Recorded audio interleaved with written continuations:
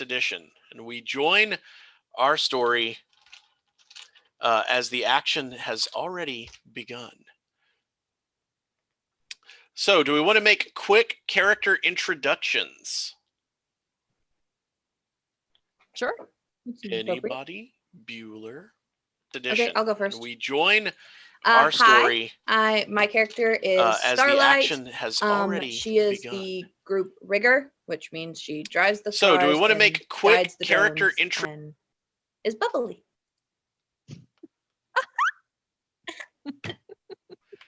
And is bubbly. It's like a personality trait. That's just brilliant. Hi, I'm playing Pez. I am playing a Street Sam.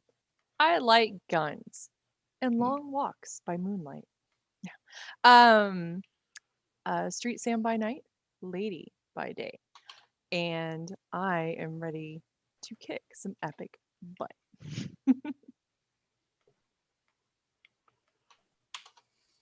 My name is Justice, and I am a physical fighter. I'm trying to be the stealthy guy, and that's about it.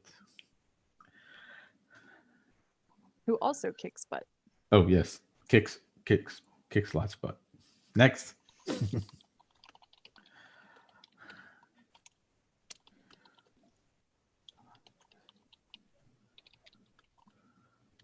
Echo. Echo is spacing out as normal. Introduction. I'm aware Echo is spacing out as normal. Echo is like the Decker. He's a hacker man, and he spaces out because he spends too much time in the Matrix and not enough time in his own body.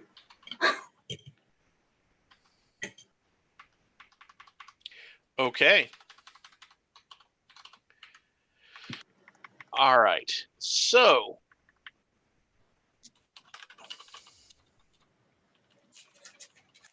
is that all of us? Except for Sure not yet appearing in the film. Right. Who we are going to open on. The scene opens in the interior of a Boeing commuter tilt rotor. The aircraft is painted in shining Yamatetsu livery, and it's leaving downtown Seattle, heading for the southern area of Redmond, just south of the infamous area everyone knows as the Barrens. Inside the aircraft are a number of Yamatetsu employees. There are a pair of corporate security guards who are in basically mid-level battle rattle. They're not wearing full-on hardcore armor, but they are wearing, the armored vests with the company logo on the back. They've got a couple of flashbang grenades hanging from their load-bearing equipment, and they're carrying submachine guns. Their leader is standing at the minibar inside the corporate aircraft. He's just fixed himself a drink. He turns around, and it's apparent that the man has fully chromed cyber eyes. There's no pupil or iris, just silver. He takes a sip from his drink, and the ice clinks audibly, a testament to the excellent sound insulation on this aircraft. And he looks over to the obviously senior corporate member of the passengers, a man who is in something that is a mix between a business suit and a mage's robe. It has the upper cut of a formal jacket, and the lower cut is almost like a hakama or something to that effect. And it's festooned with arcane symbols in several Eastern languages. He looks at the man and says, Shirai-sama, I wish you would have allowed me to bring some of my own awakened security on this mission. The man in the business robes steeples his fingers and looks out the window and says, I am bringing my own team, Agent Barry. I can't have your inexperienced blaster mages messing with our airwaves. We need our connection to the astral clean and unfettered. I assure you, your security will be enough. The man identified as Agent Barry looks at the other two spellcasters who are seated in a little like pair of booth seats facing each other with the maid Shirai. One of them is wearing something that's only a half notch north of street leathers. This guy looks totally out of place with everyone else, and he is fumbling with a large, almost key ring full of various magical fetishes. Everything from indescribable ancient symbols carved out of wood to rabbit's feet like you might pick up at a stuffer shack. He seems to be studiously looking at all these fetishes and trying to ignore the conversation around him. The other spellcaster, please describe your character. So Narek McGinnis is young for a person of the Elvish persuasion. He has a lot, slightly similar robes and the business cut suit to Shirai, the Hermetic Master Mage, to the left of him, or to the right of him rather. But his is a bit more plain, has more aspects of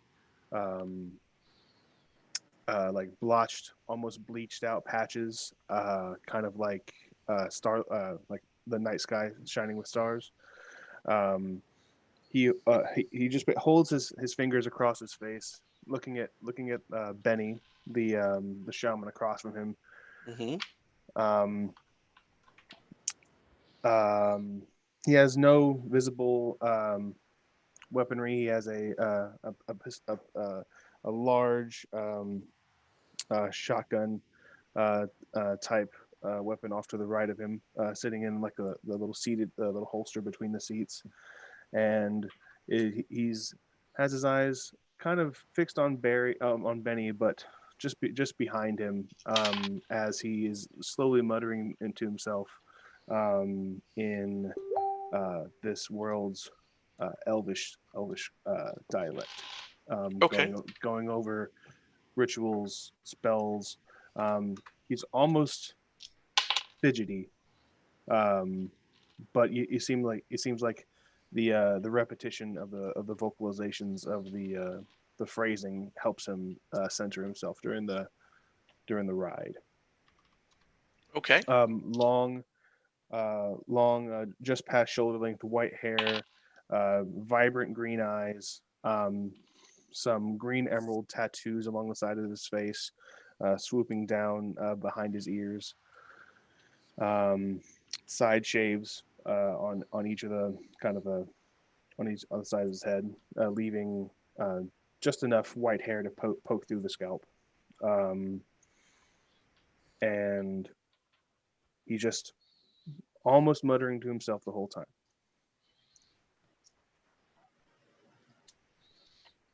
All right.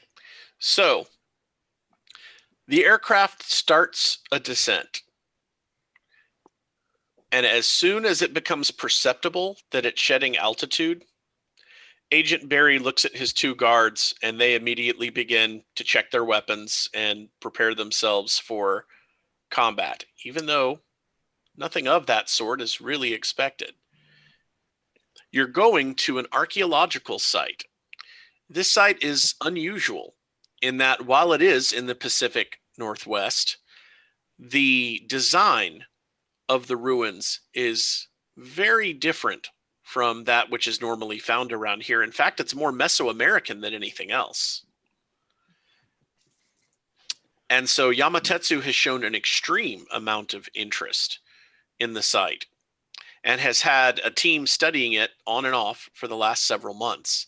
There's round-the-clock security at the site, and this will be the first direct look at it that you have had.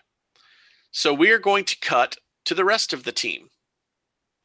So by the time the aircraft bearing your extraction target is getting close, give me a rundown of how your team is set up. So we had planned to be arriving about 18:30 on site. There's that cave road. We were going to pull in. Randy, you might explain it better since you're the one who typed it out. Pez, go. Behold the power of our op. Okay. The initial plan, up until we have no plan, which is always fun, is we're taking the 216th road, the only entrance we're aware of to the site. We are going to be, since it is a windy switchback at some point, and we are not aware of whether or not there are any kind of pressure sensors, cameras, etc. We're going to pull just in off the road. It is a very dense foresty kind of place. So we're pulling in off the road. It's already after dark. I believe that happened at 16:30 something. Something like that. Yeah, so we're going to be pulling in, do a 5,000 point turn to make sure our vehicle is facing out for the getaway. We will be letting out your new toy drone to do some recon for us while we get Echo spliced into the hardwire line that we know is out there providing interwebs to the site. Yeah, Justice was going to escort Echo for safety. Yeah. So there's going to be that plugging in and then running us a cable back to the van. Myself, Starlight, and no, just myself and Starlight, I think. I've got it. Are going to be and our rando mage, which I don't think was introduced. Yes. All right, hold on. Let me finish the plan. Are going to be following the drone a good ways back as it reports back data, so we know whether or not we need to step certain places, need to look out for certain cameras, and make our way slowly up to the end of the road as it leads into the archaeology site. Stay hidden. Back the van up because our rigger of awesome is able to do that down the switchback for that easy, hopefully, getaway. So hopefully setting off no alarms, no triggers, very long cable as Echo stays plugged in to be able to hopefully control cameras, sensors, etc., alarms. And then that's kind of where the plan ends. We wait for touchdown by our target is 2030 is expected. So we wait for that to happen. The security is going to be doubled, and that'll be fun. I believe there's 10 security guards total will be there at that point. Mr. Sergeant Barry of Barryness, who is hopefully not going to be too much of a pain. And then all the fun begins. All right, and we do it exactly like that. We're done, right? Right? It's the plan. We're done. That was quick. We did it. Right? Hey, we're done. Fast forward 10 hours later. All right, yeah. 12 hours later. Okay. We're having So- fun. So Rando Mage, who joined us on the way because somebody geeked our last mage. Yep. So your rando mage, was hired through Pez's contact, Jazz, who is the bartender at a local dive that is frequented by the Shadow community. He came up with a pair of candidates, and from the two, Pez selected Patrick Hill. He is a private detective who uses arcane energies to help him with his cases. He used to, at one point, work for Seattle Municipal Police Department until that became no longer a thing. He got a job with corporate cops, didn't like it, and so now he's on his own. He occasionally picks up shadow jobs to help pad his wallet, and that is what's going on here. He has been sitting quietly in the van, listening to everyone give the details of the plan, and occasionally offering his own advice or modifications. He's let you know that he is capable of casting invisibility at need. So if someone is going to be sneaking somewhere by their lonesome, he can attempt to mask them even from cameras. Cool. That's helpful. So he's got that going for him. And he says he's got a couple other tricks up his sleeve that might prove useful. Good. Did we warn him about the demonic fauna or supernatural fauna? Did Or you? prepare him? I would You- like to I mean- think so. I mean, the idea is that the plan is very known to everyone on the team. Yeah. Right. It's more Excellent. as the mage, let him know that one of their people likes to make use of supernatural fauna in their defenses, aka they've got demon doggies who come and attack us. I'd like to think that we would have given him some flavor of copy of the mission intel that we received from the Johnson. Oh, 100%. Just That- so that is- he's as that caught is up as what we are, happens. plus plan. He's ready to rock. Up in the commuter helicopter coming down, Narek is looking at Benny the shaman, and just stops his vocalizing and focuses on Benny for a second. Says, "Hi, nah, chum. The leave the Eastern European talismans out of this. You'll focus on the Aslan one." And I flip his keyring around and show him the one he should be focusing on for the All right. for the time being. And So then I kind of Go like ahead. slap him, kind of like tap him on the face. in a he friendly manner. like shudders when you say that. He's like, I don't want nothing to do with no Azzies. This is was their territory. So if you channel some of them, you might have a little better luck. He says, Azzies? All the way up here?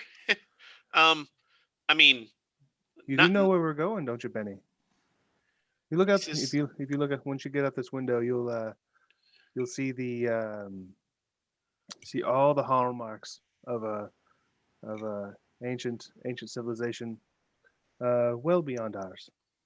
he looks out the window and he's like, See that all I large, see is a strecky part of Redmond. see that large large disc down there. That's the calendar, buddy. We're gonna find that, and we're gonna explore some of these depths. Who knows what we might find?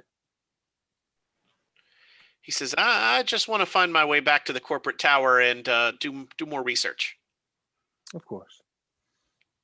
You'll help me with after all this is done. You'll help me.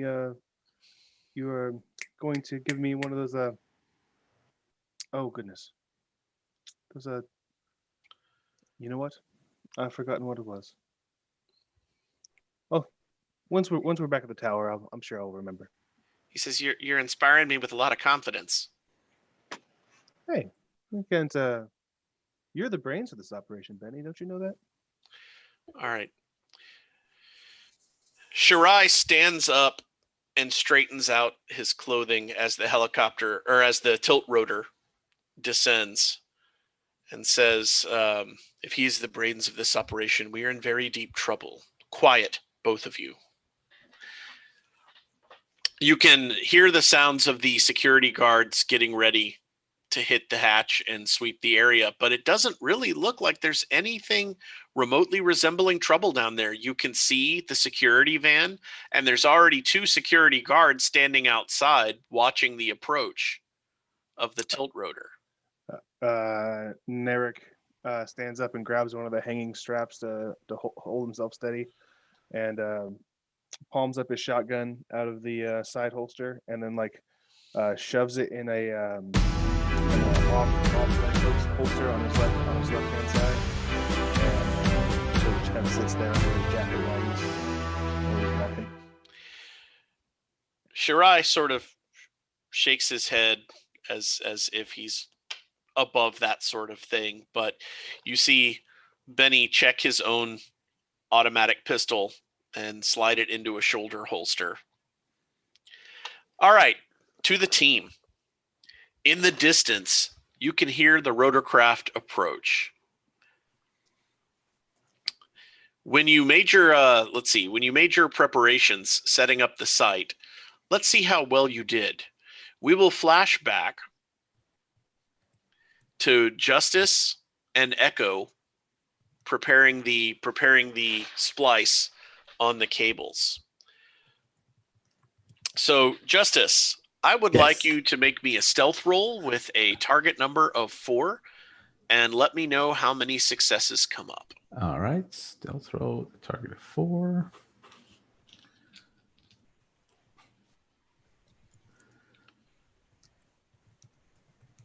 Now, did you put any adept abilities into stealth?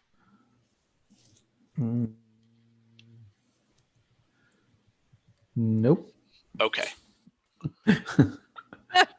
Just checking. There's a million things to put adept abilities into, so it's cool. So apparently I didn't even put anything into stealth either. So okay, so you are making a quickness roll with a target number of 6. All right. And here's where the invisibility comes in. Wait, are you wearing the chameleon suit? Yes. Okay, excellent. Bonus. So yeah. Let's just make it easy and adjust that back down to a 4. Make a quickness roll looking for 4s. Okay. 1, 2, 3, 4, 5, 6. Successes? 6 successes, sir. Holy crap. No. Your dice were hot. Yeah. What? And 3 of those were 6s, so I still would have had 3 at least. So Right. Whoa. All right. So you go out ahead Badass. of Echo, who is decidedly not as practiced at being stealthy as you are, to see if you can get to the cable and find a nice out of the obvious line of sight place for Echo to run the splice. And sure enough, because Yamatetsu ran their cables at about the same time they built the switchback road down into the dig site, the cables come along the road, and there's a spot behind some trees where Echo could do his work without being observed. So taking up an observation post so you can see what's going on, the guards don't seem to have any interest in coming up beyond the bottom of the switchback road. They seem to be either completely confident in their security equipment or just don't care. They patrol the bottom, the actual dig site, at regular intervals. There's never more than 3 of them outside the van at a time. And from your spot in the underbrush, unless they're using some sort of vision enhancement, they're probably not going to spot you. awesome. So Echo comes up at your signal. Yep. And let's see you do your thing, Echo. Give me a computer BR or electronics BR, your choice. I will do the computer VR. Okay. Your target number is going to be 5. 4 is standard, but this is a little harder because you're trying to do it without them noticing. 5. You said 5, right? Yes, 5. Cinco. 2 6s. Excellent. 2 successes. So you manage to splice in to their matrix feed and run yourself a cable without them really having a whole lot to notice. You have a spool of decent grade decent grade cable that you run back over to where you've got the van hidden, correct? That was the plan? Yep. Very, very, very, very long spool. Very long. So they could just Okay. keep being fed as the van eventually backs up for easy escape. They'll just keep feeding the spool. Just keep, this is a long tail. All right, just make sure you're not still jacked in. Never mind. So, in continuance, you guys managed to get the spool run, and there was no reaction below. Okay. Woohoo! Awesome. So step 1, 2, and 3 accomplished. No problems. Yay! All right. So you guys are able to sit in the woods and wait. You know that your target is coming in at 2030. You guys tried to set up about 1630. So far, there has been no indication that the guys at the bottom of the pit are aware that you're there. We come back to the moment, and you can hear the rotors approaching. You guys have already observed. No, actually, that would not have happened yet. So strike that, reverse it. All right. So Flip it and reverse it. you see the Osprey orbit the dig site once, and then its engines slowly rotate into the upper position so it can land directly downward. From the satellite photos that you were able to get, it looks like they are landing these aircraft on what used to be some sort of flat-topped building, a platform or stage of some sort. And the rotorcraft dips below the edge of the rock and touches down. You hear the pitch of the rotors start to let up a bit as the pilot slows the engines to idle for his passengers to disembark.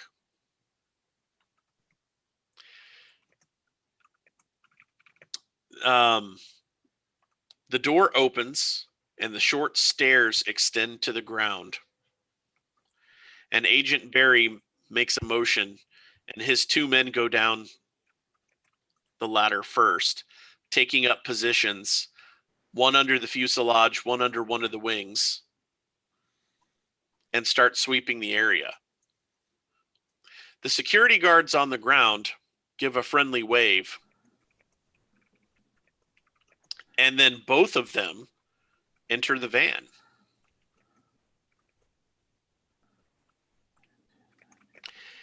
Agent Barry turns to the 3 mages.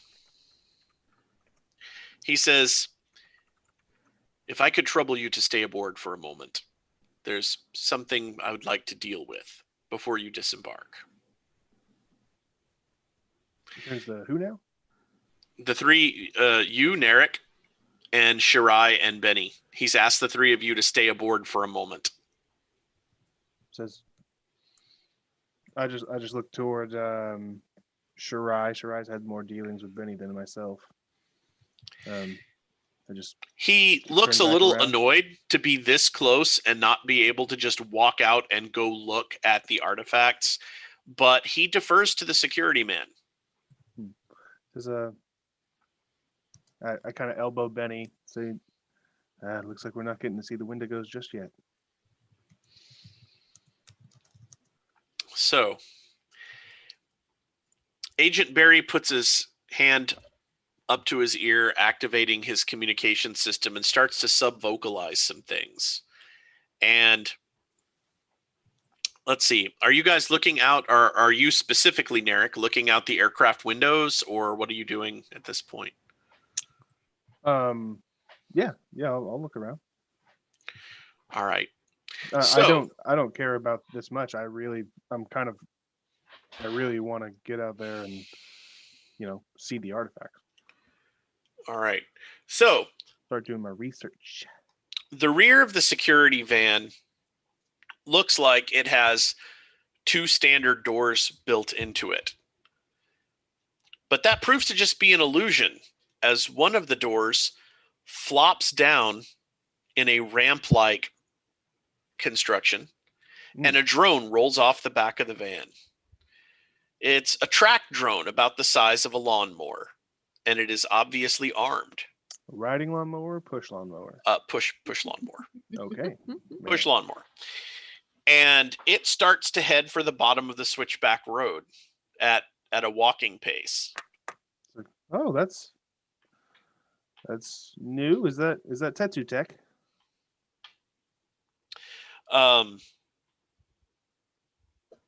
Barry looks back to you from his spot next to the door of the aircraft and says, "Indeed it is. We build these." Wonderful. My house isn't close, but the the trimmings could be taken a look at. He says, "It is not a piece of lawn equipment. Oh, excuse me. It is an advanced security drone." Advanced. So it takes the grass real down real low, right? He says, "If my guess is correct, you will be able to see what it does." Oh, are we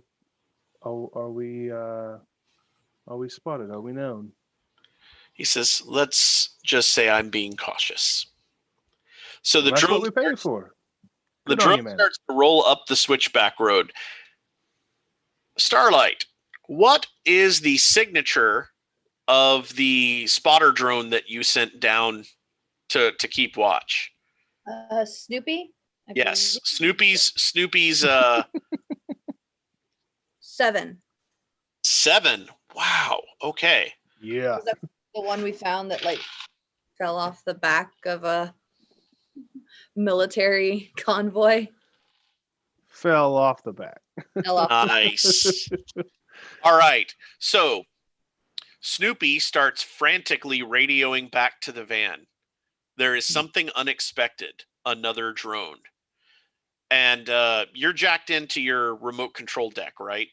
All right, Yes. so you can see it through Snoopy's sensors.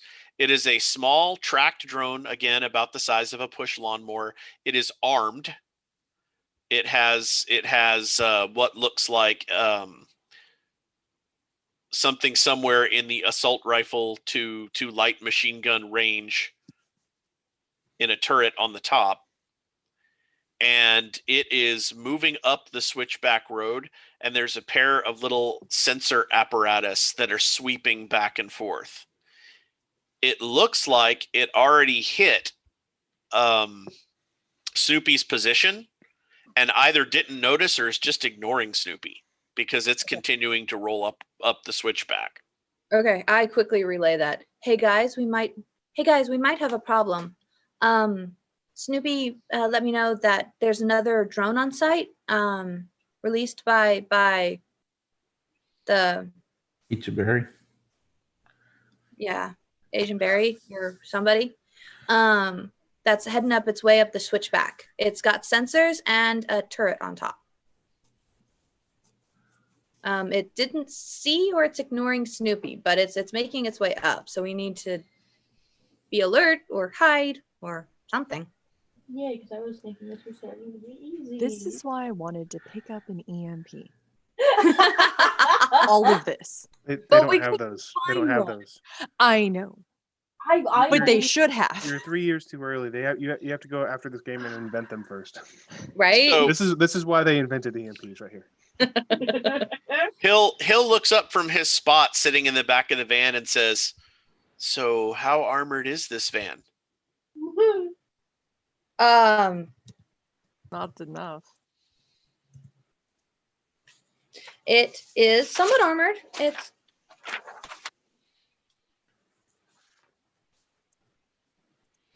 has body of 5, armor of 2. Okay. So you tell him it's somewhat armored. He says, that's good because that drone sounds like it's somewhat armed. Says back in the vertibird, I'll say, all right, are we waiting for anything? Wait, I forgot my accent. All right, are we waiting for anything, or can we just keep going, Benny? Agent Barry looks over at you and says, "Are we in a hurry?" Well, these artifacts aren't going to examine themselves. He says, "They've been here for what? Hundreds of years? Thousands? They can wait 15 Thousands, minutes." hopefully. All right, Benny. All right. All right. Oh, Benny, not that talisman. The other one. So the drone keeps rolling up. It is past the second turn in the switchback and is in the home stretch to the edge of the pit. So any moment now, it's going to be at the same ground level as the van, but a good, how far away did you guys park? So the switchback that is in there, you see Mhm. that very last turn at the bottom where it goes up to the site. We're parked before that turn. So, but again, we're back backwards so that we'll be able to get out. Right. But we're parked before that turn, so if someone is at the end of that road, there's no direct line of sight to our van. No direct LOS. And it's nestled up into the wooded area. Mm-hmm. That's what I thought. Okay. I'm parallel park like a pro. So the drone is rolling up to the end of the switchback road, about where the little arrow is. And it adjusts itself to the center of the road and slows down a little. Like now it's moving at about half its previous speed. And those little sensor antennae are sweeping back and forth, trying to take in all of the forest area on either side of the road. So the van has enhanced sensors, correct, Starlight? Yes. All right. The van's passive sensors are telling you that thing is sending out like active radar and infrared. Okay. If it comes around that corner, or if it finds a break in the trees, it's got you. Okay. Here's a question, GM. Yes. I can. Geek can summon. Narek can summon Watcher spirits. Indeed, you can. I would have a couple of those like kind of hidden in my clothes, waiting like in not. No, they're just little floating spirits that could do things for me. Is it possible to have them like kind of spread out and kind of go batty around the drone? That is a very interesting question. So spirits, they're shooting at infrared anyway. I also have a question, DM. Go for the question. If the drones that they have deployed are connected somehow to the network that we have spliced into, is this something that Echo would be able to do something about? If the drone is not running autonomously, if it's being remote controlled from the van, assuming that they're using hardware that is cross-connected, sure, if you hack the van, you may be able to take control of the drone. Hack that van. Which was the point of hacking into that line. Right, we were going to use it to hack into the van to get their feed on their security cameras and. But we haven't done that yet, right? We've just plugged in, but we haven't done the official hack into the van. Hack that van. Hack that van. Yeah. Is Yeah, I don't accurate, think DM? officially hacked the van. Well, do you want me to look for the turret while I'm in there? See if we can take the drone. Yeah, drone. I just remember the dangerous parts. All right. So Echo's getting ready to saddle up. Please, we wanted that before, like, the van even came down the road. All right. Echo, jacking in. You find yourself standing in a completely desolate part of the Matrix because feeding straight into this line, you're not surrounded by the hundreds and thousands of standalone systems sitting on the local telephone grid. You can see that off in the distance, almost as through a translucent tunnel. But all that's immediately in front of you is an icon for the van's system, which they have left at the system default. So it's this boring kind of boxy building looking thing that doesn't have any sort of customization done to it. There's an obvious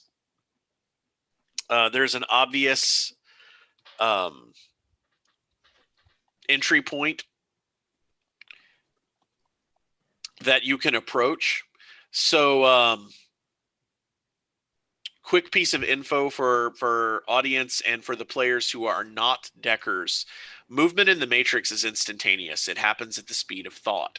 The only thing that can slow a decker down is running into something designed to stop the decker from going any further, such as a password block known as access ice or something like that. So at literally the speed of I want to be here, Echo can be here.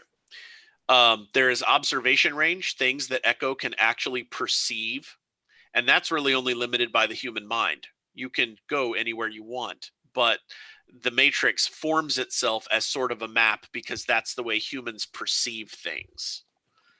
You can move into sensor range, which is the point where Echo can say, okay, what is in this node? What am I looking at? And then there's contact range, which is where Echo can go, see that thing, screw that thing, and hit it with an attack program. So Echo, I am assuming that you are moving up to sensor range of the van systems. Yes.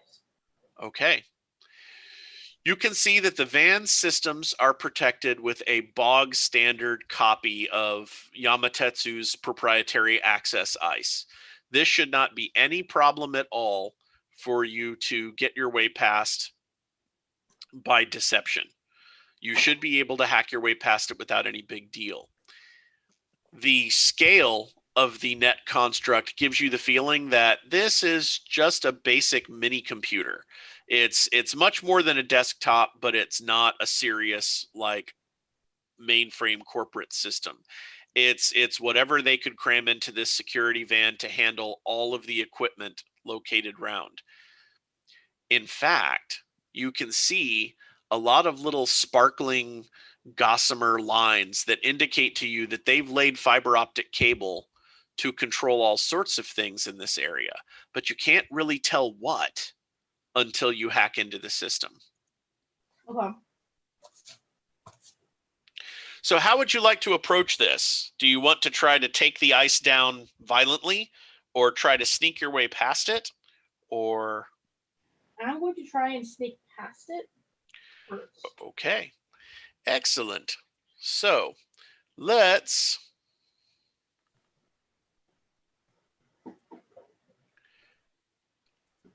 take a look at your cyber deck.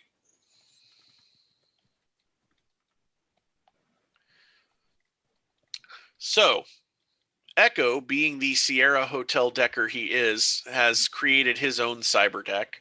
I mean, who really buys off the rack? Seriously. Yes, the Serenity. Yes. So let's see.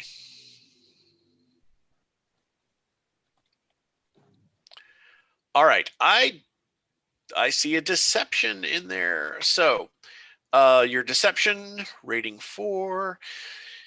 All right. Let's see if you can deceive this thing. Okay. So roll your deception programs 4 dice plus any hacking pool dice that you want to throw into this against the system security rating of 4.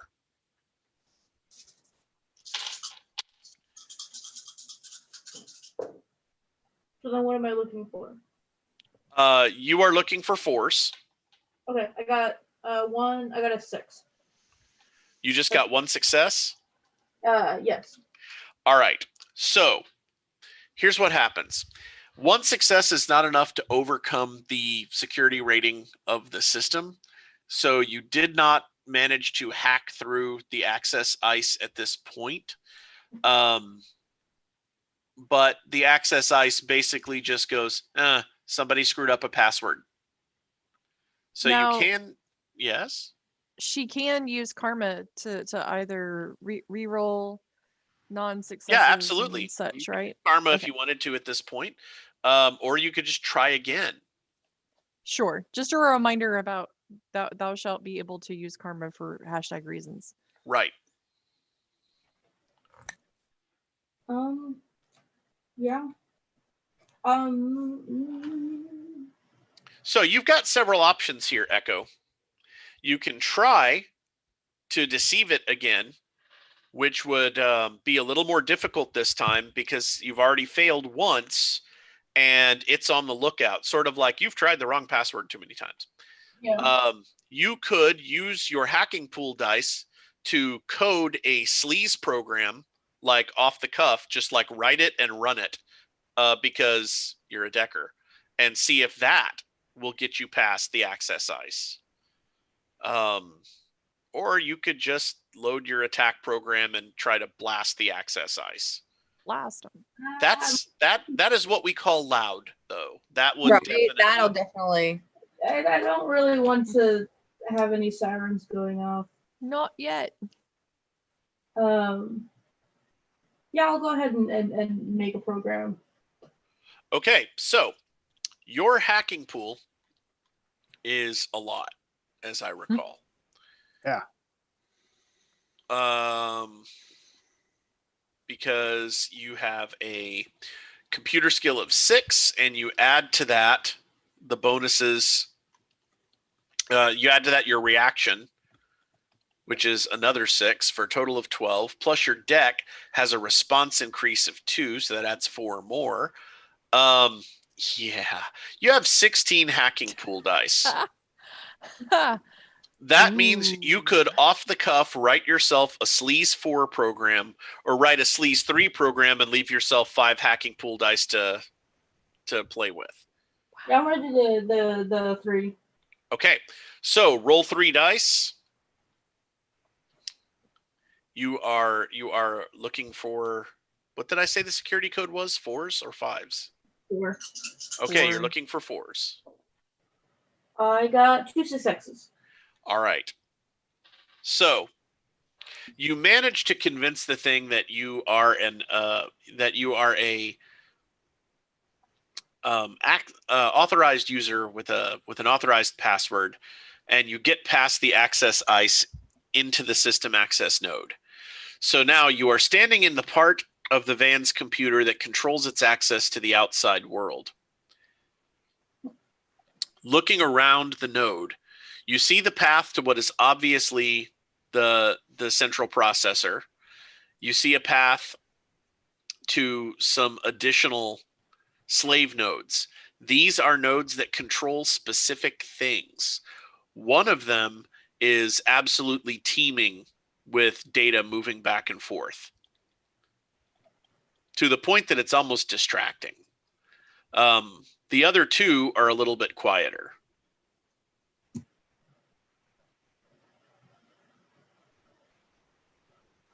Where would you like to go? Will using the browse program do anything right now? Browse would let you look through a data store for a specific piece of data or information. Analyze would help. Okay, yes, that one. Can I use that for the bigger one? Yeah. So toss your analyze dice, 3 of them. You are looking for the security code of 4. And now that this is a new action, you've got your full hacking pool back, so you can throw extra dice at it if you want to. I got 3 successes. All right, so that's enough to tell you that node is controlling the cameras and the infrared sensors posted all around the rim of the dig site. It's pulling in a lot of data from multiple cameras and sensors. Okay. Justice is there with me, right? Like Well, on the outside. I thought y'all ran the cable back to the van. Yeah. Yeah. Yeah. Okay. So on the like little screen will be like a little chibi that pops up, and it will ask like which to look for the drone or the cameras first, like which one to go for first. Oh, and then we also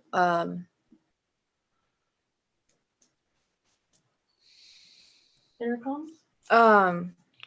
my deck and your deck. My control rig and your deck are friends and connected. Yes. That words. Right. You can talk to each other, but you cannot affect what each other is doing. Right. And between my control deck and his deck, we I can see somewhat what he can see to give us a little more. Right, because Echo built hitcher jacks in, so you can slave your system over and watch what Echo is doing. You just can't actually do anything. That's good. I don't want to do anything. I don't do this well. Right. We don't use the slave master terminology anymore. That's reprehensible. Oh. The game was written in 1989. I know. Okay. So the question still stands. Echo is asking for whether to go for the van or the drone first. My thought is the drone. It's the thing that's about to find us. Drone, please. Okay. Drone. So we're going to assume that's the second one out of process of elimination. Okay, so do you want to move into that node? Yes. All right.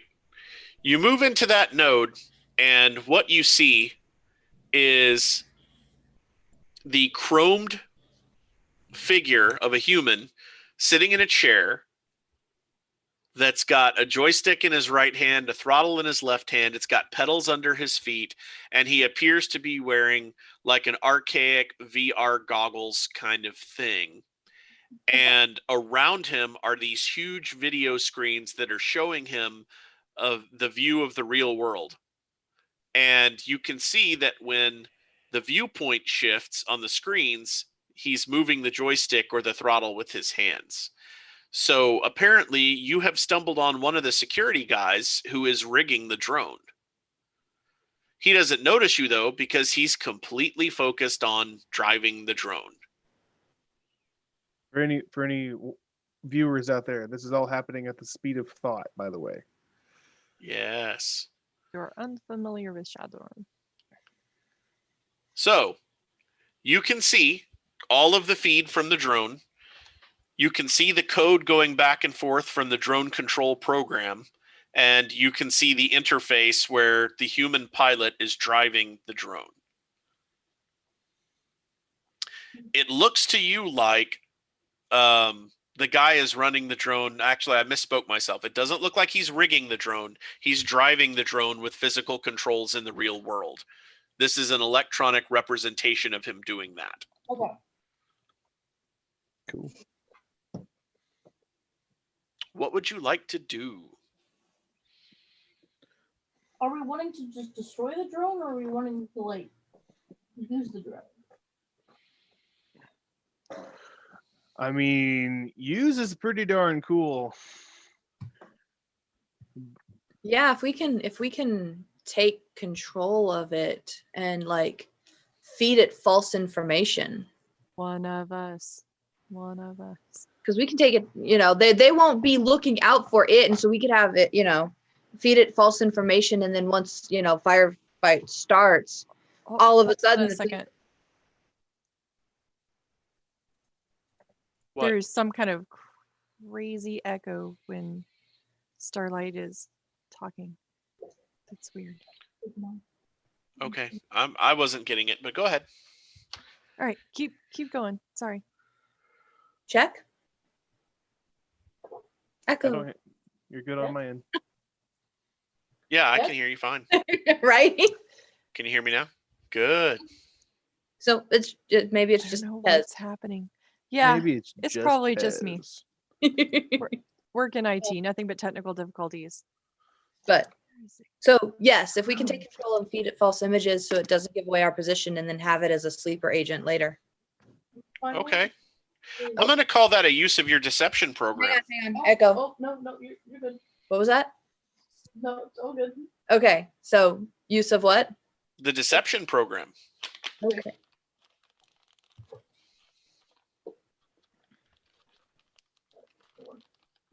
Keto cookies. I would like to add. How many dice would it be to add to the pool to bump it up to 5? Can I do that? Not in the way you're thinking, Okay. but yes. So you can't actually bump the rating of the program up in that way. If you are writing a program from the hip, Okay. it costs the square of the rating in hacking pool dice. So like you've already got it at 4. To build it at 5, you need 25 hacking pool dice, which you do not have. Okay. However, hacking pool can add to the number of dice you roll, just like any other pool. So you can roll a 4 dice for your deception, and then decide to allocate 4 or 6 or my house rule. There are certain situations in which you can only roll a number of pool dice equal to the rating of the thing you're doing. So you can't just buy something at 1 and dump all your pool dice into it. But I'm not using that house rule because we're not using house rules in today's game. We're using the rules as written. So you would roll 4 dice, and then you could add any number of hacking pool dice. Okay.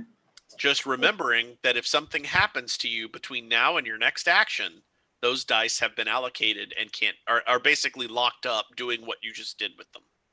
Yes. Do I add the dice before or after I roll?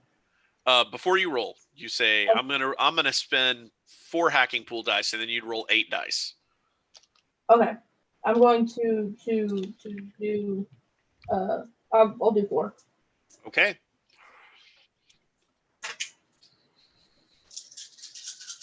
What am I looking for? You're looking for 4s as well because they are using a rating 4 control program.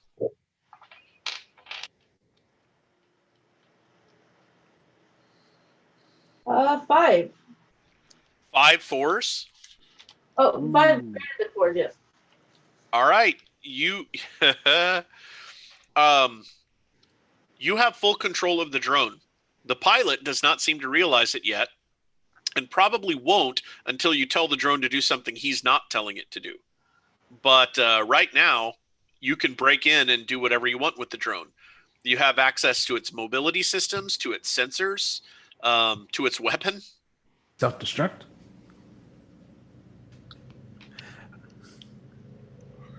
It doesn't seem to have a self-destruct. That'd have been too useful.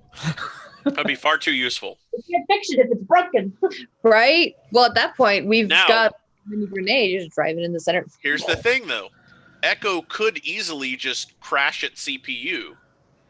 A Decker can attempt to crash any node that they're in. It's pretty obvious to the operator that that has happened, but it might not be obvious why.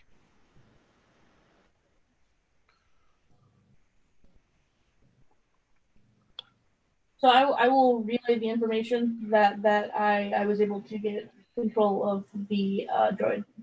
Okay, so that comes up on the screen of your cyber deck, and it also feeds into Starlight's remote control rig. So you now know that the drone is under your team's control. What are you guys going to do about that? Or with it? Or to it? Or of it? Shall not perish from the earth.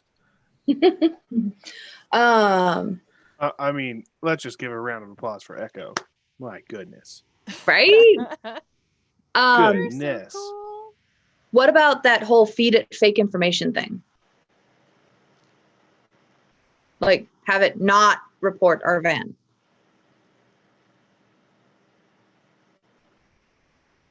That's an interesting way to do it. So that way they don't think they've lost control of it. So Echo, you could kind of add the van to an ignore list. With all security programs, there are abilities to basically create an ignore list. Do not report anyone with an authorized badge. Do not report people with this face. And so you could just basically feed it the model of the van and say it's on the approved visitors list or something like that. Yeah. Because then if they think, my thought is if the person driving it still thinks he has full control of it, then he won't report, oh, there was a malfunction. Oh, there was something weird. Mhm. He'll just report, all clear. There's nothing there.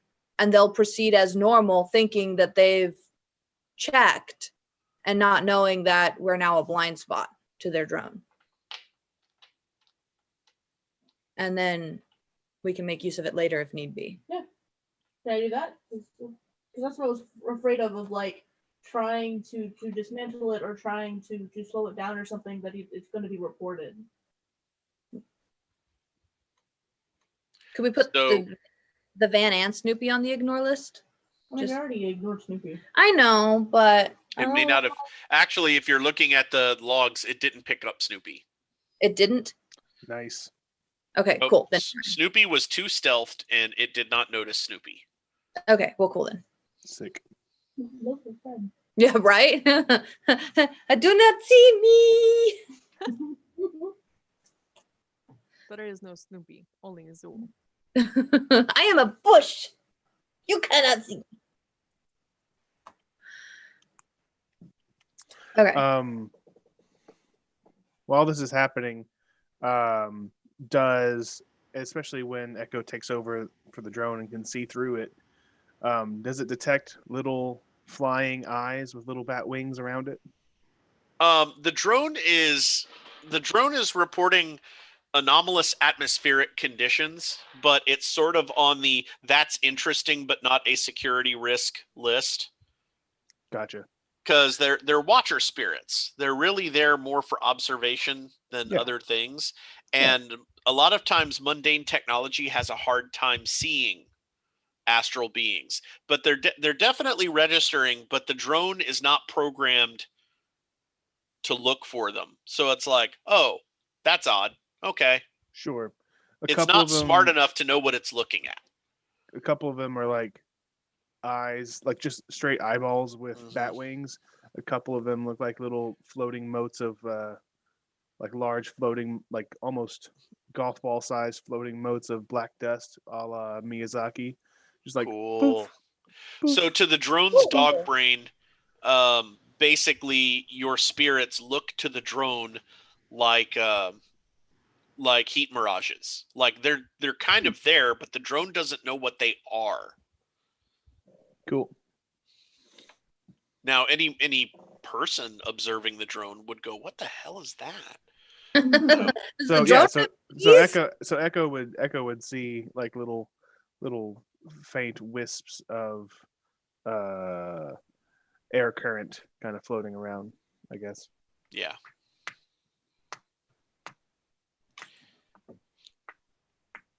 All right. So moving along. And that took place in about how long of time? That took Echo about 10 seconds, and what slowed Echo down was the need to communicate with the outside world. Right. That's amazing. 'Cause we It took Echo longer to talk than it did to do all that coding. Right. Echo's sitting there just like foot tapping while we're like, should we take it over? Yeah. Fake image. Okay, cool. Ignore. And Echo's just like, oh my God, come on, guys. I don't have all day. Why are you taking? Like done. This is why Echo zones out in the real world, because the real world just moves too slow. All right. So getting back to the real world. So Echo has got the drone completely ignoring the van. And so as it rolls up the road under the control of the guy in their security vehicle, its sensors just completely fail to register. Somewhere in the drone's brain, it sees the van, compares it to the list of acceptable visitors to the site, and goes, okay, that one's fine. No need to tag it. And it continues rolling along. The only real risk now is that the operator will notice the van himself rather than relying on the drone going, hey, look at this. Right. If somebody physically walks up and sees it. Right. So now that you've got the drone distracted, what's the team's next move? So back in the vertibird, Narek is like, all right. How's it looking, Barry? Are we heading out anytime soon? Barry looks really frustrated that you guys keep asking, are we there yet? Are we there yet? So I mean, I know we're here. I know we are here Right. now. He reaches back up, sub-vocalizes a couple more things, and kind of shakes his head. He says, still not convinced, but very well. You may exit the aircraft. And he turns and goes down the ladder himself. Were there please, any... after you, sir. Oh my goodness.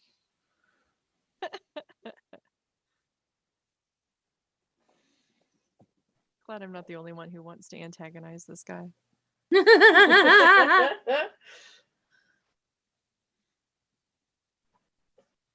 Okay. So the three mages come down off the aircraft, and you guys are looking across something that is very, very similar to, again, Mesoamerican ruins. Now, none of the three mages in the party have laid direct eyes on such because they're all in Azatlan territory right now. Mm-hmm. So,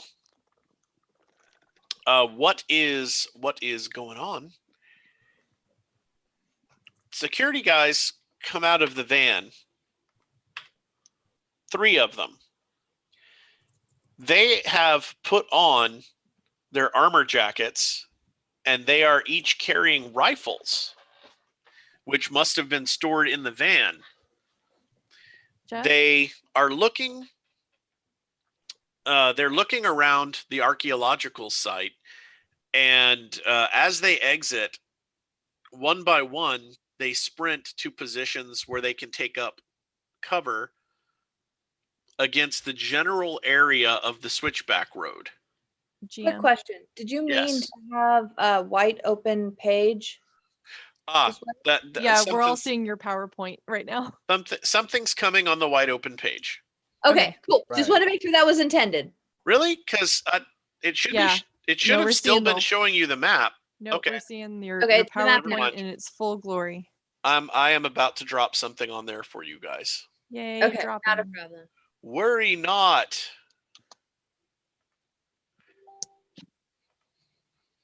Oh, look, I already had that queued up. Queuing.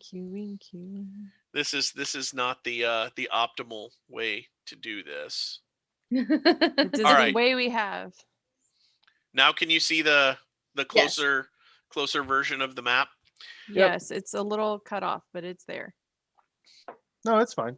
Yeah, it's fine. It feeds well into the other one because we Yeah, just- it's supposed to be a square. It's a little cut off in Twitch, but it looks great for our Zoom. Okay. Gotcha. Thanks, Randy. What they don't see is really the road and like a very tiny bit of the plane. Oh, So, okay. Most everything important is showing. right. All right. Narek will just exit with Benny and the other mages and just kind of throw his hands up and say, "Smell the dust." Amazing. All right. Your boss turns and looks at you and says, "Can neither of you take anything seriously?" It's like, what? But I'm sorry, Master Shirai. I believe Benny's been rubbing off on me. We shouldn't be lab partners anymore. I think I'm getting tired of him. Right, Benny? All right.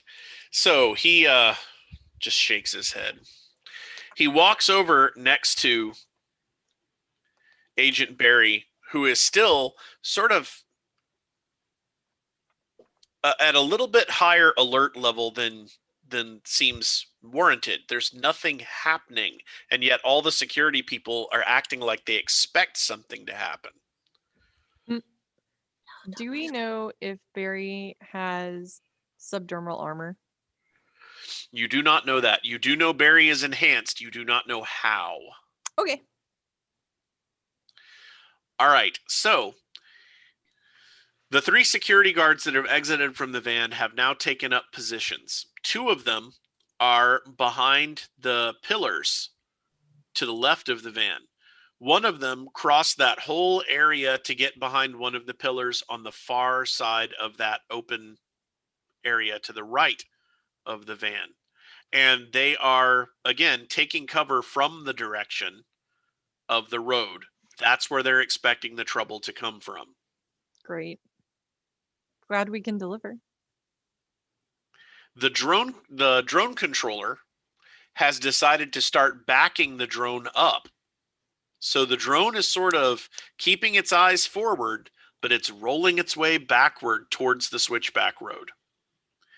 The 2 security men that are still taking cover behind the aircraft seem like they're just waiting for Barry to give them some kind of order. And Barry is scoping the place out. He has placed himself under the wing next to the fuselage so that he's completely obscured from the switchback road. But he's taking a slow moment to pan his cyber eyes across the entire dig site and get an idea of what he's dealing with. So he's looking in now instead of out towards the road? Yes. Okay. We can't see him from the switchback. Got it. Yeah, Narek is the only one that can really see him. Got it. Okay. So Shirai seems reluctant to just step away from the aircraft and head for the big round, almost Mayan calendar looking carving that he so desperately wants to see, because he seems to be very concerned. Like he wants to go do his thing, but he knows this guy. He knows the reputation of this security man, and if he's concerned, then maybe there's something to be concerned about. But you can tell just by the look on his face, especially you, Narek, because you've been working with him for months. This is him barely holding himself back. If he ever shows emotion, it is always when he is looking at some new piece of arcane research, and you can tell that he is spocking it really hard right now. He is trying to act like he's not having an emotional reaction, but he wants to see that thing up close. You know, he's seen photos, he's seen satellite photos, he's seen 3D reconstructions. He wants to go touch the thing. This is Shirai. Right. But he is totally like stoic and playing it off as if none of this is really affecting him at all. And he's just really, really annoyed with the security detail. He's like, I'm like, I'll kind of like prod him a little bit. Just like saying just a nobody and maybe Benny, like, oh, I wondered if they'll have some ritual daggers or ephemera, some finger bones, perhaps, of the sacrificial victims. Perhaps they'll have even remnants of carved remnants of the Aslan blood magic that we've heard so much about. Oh. Shirai looks over his shoulder at you and says, perhaps there will be a souvenir table as well. Oh, perhaps. I don't know. I mean, I came all the way to Redmond and just got this fancy T-shirt. I don't know. All right. Shirai finally says, enough of this. You two, come on. And he starts down the stairs towards the big round disc. Then he looks at Narek. He's not moving till you move. Oh, gladly. Let's I'll head right down. Where do we relieve ourselves on site? Did you ask that out loud, or are you asking me? I mean, either one. Whatever works better. Yeah. I'll ask the GM. Like on site, on premises, Narek would know about Yeah, because I imagine Shirai custodial- would really react to that question at this point. yeah, some custodial needs Right. are needing to be met. So you have been told that, and it's not marked on the map, but they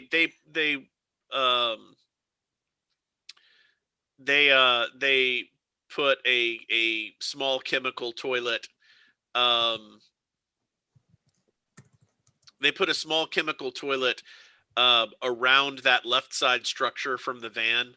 Like if you go a little bit north from the van, turn left so that you're heading towards the western edge of the All right, pit. I don't need the exact one. I will just Yeah. I'll say pardon me pardon me, Shirai, and then I'll reach in my coat pocket, like inside my vest, and pull out just physically pull out a watcher, and just like throw it at him, and it kind of floats and like bounces like a little dust mote around Shirai. It says, "You take Shaban for a second. I'm gonna go over here to hit the chem." Shirai stops as if he's about to say something to you, and then just sort of you see him draw himself up by taking a harsh breath through his nose. And then he turns around and starts walking towards the disc again. The dust mote just kind of like boing, just follows him, boing, boing, boing. All right. And I'll go to the chem. All right. So as you're starting to step away, Benny grabs you with both hands, and he's got kind of a more panicked than usual look on his face, and he says, "The spirits of this place. Do you feel it?" So I kind of get stooped down to Benny's level, and I'm like, "Yeah, trust me, I've been feeling it since we were in the air. I He hope you'll be kind of okay." tosses his head towards the disc and towards your boss, who's gaining distance from you, and he's like that thing. It's almost like it focuses spiritual energy. This place, it has a guardian spirit. Well, let's perhaps not do any summoning then. He shakes his head, and that's actually Benny's role on the team. He is the one with the highest conjuring expertise of all of you. And sure. And that is why he's here, despite his many and obvious flaws. Oh, don't do my man Benny like that. Is that while he's shifty and nervous and constantly expecting the worst to happen, he is one of the most powerful conjurers you've ever met. And this whole project, as Narek is well aware, this whole project is about spirits and conjuring. And so this thing makes Benny nervous. And you've seen him conjure some pretty impressive things. So he kind of steps back from you, straightens his leathers, and kind of steels himself to walk towards the thing because your boss expects you to. I'll as he turns around, I'll be like, you grabbed the wrong talisman again, friend. It's the other one. Don't be using that one. I'll just turn the key ring over in his hand. All right. He finds himself holding that gas station rabbit's foot and just sort of shrugs and goes walking. All right. All right, team. I'll kind of jog over. I'll jog over because I'm expected to be there. So jog to the cam, jog back. All right, team. Your target is on the ground. The drone is currently backing up, and Echo can change the drone's orders at any moment.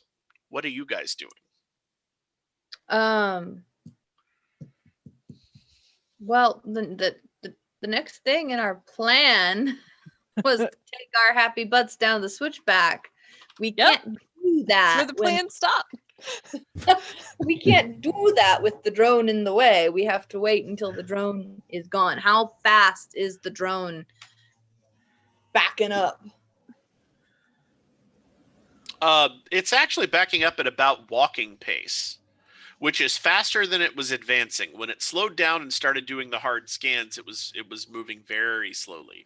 But now it's rolling backwards at kind of the pace it came up the switchback with.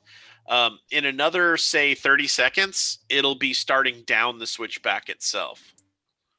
Okay. How long do we want to wait before we start trying to push forward? Just a quick note, can the team can't exactly see where I am because I'm behind walls, I'm down the hill, I'm in the cave. Yeah. Right? They just know that I'm on site, on the ground. Okay, got it.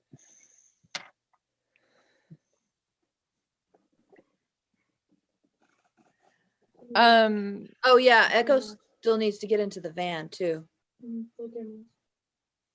DM, did we get a Shadowrun name for Patrick Hill, our rando mage? He actually goes by his name because he figures he's a private detective, and so the name recognition is good for him. He doesn't use a street name. Okay. Cool. That's on him. Yeah, it Okay. seems dangerous in this situation, but I don't judge. Okay, so we need Echo to hack into the van because all Echo is hacking into is the drone. So we need Echo can't hack into the van through the splice. Well, no. Echo is in the van. Oh, okay. In the node that controls the drone. Okay. Echo would have to change nodes to the one that was ridiculously busy to get control of all the security cameras. Well, I think disabling in some kind of permanent way the drones is what's going to let them know we're there, but having those drones not shooting at us from behind would be great. Like at some point they will know we're here. There's Can not going Echo to be any retain control of the drone and still go to the node with the camera, or is it like a one or the other thing? Say that again? So Echo's in the node that has the drone and has to go to a different node to get to the security cameras. Yes. Will Echo still have some control of the drone once they've gone to the other node? Or are they giving up control of the drone to go foots with the cameras? They're giving up control of the drone for the duration. Okay. So Echo has basically created a fake administrator account with which to run the drone. But as soon as Echo turns his attention from the drone to the other tasks, the drone will be back, doing whatever it is the driver wants it to do, which is what you're letting it do now anyway. Right. Question. But is the van still going to be put on the ignore list? Yeah, that's been hacked into the drone's instruction code. That is still. And will you have to re-hack to get back into the node? No, or you've already created that. The only thing that could slow Echo down now is if there's ice inside the computer that notices Echo and engages. I have a question. Okay, cool. Yes, go ahead. Is there a way that Echo could set something nefarious in there with a countdown timer of like 30 seconds, a minute, however long Echo deems is useful to be able to have it fry itself, so that he could drop that in there, exit, and then get back into the van stuff. Yeah, but I thought we were worried about frying the drone for them because then it would let people know that somebody was gonna know we're there anyway. It's a matter of when, not if. It's up to y'all. I'm not controlling. I'm just the GM. You guys tell me what you're doing. Well, Echo is looking up stuff right now. Mm-hmm. I mean, I can try and find something. I just have to know the name of it so I can make it. But I think it's awful valuable to have this drone be in a position to start attacking Barry when his defenses are down, and then blow it or whatever we need to do, right? But let it do its thing until we're ready, in position, doing what we need to do, and then we say go. It attacks Barry for us, And then Right, because if we something. because if we leave it alone, it's pretty much a sleeper agent. We can Yeah. turn it Okay. on the other people. All right. Well, then we need to start spreading out and trying to find our target. Okay. Awesome. Well, then I guess Echo should bounce over to the security cameras and work on setting those loops up. Yeah, Narek, out of character, where did you say that you are on this map? Taking a pee. I got what am- was doing. I am Where? actually, Jeff, there's something I'm doing in the chem once we get there. Oh, might make dropping some- trow. Fun stuff. So if you look at the way he described it, if you look at the van circle, Yep. a little north around the corner to the left, Okay. kind of by that pillar, that's where the chem is. Okay. Got it. And in the So that's the thing. If this were Roll20, I could actually do a little ping and it would go bing. Right. Right. Where, No, I see it. here is the toilet. It's right okay. here. Yeah. Yeah. You don't know where I am, but yeah, I'm in the commode. Well, we were in the woods just at the end of the road. So if you exited, you would have had to cross out of the plane to the left or right of your choice of the van and then go around that corner. So at least one of us would know the last place you went to, which is to the left, because you haven't crossed back in front of out in the middle yet. I don't know if you guys have like eyes down that far. I at least had moved into the woods because it's super thick until it opens up into the cave. So okay. I had moved down into those woods, keeping low, pistols ready. Okay. Hey now. Got it. That's Perfect. amazing. The cobalt obelisk is where I am. Yeah, there you go. It is not to scale. It is not to scale. It is entirely to scale. It is 2 stories tall.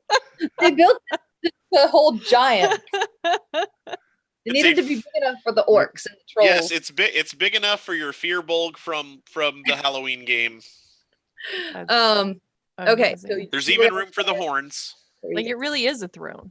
That's perfect. Right. Yeah, I'm gonna go over to because once stuff happens, I can always go back to the drone. So you're already in. Yeah. So I'm gonna go to the cameras and do that. Because we need to make sure we don't forget that hasn't happened before we start doing stuff. Yes, please don't Right. run in before that. Yeah. We're like waving at Echo, and Echo's like, I don't have the cameras. You're waving to security people.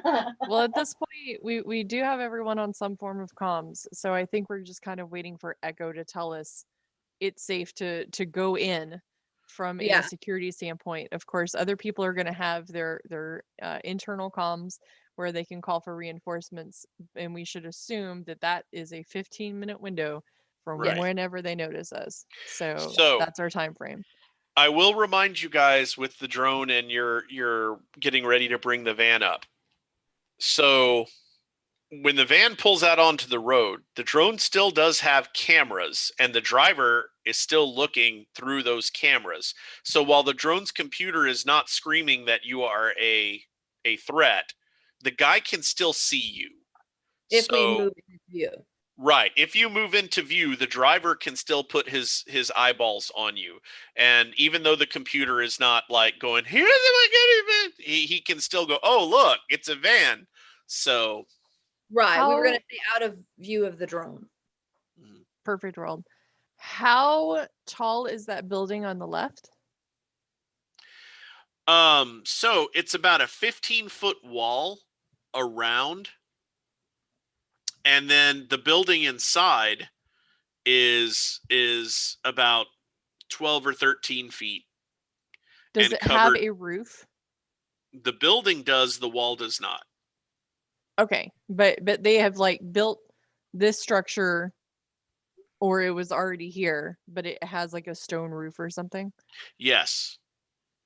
Okay. It was part of the original ruins. Cool. They added the road, they added the van, and of course the toilet. But all right, I'll go back up the road through the woods a little until I can get behind the drone.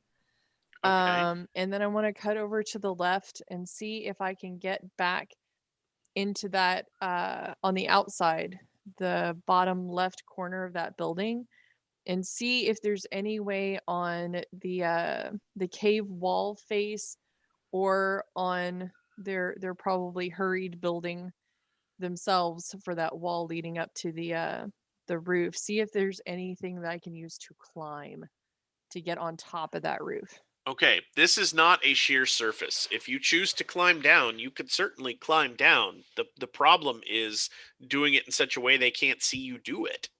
Well, I only want to. So I'm at the end of the road, right? Triangle. Okay. So I'm gonna go back down it to get behind the drone that we're sort of controlling, but not. Okay. To get into those woods to the left of it, to the left of the road, and then Right. cut back up into that corner, the bottom left of the building on the outside. Okay. You know where I am? Yes, I do, but you are definitely going to need some sort of mega stealth to do that without being spotted. All their Okay, eyes, yeah. So it's not super woods in there like it is for the rest of the area. No, it is not. Okay. Are there like what is the lighting here? Is it just those giant area lights set up? Yes, they have some area lights set up down the middle that are sort of dual directional. They're focused on the inside, but there's lighting for they basically don't want there to be any dark corners for people like you to hide in. You're welcome. Okay. Now what that means is at nighttime, like now, they are very reliant on the sensors that Echo is Sure. disabling, because that totally ruins your night vision. Like, yeah. They've got lights on the switchback road from the top triangle all the way down, so they can see anybody that enters the switchback road. But anything above that area, they're going to have trouble seeing because of how the nice white light is spoiling night vision. So do they have a light like facing or near that corner pointing back of that building that I want to try to get on top of? Not specifically. Okay, so what if I just went like hiked it back up that switchback? What is the drop from that curve next to the building down into that corner? It would probably be a 20-foot drop from the road to the top of the wall. Okay. I would like to try and do that, and I'll say on comms. Is there any? Well, never mind. Okay. What? Moving right along. If it's a bad thing, we can not do it. No. You can certainly try. I'm just saying that there's a bit of assistance that you could take advantage of, but I don't want to hand. Oh yeah, the invisibility. Where? All right, so you're controlling Rando Mage. Where is he? Was he up there with us? He's in the he's in the van waiting for you guys to mobilize the team. Oh, he's in the van? Yeah, as far as he's been in the van this whole time. Weird Mage. Okay. Why would he not be in the van? He's very because squishy. we need him up there with us for doing the dirty magic work stuff. Because we hadn't said we were moving forward anywhere. You guys hadn't said you were advancing yet, so he was still waiting in the van where he presumed the rest of the team was. All right, well, I advanced a long time ago, so done the hacking thing yet on the securities. Yeah, we okay. Can't do any other planning until the security cameras get hacked first. Okay, I thought all these things had already happened. My bad. All right, well, I will ask Rando Mage for a dose of invisibility if possible. Find out how long it lasts, and then try to start making my way into that corner to see if I can get on that building. Pause so we can do the hacking part first. Yeah, let's do that. Let's knock the hacking out. All right, this is going to be a fast contest of hacking. Because they wrote that into virtual realities because they knew this sort of thing would happen. So, I am going to want a successful roll, or the game ends here and everyone dies. No pressure though. No pressure. Did my hacking pool refresh? Yes, it did. So as all of the pools that you guys have, control pool for the rigger, magic pool for the mages, defense and dodge pools, they all refresh every time you guys get an action. And when we are not in combat, that's pretty much every time you do something, your pools will refresh, unless I, as the GM, decide that there's not enough time. So your hacking pool is refreshed. And we are going to do a quick resolution here to find out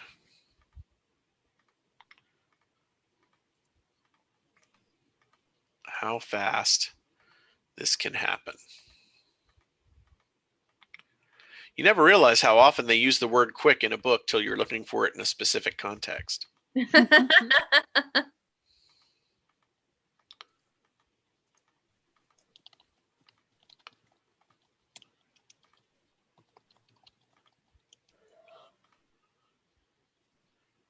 Okay, let's see here.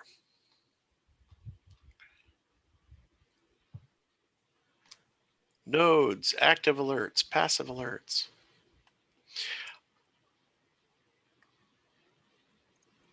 Alrighty then.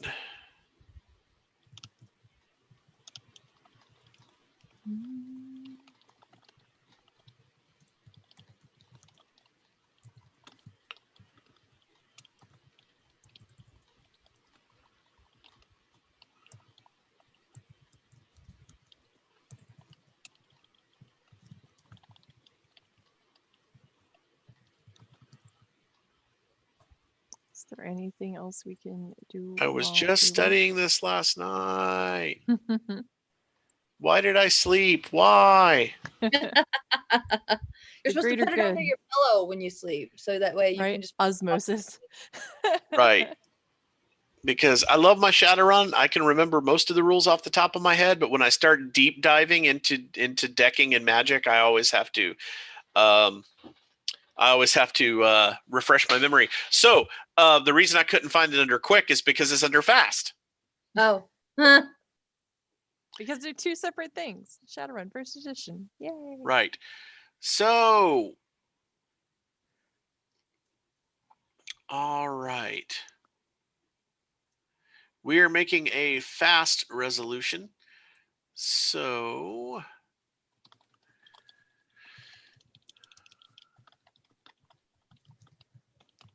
got it. So Darren's, or I'm sorry, Echo's deck has a processor, or MPCP, of 9, which is pretty butch. It's actually extremely butch.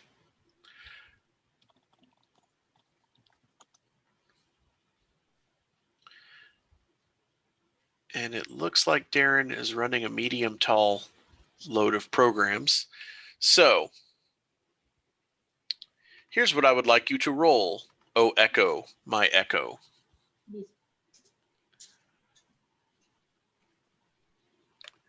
So the difficulty of this run is 4 because it's not so bad. You're hacking a computer they did not expect to be hacked and is therefore not loaded with a ton of things. I'm going against your computer skill of 6, and you're rolling 12 dice against the difficulty of 4.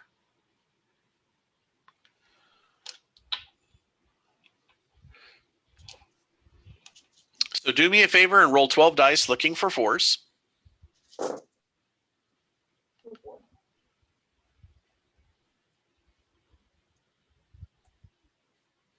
Do it. Do it.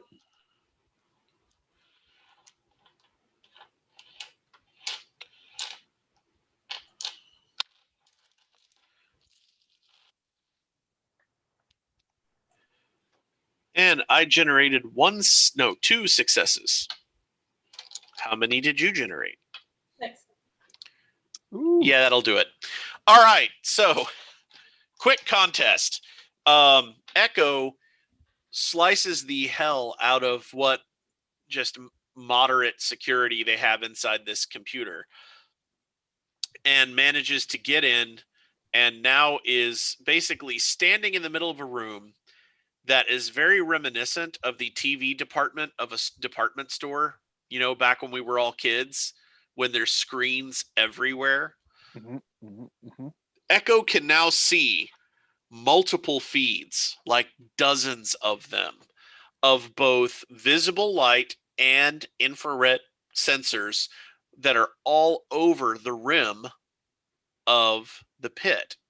They are all designed to pick up intruders from anywhere between 30 to 100 meters, depending on how dense the trees are. But more or less, anyone approaching the lip of the pit would get spotted pretty much automatically. You also notice, Darren, there is an active security alert from the sensors. They know you guys are here. They had sensors at the end of the road that picked up the van entering the property. And since they haven't picked it up on the nearby sensors, they know you're somewhere between the 2 points. They don't know where, but they know you're somewhere Oh. between the 2 points. You also have a chat log from the local security commander who is inside the van and Agent Barry. There is a very interesting conversation between the two because Agent Barry has overridden Yamatetsu's security protocol, which says, hey, there's a van full of potential bad guys in the area. Call in reinforcements. And Agent Barry said, no, don't do that. I'll take care of it. What? I will relay the chat log to everyone else, and then I will ask if I make the computer think the same. What was it called? The loop? Not the loop. The sensor to activate again if it will look like we're leaving or left. Oh, that's kind of brilliant. Nice. I didn't even think about that. Okay, so you basically have it send the message that, hey, that unauthorized vehicle we saw, it just left.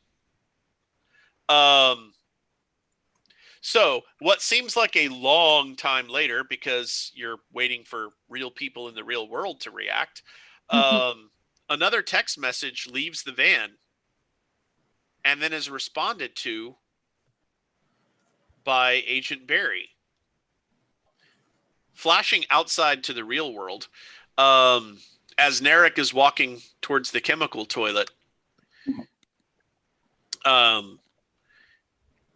you overhear a conversation between Agent Barry and one of the two men he brought with him.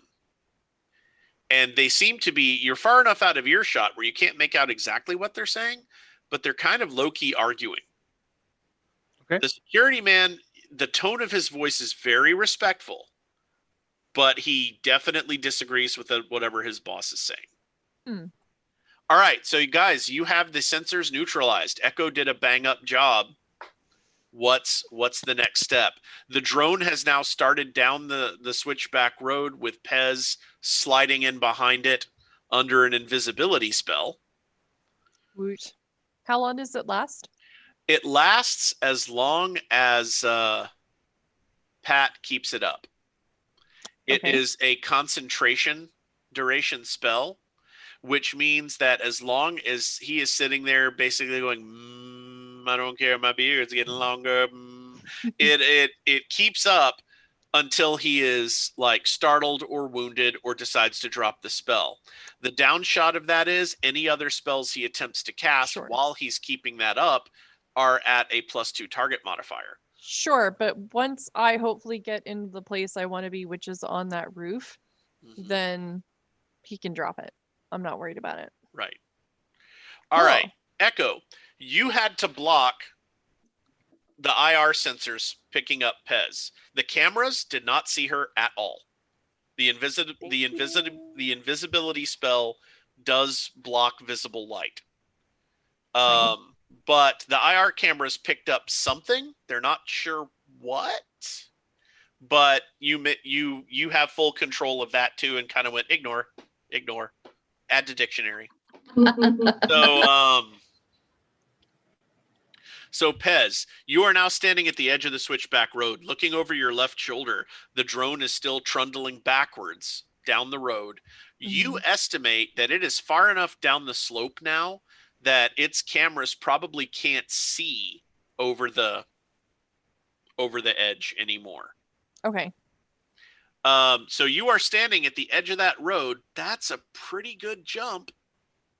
Well, it's less of a jump and more of a try and eyeball with the light, the little light that there is coming from the bottom, right? Because Okay. there's no light pointed at it, but there's enough yard lights to be able to see something. And Yeah. Like you said, there's no dark corners. Mm-hmm. Go ahead, Starlight. and night vision goggles. Oh yeah, and the night vision goggles. That I would like to see if there is any good way to at least climb down a little before I have to drop versus just dropping 20 feet and breaking both my legs. Sure. All right. Do you have athletics? Probably not. No. I can shoot things really well though, and I have stealth. Strategy? Oh, wow. Oh, there we go. My numbers are pretty good in most things though. All right. So let's see. I haven't had a chance to really talk in my accent yet. We're just Wait, did you say you had stealth? I do. All right. Stealth is very close to athletics on the good old skill web. Okay. How many dice do you have in stealth? If it was urban, it would be 3. If it's regular unleaded, now it's 1. Oh, fun. Right? I know. I'm so excited. Okay. Why did you make this harder on yourself? Because I made the character before I knew about the non-urban environment. Okay. Yeah. Sure. So here's what I would like you to do. Roll a die and tell me what you've got. Because you're Oh no. Okay. Can't quickness kind of count a little for agility? Actually, Please. There has okay. to be something physical. Body? Roll your quickness. Okay. And let's look for 6s because you're gonna have to roll over. So the skill web does allow you to default, but every time you pass a dot on the skill web, it raises the difficulty by 2. All right. Do I add the stealth rating to my quickness? No, just your quickness. Oh, okay. Dice. Ooh, I got 1 6.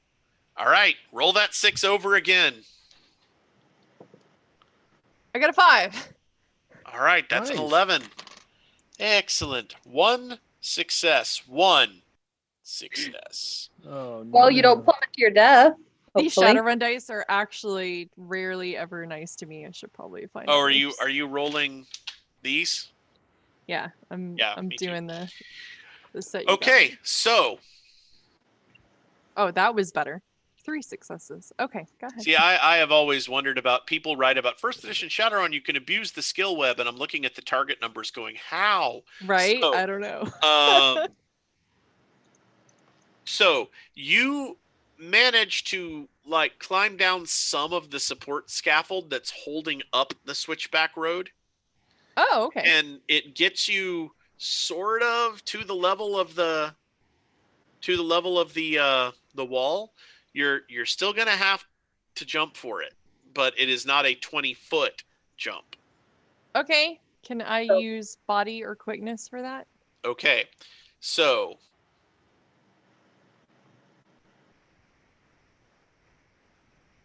the target number is +6 if you're going off strength, and it's +8 if you're going off quickness or body. Great. Strength. All right.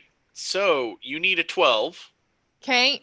and you are rolling body dice, right? So Yes. Oh, well, strength dice. So Strength it's not dice, as okay. Nuts. You better. Ooh, 2 successes. That's 12 right there. well, that's I 2 know. 6s. I know. I've got it. It's going to be great. And another 6. Woo, that keeps going. One Boom. success is all you need. One success is a barely made it.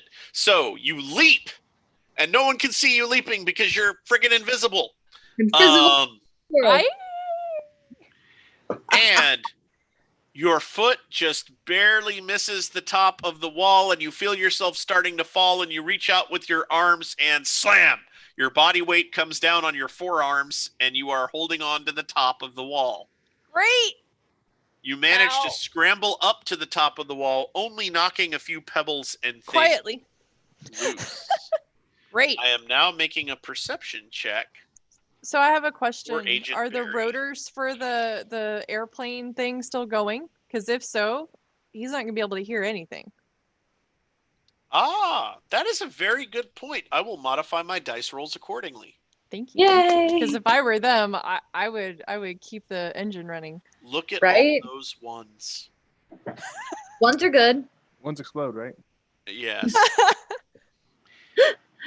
Just like you in the toilet. You laugh about that, but in the game we were playing last night, if you roll low, you roll again and subtract. It doesn't Oh, no. so. Yeah. Wow. So critical failures are really freaking dire. Okay. So. Yep. Between the idling helicopter engines and the position of where you're at looking on the map, Mhm. Agent Barry did not hear the loose stone coming down. Awesome.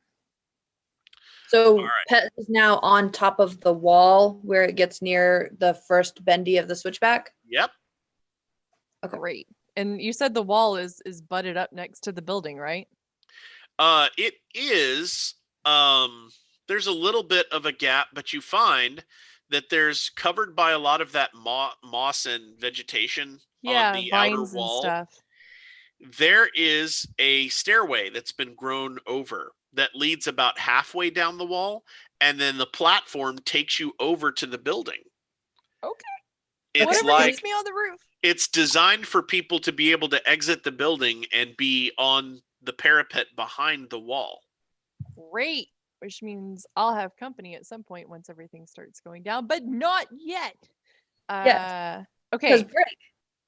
Once I can get on the roof, I will quietly vocally say in the comm for Hill to drop the invisibility. I'm good. Your turn.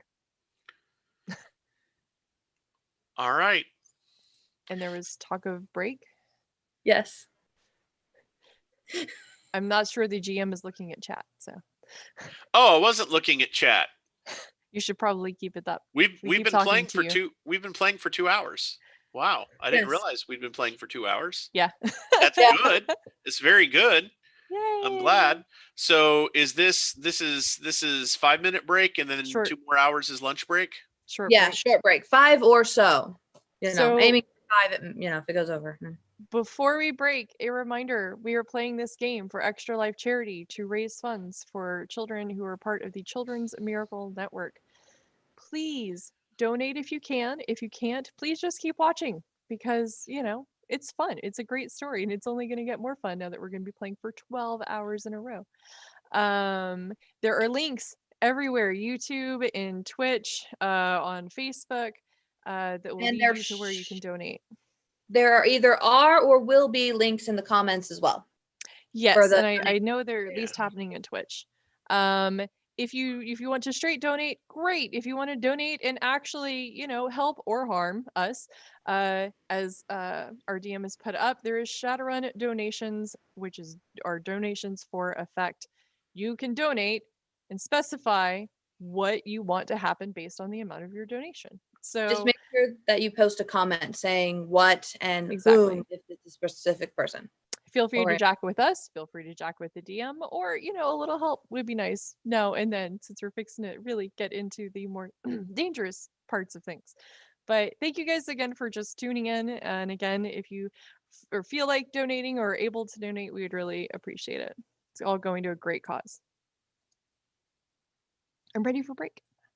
And So please donate to make the runners' lives harder, because I haven't been able to screw with them as much as I had really hoped. There needs to be a body count and all. So I would sing "Let the Cool. Bodies Hit the Floor." I'm afraid to get sued. So So we're back in 5, 12, 40.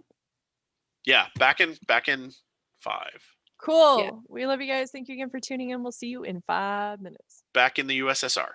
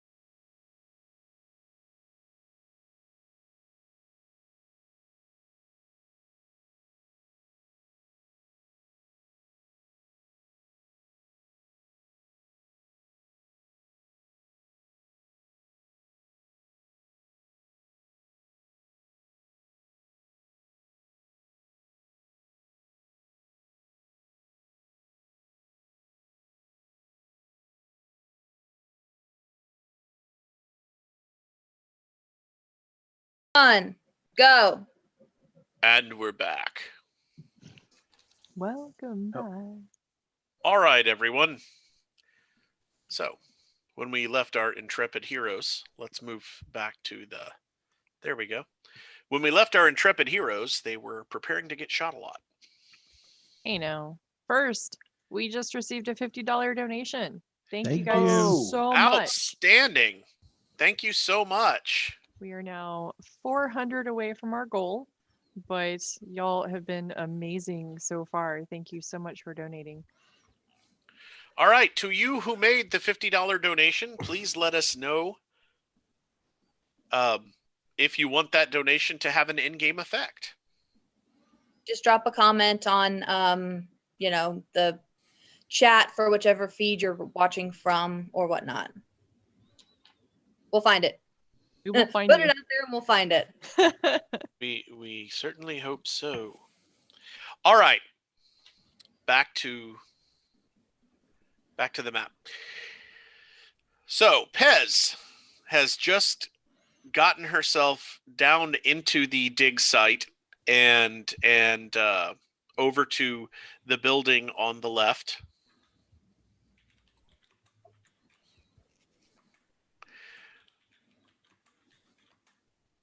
The defense drone, well, the drone with the gun on it at least, is continuing to move downward. It has now reached the first turn on the switchback, and it has stopped. The first turn on the switchback, and it has stopped. The first turn on the switchback. It has stopped. Okay, I'm getting an echo of myself. Uh-huh. Right? That was very strange. It's still going. Uh-huh. That was very strange. Do you have any windows open that have the live stream playing other I than... am not playing the live stream. You might want to try and disconnect and reconnect audio and Zoom then, because it's still going. I am not playing a live stream. It's not coming from me, though. I am not playing a live stream. That was Andrew. It's not. There's someone in the stream. Who is it coming from? But I love Internet. it. Yeah, I do not have the stream up on any of my 47 monitors. So Right, I didn't hear the echo this time. Maybe it's done. maybe it's just lagging. Ah! Oh no. Maybe it's just lagging. Oh my goodness. Thank you guys for tuning in. This is great. So everybody's got everything going to headphones if you have them, not to external speakers. That's what the new Daft Punk album sounds like. Everything going to headphones if you have them, not to external. That's what the new Daft Punk Well, we album don't sounds have headphones because we've got multiple people at the table. But All right, everybody leave computer audio and come back. We've got multiple people at the table. But All right, everybody leave computer audio and come back. okay. That was it. That fixed it. I heard it fixed. Who did it? It was fixed. Whoever did it. Keep it fixed. Try with computer audio. Who did it? No. Oh dang. Keep it fixed. Computer audio. Who did it? Oh dang. Oh no. Okay, well, I'm back in computer audio. Did it get? I have headphones on. Yeah, same. I've got everything going through my headphones. And I even connected and then muted myself. Question is, why wasn't this happening earlier? Right. Thank you for being patient with our random computer technical difficulties. Thank you for being patient with our random computer technical difficulties. Why is this happening? Random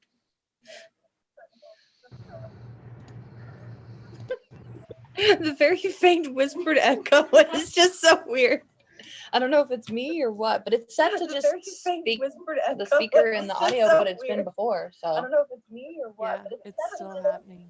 That's all right. At least everybody else is hearing it now. Wasn't just me earlier. All right, at least everybody else. So nobody else has another copy, a window open that has audio for the live stream, because that's what was happening to me. No, I do not. Okay.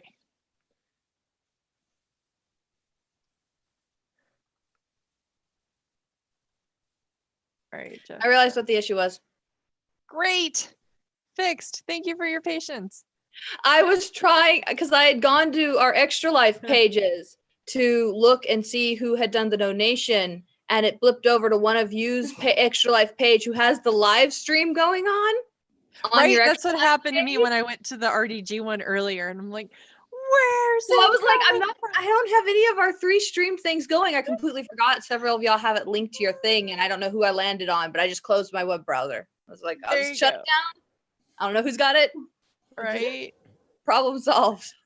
Okay, so we're seeing Jeff do weird. All right, give us the map back. Okay. But problem's fixed. Sorry about that. Thank you. We love you guys. And once again, I've lost chat. I know it's here. I'm Yep. pulling it back up. There we Cool. go. No, it is just everything wants to fit into neat little window tiles, and it keeps superimposing itself over stuff. So Can you stick it to like the far left or right of one of the monitors? yeah, that's what I'm doing. Okay, so Yay! We were gaming. I was getting killed. It's gonna be great. No, you're not. You're fine. You'll be fine. I have faith. Obviously, you haven't played enough Shadowrun. right, there's no way in hell it'll be fine. I don't So- know if I've ever played a Shadowrun game where I came out unscathed. So the donation was from Erin, and she said, "Let's say it's for a future benefit for the party." Yay! Okay, so just so the party Aaron. knows, I will let you guys know when to pull the trigger on it. But if you take a look at the effect, $50 is medical miracles. The entire crew regains all boxes on their physical and mental condition monitors. You'll keep us from a TPK. So Thank if you guys want to spend it all at once, that is the $50 ticket item. Great. We will probably need it. Thank you so much, Aaron, for your donation. Thank you, Aaron.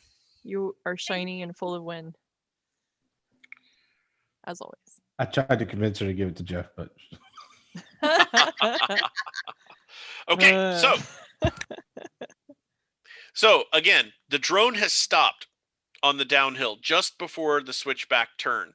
Okay. It is sitting there with its sensors and its weapon focused at the crest of the hill.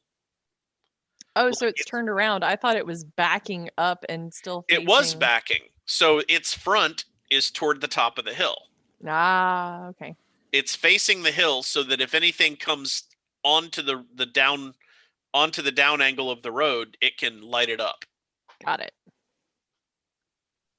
Echo Great. asked if we need to go back to the drone, but then we give up cameras, which is more dangerous right now. You guys decide. I'm not there. All right. Is the drone in danger of seeing Randy or Pez where she's at? Pez is behind the drone now. Unless it turns around and focuses its sensors aft. And who knows, it may have rear sensors. You don't know. This isn't a drone model you're familiar with. But if its sensors are all mounted forward, it is not going to pick Pez up. When Ken. I hacked into it, would I have known if it had rear sensors? You did not see a rear view. The pilot had not brought up a rear view if it were available. Okay. And I don't know anything about this drone type. No, this is a drone that apparently Yamatetsu has cooked up and not put on the market yet. Great. As long as it's hackable, I don't care. Right. Okay, so pretty much it's standing in the way of the rest of us getting down the switchback. Yes, Mhm. it's in the middle of the road. Like where the blue arrow is, the bottom one. If Yeah. I set the sensor off in the other in another place, like across the field, is it going to go there instead? Like, do we know if it's responding towards sensors since we triggered that one sensor and then it came this way? It doesn't seem to be like it. It doesn't seem to be responding to any sensor input right now. It's just sitting there, like guarding the door. Because I'm pretty sure I can't make that jump, leap, climb thing that Pez did. You shouldn't have to in a perfect world. In a perfect world. Do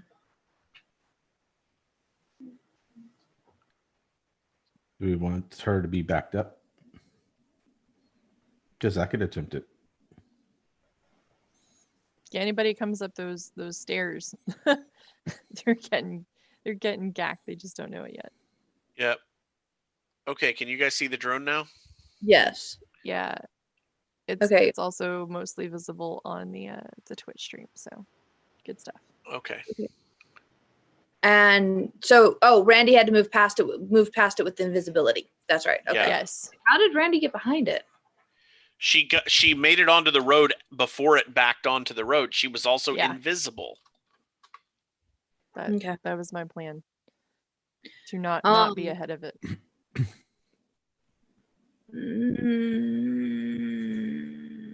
So, plan. What are we doing? I can try and overload it. And shut it down. Yes. Just long enough to where it's not, what's the word? Alerting, but more of like, oh, because some things just don't work sometimes. Sometimes tech is problematic and Yes. can fuzzled out of nowhere. What if you could make it show a battery low, so it tries to? Hopefully they will try to bring it back instead of coming to it. I mean, would that work? I don't Yeah. know. 50-50. I can done. I mean, it's possible. But again, 50-50. They come to it or they try and bring it back. I've actually been waiting for someone to try that. Can I try that? Can I go over to the drone? Yes, you can. Oh, before I do, can I set the cameras on like the security cameras on a loop?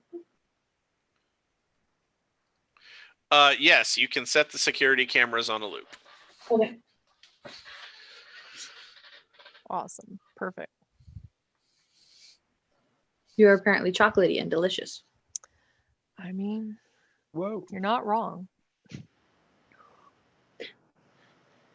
All right. Well, while computer foo is happening, I am going to try and quietly cross this roof to see if I can lay eyes on our target. Okay. And So then you're going to attempt to cross the roof. None of these things. Yes. Nah! Okay. Sorry. Okay. You're fine. So you are attempting to cross the roof. Let's flash back to Narek. You are heading for the can. What are you going to do in the can? Cast Urban Renewal at 6. No, Wait. I'm not. Seriously? No. That would suck. No, I'm legitimately using the cam.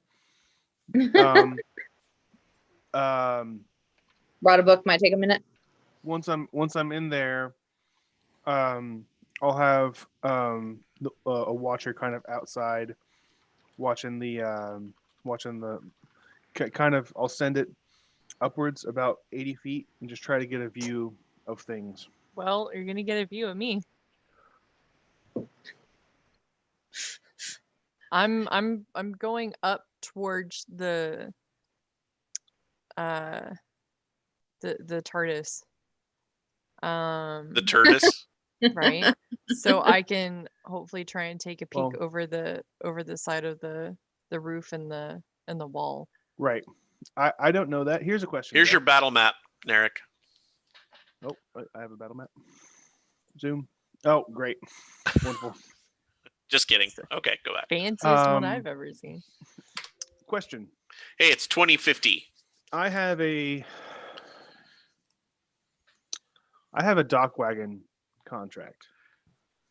Yes. Is it possible to cast overstim on myself in order to activate the dock wagon? I mean, you could, but the simplest thing is just break the card. That immediately summons Dockwagon. Okay, so I would know that. Yeah. If he is a corp, do they take him to a hospital or back to the corp? Depending on the extent of his injuries, they would take him to the closest secure medical facility, unless the corporation has stipulated otherwise. Mm-hmm. Okay, just pointing that out in case you decide to change the plan you don't know about. Right. So, what level of Dockwagon card do you have? Bronze. Bronze? All right. So Dockwagon will come in and pull your hoop out. They will not come in guns blazing. Right. So. Okay, that's good to know. We also need the numbers for the hacky thing. Yeah. The hacky thing? I don't have to rehack it. Oh, you don't have to rehack it. Okay. Here's also a question, GM. Is the chem toilet actually plastic? Yes. Okay. So, like, no one else would see this, but going into the thing, Narek would actually have to put a glove on to open the door. And then a glove to raise the seat, do his constitutions, and then everything that touched plastic he'd have to like throw in the chem toilet, because he's pretty allergic to plastic. Oh, is he now? Yep. So after constitutions are done, I'll just while they're doing it, I'll eyes to the sky and throw a watcher up about 80 feet above the chem, just to see where Sharai is going, see where. Okay. Hey, Pez. So you reach the edge of the roof a few seconds after Narek climbs into the big blue box. Okay. You are looking around, and here's what you've got eyes on. Okay. You can see some security personnel over by the tilt rotor, and they are doing a pretty good job of trying to keep the tilt rotor between them and the road. Okay. They seem to be having a rather heated conversation. There are some security men. Actually, there is a security man across the wide open street area from you. He is taking cover behind the northernmost of the two pillars just outside that wall. Okay. And you can basically see his back. He's trying to cover himself from the road as well. So a lot of him is obscured behind the pillar as he orients himself and presumably his weapon toward the road. Okay. You know from the comm chatter with the rest of your team, there are two more guys just like him, but you can't see them because they're on the other side of the wall that is right in front of you. Okay. You have not seen any unexpected people that you didn't already know were there, but that's pretty much the lay of the land.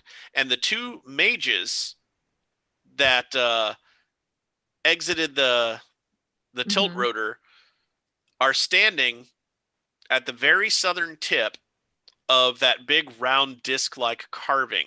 Okay. The third one is nowhere to be seen. Neither of the two men standing by the disc-like carving match the description of your target. Okay. One is of Japanese extraction, and the other is sort of a swarthy little fellow in street leathers. Okay.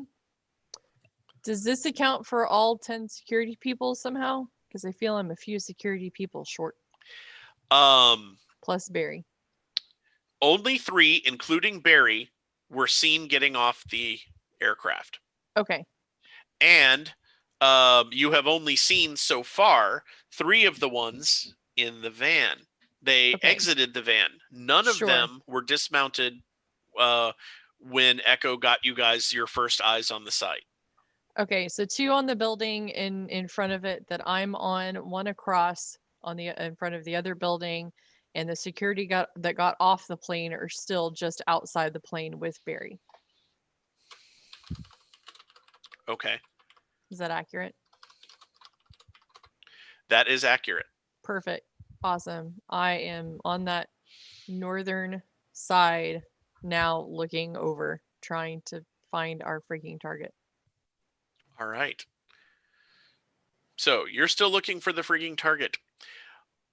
All right. So Narek, you finished doing your business. You threw your Watcher Spirit 80 feet up in the air, and the Watcher Spirit almost immediately returns back to you and tells you that there is someone that they don't recognize on top of the building just a short distance to the south of you on the other side of the wall. Thanks. Thanks, Johnny. And I'll just like kind of grab it and put it back in my vest. Which is functionally useless, but it's how I care for them. I will, as they tell me that, and I am about to head out. I will leaving the shotgun in the side holster on the leg. I'll reach my right hand down onto my belt, and pull out this maybe a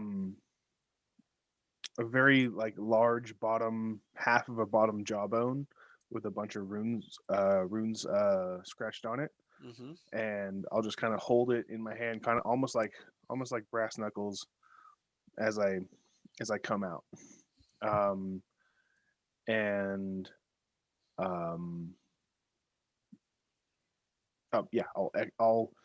I'll like just gently shoo open the door so I don't touch the plastic, and then I'm still just peeking over. Yep, I don't look around to find you. Okay. And I head back to the center, walk back to the center area. All right. So Wait, hold on. Am I able to see him as he exits? no, because the portacan is right up next to the wall. So Oh. you will spot him when he comes off the corner of the wall. Oh, okay. All right, so we have to give a shout out to Jim Cook. Jim, thank you for your donation, and please let us know if you want it to help or hinder the runners. Thank you, Jim. Yay. Thanks, Jim. All right, so Pez, you finally spot your mark. Yay. The guy from the briefing just walked past the edge of that wall that is around the building that you're sitting on top of, heading for the center item. Okay. I guess I'll move away from the portacan edge towards the front corner, upper right edge. Okay. To try So and are you on the wall now? No, I'm still on the roof. I have no reason to be on the wall. Okay, it's you going were to be still way more obvious. You're still on the roof. Yes, it would be. Once I get close to the inscription on the ground, I'm gonna look at Shirai and kind of crack the knuckles and say, "All right, is it time to get a better look at this thing then?" As I try to analyze the device. So, Shirai actually has the faintest smile on his face as he's staring down at this thing. And he says, "Insight check." No, wrong game. Wrong game. And he says, yes, indeed. It is time to get as close a look as possible. So you're gonna cast Analyze Device? Yeah. Okay. Target number is 4. What force are you casting Analyze Device at? 3. Roll 3 dice against a target number of 4, adding in magic pool dice if you wish. Actually, with just 3 dice, I have 2 successes. Oh, okay. 4 and a 5. No magic pool necessary. So that's and if I can I put back some magic pool while just before I do it to center myself and like keep like as a party's magic pool kind of thing. Oh, you mean put up spell defense? Spell defense, yeah. Just in case anything backfires at us 3. How many dice are you putting into spell defense? I'll put 4. All right. As I recall, your character is an initiate, correct? It is. That gives you access to a very powerful form of spell defense. So, yeah, you've got 4 dice hanging in spell defense right now, which is awesome. All right. Your Analyze device reveals to you that this giant seal or Mayan calendar or whatever it is a powerful arcane focus specifically to aid summoning magic. Okay. It is registering as ridiculously powerful, just inert, like it's waiting to be activated. Do I detect what could activate it? You assume that the correct summoning spell and or ritual could tap into its energy. Benny is slowly backing away from it, like not completely because he realizes his boss is right there, but it's almost as if he's afraid of this thing.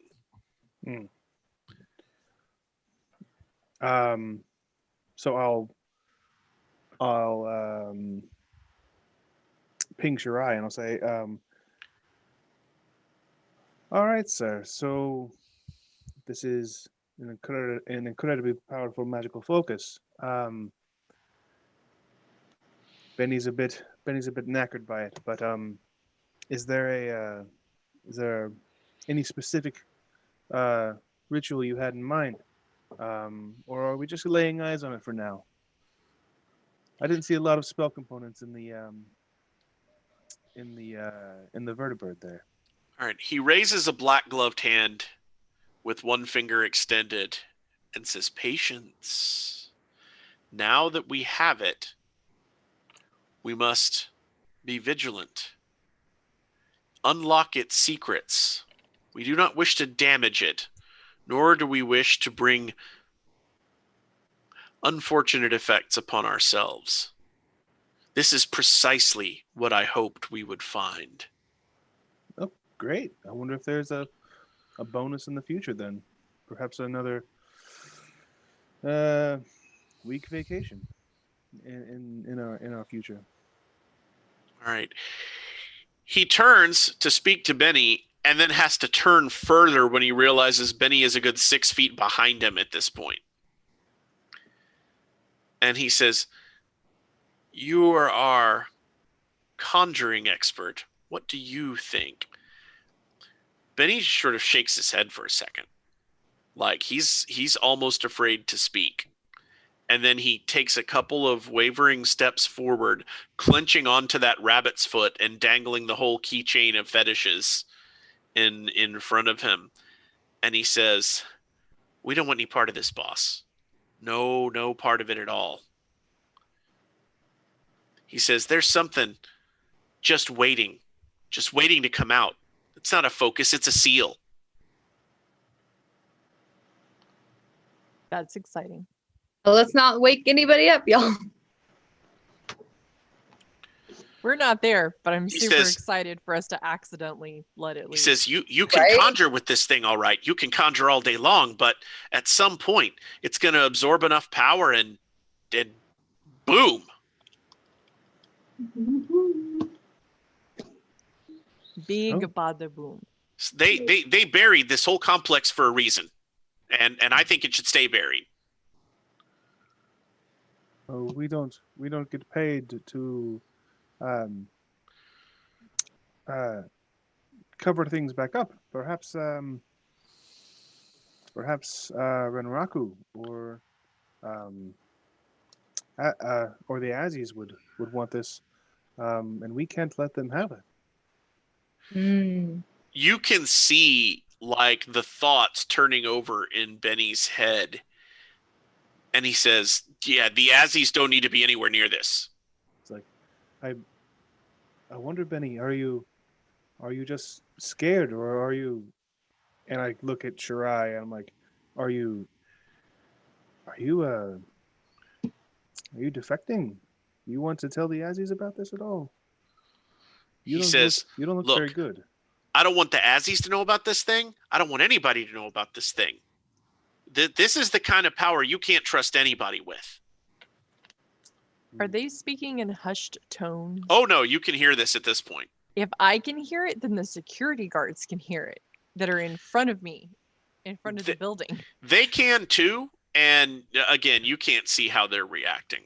But you can see over at the helicopter. Mm-hmm. Agent Barry has suddenly stopped his discussion with his subordinate, and he is looking very intently toward the three wizards. And despite the yards between them and the slowly spinning helicopter blades, you get the impression he knows exactly what they're saying.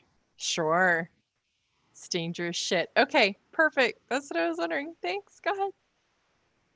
He steps away from the tilt rotor for the first time since he got here, not acting as if the largest threat here was some intruders. And he strides straight up the middle of the road. And you can see the security guy on the other side of the clearing has sort of slid a little bit further around that pillar so that he can watch what's about to transpire. Like he's let his guard down a little bit so that he can see what's about to happen. So if I'm able to hear that conversation, I will very, very quietly relay it through comms so that everybody's in the know that something's about to go down and that this thing might be a seal of some kind, bad energy, juju, magic stuff. I don't know anything. Wow, that's so specific. Right. I don't know anything about magic. I just shoot things. Agent Barry walks right up behind Shirai and Benny as Benny is finishing, basically laying down that, oh God, we're all going to die. And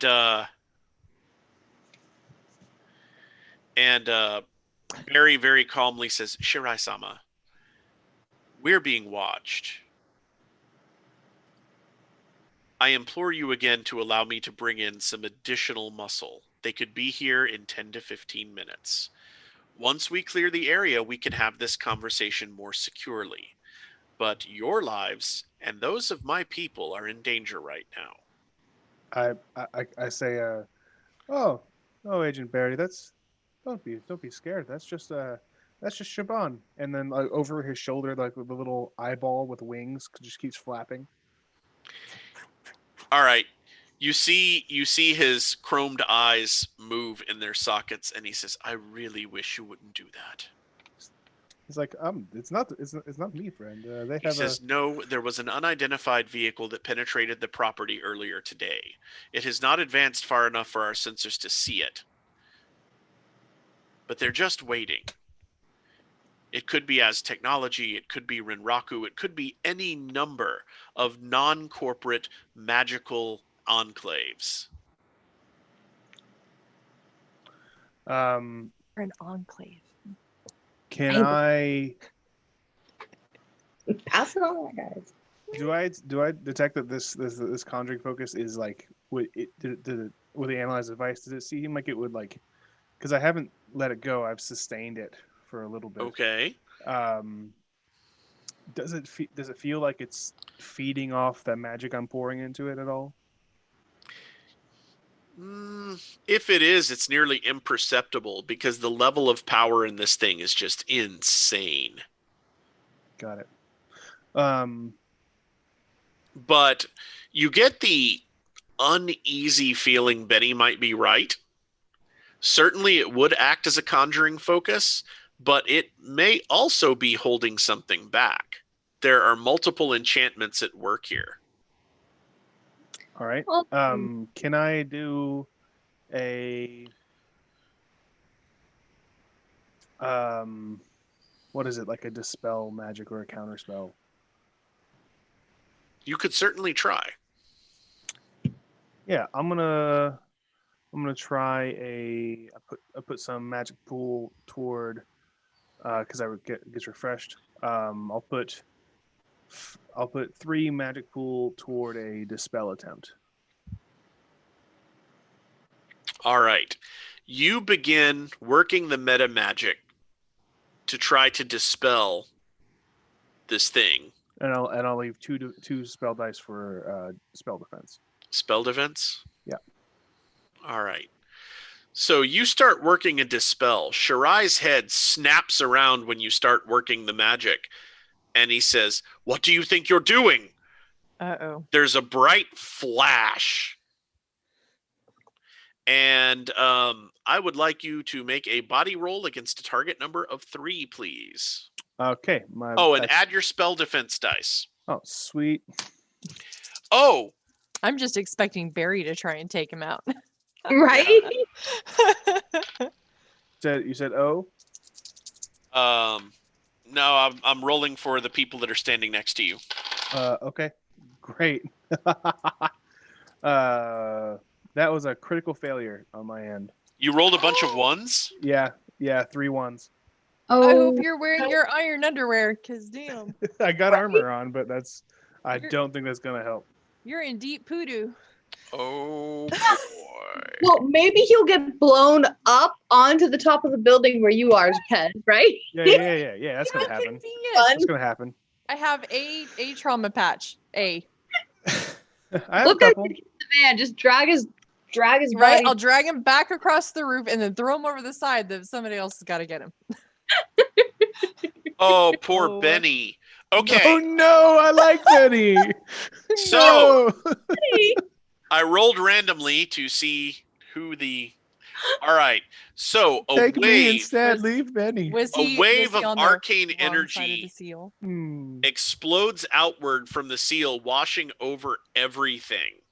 Oh. Pez, you actually feel a minor push, like you're hit by a strong wind. Ugh. But the people that were Fucking standing gross. right next to the seal, Shirai and Benny were both lifted off their feet, and Narek was thrown about halfway back to the porta toilet. Oh, like about 80 fucking feet. Excuse Just me. I didn't mean to curse. boom. Oh no. And then the only person to keep their feet, and only by dropping into a low center of balance crouch, was Agent Barry. And when he moved, Pez, you know right away that guy's wired, Sure. because he was in motion almost before the wave hit him. And there's something new standing there. Yay. It's like a shimmering golden humanoid figure about 12 feet tall that is wearing a headdress, much like the statue that is at the far end of the archaeological dig site. Right. Very, very stereotypically Mesoamerican. From what you've seen on Tridio shows and in textbooks, it reminds you very much of that sort of look. And it reaches out, picks up Benny, and chucks him down the road. Benny has now flown past the van, and I got to make a body check for him. Luckily, he's got a body of 4. He's no slouch. I am He has relaying all my of spell this. defense pool as well. Ah, yes, thank you. relaying everything. Oh my god. Like watching a television drama, but over the radio. What the Radio. All right, guys, I just summoned the mummy. It's okay. All right. As long as you don't summon the daddy, we're good. He has now taken a moderate physical wound from road rash I'm and the daddy. impact, and he slides to a halt on that stone road leading back to where the helicopter is. The figure bellows something, and then with an explosion disappears. Just What did you do, Ray? What did you do? Do I take any damage? let's see. You rolled a critical failure, right? So you did not absorb any of the incoming damage. You take a moderate wound as well. Oh, okay. I am going to tell the team on comms, 1, 2, this 3. needs to be our moment. Everyone is not prepared. So I guess All right. deploy the drone and we go. I don't know. Yes. I'm just throwing it out there. Now's a great time. Run. Like I've kept you guys updated from everything I've seen happen. I'm running in. You're running in? Okay. So what was your question about using the drone for something? Yeah, can we use the drone for backup? Like have the Fuck yeah. drone start firing on Barry? It needs to take out Barry. Absolutely. I will do that. He is, All right. Echo's I mean, hacking the drone. the magic users are definitely a threat, but Barry might be a bigger one. Okay. So as things begin, here's what the scene looks like as initiative is rolled. The 3 security guards that had taken up positions to watch the road have now completely turned their attention inward towards the disc, because that's where the action just happened.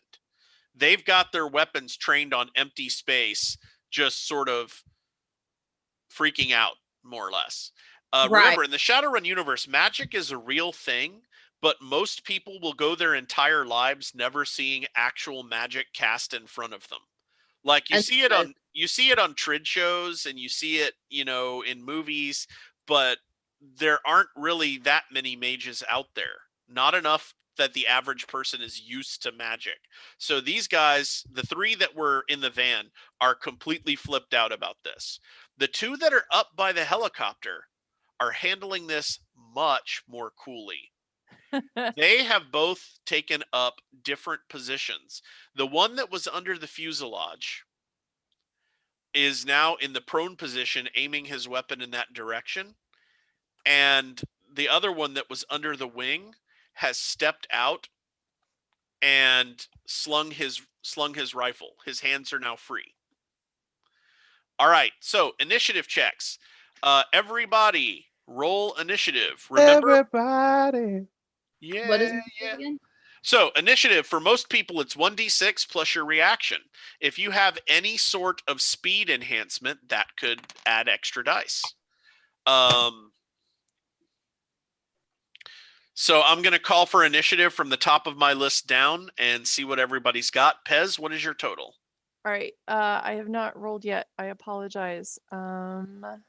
I was giving updates about our status. No problem. One more Justice, time. do I'm you have sorry. yours? 12. 12, got it. Star? 6. 6. Okay. Narek? Narek is 7. 7, which is adjusted down to 5 by your wound. Or did you already do that? I did not so far. Okay. For future reference, as long as I'm tracking your wounds and stuff, I built a spreadsheet to remind me of these things, so you don't have to do the math yourself. No worries. I just forgot about the thing. Echo? It's total, right? Yes. 13. Oh, Oh. that Your 6 is re-rolling this? Not for initiative. Okay, 13 total. And Echo? My lucky 8. number. 8. Okay. Are we rolling for Hill as well? Yes. Hill is in here. So, thank you for reminding me. because I like Hill. Hill's a good guy. I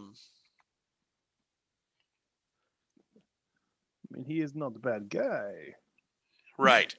Hill has a reaction of 3 and a D6. 4. Great. Awesome. Hill's initiative is 4. Hey, he's slower than me. That's all right. Backup magic is still good magic. Yep. Hill is wearing an armor jacket, which is a really useful trait right now. Right? My initiative might be different. I didn't add reaction. 22. Holy jeez. You're welcome. Okay. I would like to go first. That's pretty crazy. Yeah. How many dice you got? 3d6 initiative dice plus 9 reaction. Ah! Okay, yeah, that'll do it.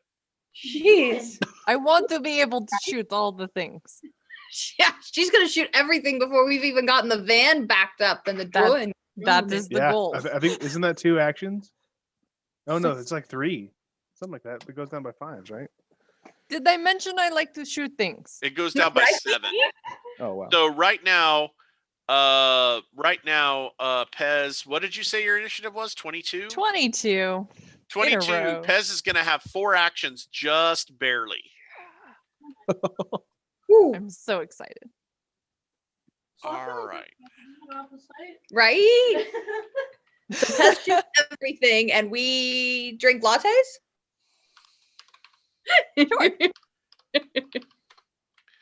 I went with hot chocolate this morning. All right. So I need to know this. My friends is. Knowing is half the battle. All right. I need to know this. There we go. Now I've got it sorted by initiative. God, I love Excel. All right. As the combat begins in earnest, Pez is already down there. Justice was hoofing it on foot before the van got moving. Were the rest of you riding the van into battle? Not with that cable actually- spliced in. Yeah, well, the van doesn't have to be fully in I mean, it's got a machine gun on it. It can be, available for battle without much. So we just need to take it around what that I'm curve. asking is, who is actually moving up on foot, or are you taking the van down the road into the pit? Like, are you guys using the van as an APC, or is everybody moving it on foot? I mean, I have to stay in the van. Right. I mean, moving in the van and then like having the doors open and then just dislodging people to go do things would probably be safer because the van does have some armor than everybody just charging as little tin soldiers, right? Yeah, y'all figure it out. As long as we have something to drive away in. Right. They open the doors, some rocket goes inside, no vehicle. Yeah, that would be no, bad. No rigger at that point. Don't blow up my van. That would be bad. I'm just giving you a scenario. I don't think Rigor. you should take it in there. Damn near killed her. Okay, Yep, so should I'm it with you. stand as like sentinel for covering our exit? Yeah. Okay, I could do that. So then I guess park it at the top of the switchback, Okay, that works. and then that way it's got a field of fire to Yeah. cover our escape on our way back like up. it. Yes. Yes. But we're going to have the drone head back down and work on taking out Barry, right? Yeah. Barry's drone is going to fight Barry. That's appropriate. That's like kind this of plan. ironical. It's great. Yeah. No, I had the turntables. Right? Oh my gosh, I'm so excited for this fight. Neither of my drones have weapons because they were more focused on being spy drones than shooty drones. Which is still not a bad thing. True. I will take a few seconds to load Snoopy back in the van because I don't want him to be forgotten. I like Snoopy. I don't think we need him. Sure. So I will secure Snoopy back into his spot in the van before, following after the other people. I'm assuming Echo is going to just stay in the van. I can't move. Oh, that's right. You're jacked in. So yes, Yep. Echo will stay safe in the van. Safe in the van. Safe van. At least it has a great way to keep people from coming in that you don't Snug want like to a be bug there. in a rug. All right. Starlight, Right? Yes. I need you to make a drive check because, and Ed can probably vouch for this, having served on a submarine that presumably used wire-guided torpedoes. When you are moving the vehicle, the wire is in danger. So make a roll to avoid severing your wire while you're maneuvering the van. Okay. So what am I rolling? What is your drive skill? My pilot car? Yeah, your car. I'm sorry, car skill. My bad. It is car, bike, rotorcraft. So roll your car. Your difficulty number is going to be 5, a little bit more difficult than average, but not terribly so. And can I put some points into it from my control pool? Yes, you do have a control pool.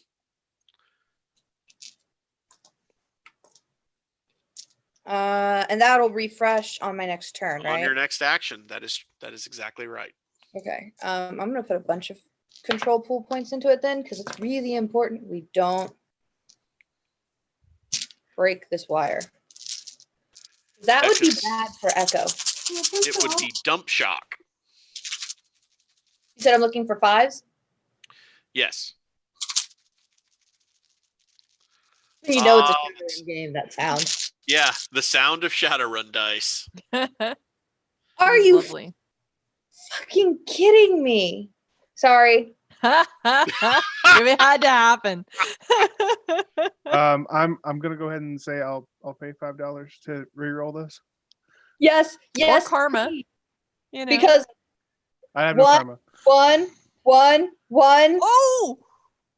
Yeah. No, let's re-roll those. That would have been a critical failure.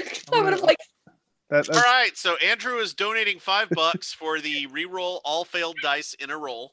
I'm keeping a tally so I can pay it all at the end. Okay, so it re-rolls everything but the one success? Yes, so the success stands. Everything besides the success gets re-rolled.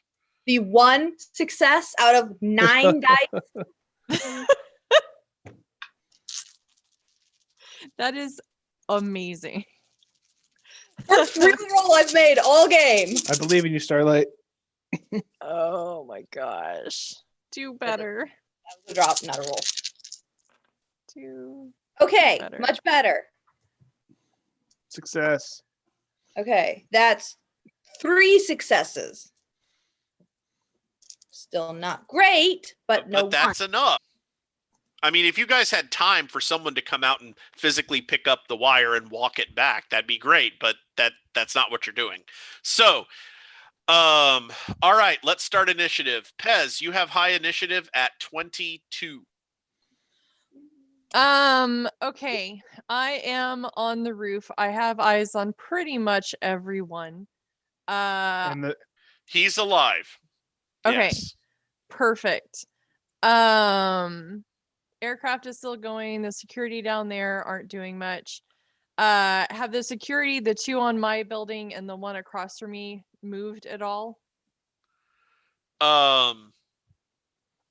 have not moved the brouhaha. Brouhaha. Got it. All right. I am still gonna try and stay kind of flat on the roof, but be able to look over the edge. So my forehead's gonna be out there, but I'm wearing a black mask, right? So hopefully I blend in a little. Yeah, I mean, not as smoothly as Justice with his chameleon suit, but yes, you blend in. Sure. Well, make it crouching down. I don't want to be on my tummy. It's not tummy time.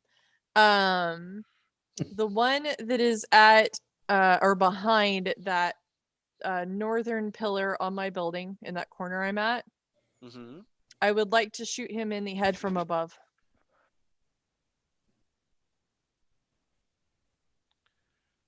Okay. I mean, Right? All right. I think. You see the violence inherent in the system. Well, Hmm. yeah. I'm not sure you and I are reading the map in the same way, probably not. because where the little icon that says Pez is, it's Yeah. actually overhanging the edge of the building. Where the word Pez is on the edge of the building wall. So I you thought can't that actually entire thing was see them. covered with a ceiling, and then that very outside part was the wall. No, I- this, and you cannot see my mouse right now. It's okay, but we were The brown no. part is what, when you ask me if it's covered with a ceiling, the brown part, yes, has a ceiling, but there's Okay. there's sort of courtyard between the building and the wall. Then when you asked earlier if I was on the wall, I would have been on the wall because I completely misunderstood the map. Okay, so Pez is now sort of here, actually. Yeah, yes. Okay. In super crouch mode, especially if there's a little ledge like it looks like. Right. I There will be is. There's just a. behind that Yeah. ledge. All right, so you just want to kind of lean over and plug the guy, armor and his body. He doesn't get to add any dodge pool. In game, start 15-minute timer. Right. That's Because we said Okay. we needed to be on extraction in 15 minutes because of yeah. Now that plane would have to move for the next one to come in, but still. Yes, it would. Okay, Let's just so call it 15. Pez, make a firearms check. You 'Kay. are at short range, so you're looking for 4s. Are you smart linked? I am. You're looking for 2s. Thank you. So Dodge? 5, 5, 5, 6. So you got dodge pool. Yep. How many dodge pool would you like to assign to this incoming attack? If it Bearing in mind refreshes, that they will refresh when you get your next action. It is currently initiative 16. You get your next action on initiative 15. great. I'm gonna use all 6.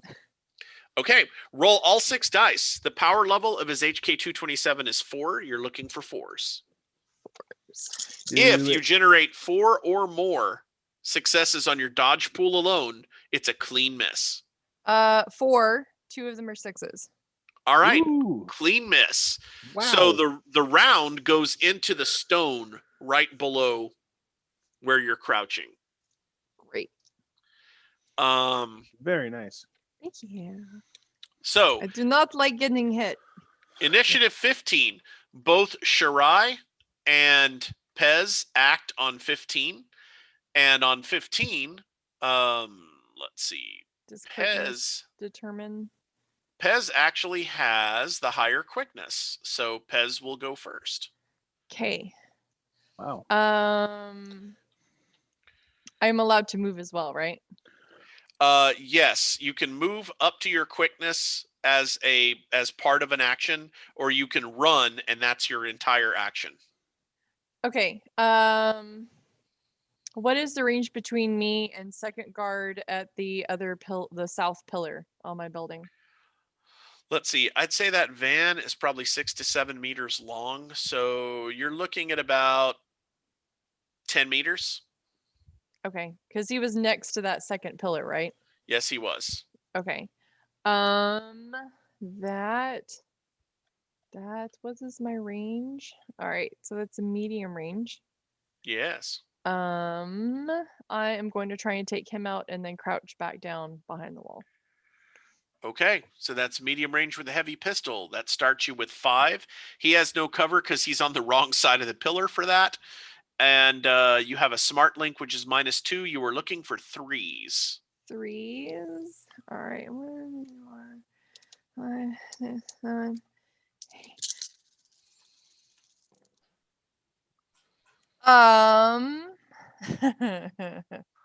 7 successes. Do I reroll 6s? Because there's 4 of them. You don't need to. No. Okay. Because the target number is not north of 6, so you don't need to. There's only one type of test in Shadowrun that cares how high your highest roll is, and it really only applies to playing music. So Okay. that was introduced in the Shadow Beat source book, which we're not playing music right now. So that is Not 7 yet. successes. So the Yes. first success is the hit. Mhm. 2 stages it up to serious, 2 more to deadly, 2 more to deadly +1, which means you strip a point of armor off of the guard. So he now has Wow, only 1 ballistic armor. So you may as well be hitting him in the helmet at that point because, okay. So he is trying to get rid of a deadly wound. He rolls his dodge dice. The power of your weapon is a 6. He needs 6s, and he gets none of it.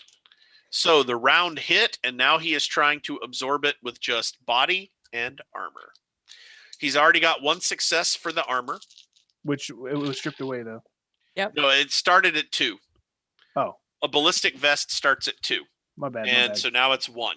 So he has 1, and none of the other dice come up a 6. He does not stage the damage at all and drops. Dead ski. Rock. No, your name is Pez. Pets. Yep. I am. Oh wow, I did code that correctly. So whenever I put in enough damage to kill somebody, it automatically adjusts their initiative to -1 so that I know they're dead. Nice. Ah. Yay. Nice. Look at you being all smart. All right, that's Pez. Now it is time for Noriyuki Shirai to take his action. All right. Shirai is moving much, much faster than any of you have ever seen a mage move. In fact, he's almost on par with Barry. Wow. Yeah. A wired mage? That would be new. Right? No bueno. All right. Right now, there is only one obvious threat because the rest of you have not arrived on scene quite yet. And so his eyes go up to Pez, who is just like Behind the wall. like death murdered. Pop, pop. All right. So 2 guards are down. 2 guards are down, and Shirai does not like that. So Shirai summons up some arcane energies. I hate magic. Oh yes. Oh yes. As well you should. Summons up some arcane energy and throws a mana bolt at Pez. Great. Dodge? I'm flat behind the wall. Okay. Now, here's something else that is a little bit crazy. Normally, putting yourself behind that wall Mhm. would mean Shirai cannot hit you, because if he cannot see you, Mhm. he cannot hit you. I remember. Somehow, he is able to loose a mana bolt at you, even with you being behind the wall. Does Which it is curve or is it straight? Does No, it have to it's go through the wall? straight. Yeah, Okay. because it doesn't hit physical things. Yeah, mana attacks do not hit physical things. Which means Somehow he is still quote unquote laying eyes on you. So if it goes through the wall and hits me, that means I'm falling 20 feet down onto the ground behind the wall. It's entirely possible. right. Okay, gonna hurt. so Roll a dodge? Yeah, I you have scoot all your back tools. 1 foot. well, say on this the is wall. this is the nasty part. You do get to roll to resist the magic. So Okay. he has got a mana bolt coming in at force 5. So he's rolling against your willpower, which is 5. I jumped. nice. That is 2 successes. Okay. All right. So he's got 2 successes on the mana bolt coming in at you. Mhm. Now you roll your willpower against Okay. his sorcery skill, which is a 6. So this is my version of magic dodge. Yes. Okay. What am I looking for? I'm sorry. 6s. 6s. 2. Wow, you equaled it. So you feel the magical energy hit you, but it's not quite powerful enough to hurt seriously. But whatever it was, he did it. He pulled it off, I felt it. even not being able to see you. Now I've got to roll drain for him, and he's using his magic pool dice for that because he is a little conservative in his spell casting, and he soaks the drain. So that was Shirai's action. That is Well- 15,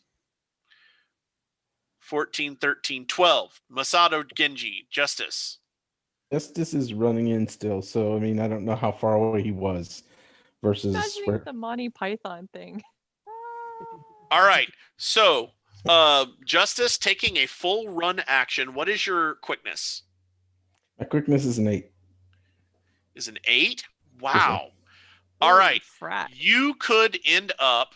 Yeah, boy. All right. So if the van is there, you take off running. You could conceivably, with a little bit of dramatic parkour, Right? end up ending your run action at the bottom of Oh, the switchback ramp, or just next to it, so you can take some cover behind it while you assess the situation. Okay.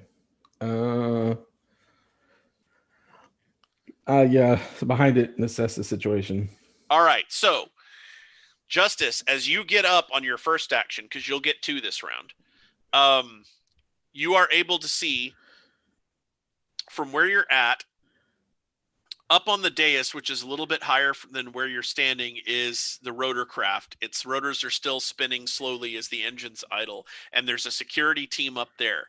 One is raising his rifle to take a shot at Pez's position, and the other appears to be preparing to cast. Across the opening from you, there is a guard who is now kind of standing in the open next to the pillar he was covering behind, because he's totally confused. A minute ago, there was a giant glowing orange gold guy, and then somebody started shooting the other guards, and he's not entirely sure where the threat is coming from now. So he's kind of hunkered down, but it's not doing him any good from your position. You can see him just plain as day. But he's got his submachine gun up, and he is frantically looking around for a target. The van is kind of obscuring you from seeing Shirai. You do see the little wizard guy in the leathers lying on the road. He is trying to push himself up and get up off the ground. And then there's Agent Barry, who is standing defiantly in the middle of the road, calmly taking shots at Pez. Okay. So that is your assessment of the situation. Awesome. All right. So that is Justice's action on 12. So nobody's on 11. Nobody's on 10. On 9, Agent Barry gets his second action. All right. So Agent Barry has not noticed Justice doing his stealthy approach. So he's still trying to focus on Pez. He can't see her because she dropped behind the lid of the wall.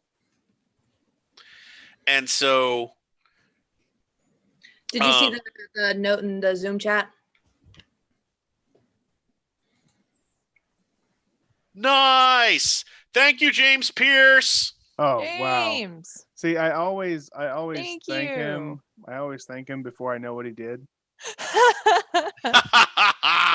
James. Thanks, James. I love you. Yay. All That's right. so awesome. Thank you, James Pierce. We love you. It's good for the story, right? It's good for the story. Thank you, Pierce family. All right. So awesome. Yeah. Agent Barry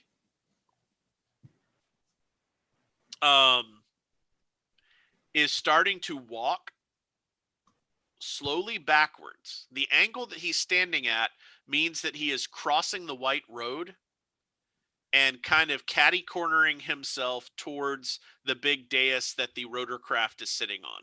Okay. He is trying to back up, it looks like, towards the rotorcraft dais, but he is keeping his weapon trained on the spot where Pez disappeared. Like, he is just waiting to play whack-a-mole. So he is basically declaring a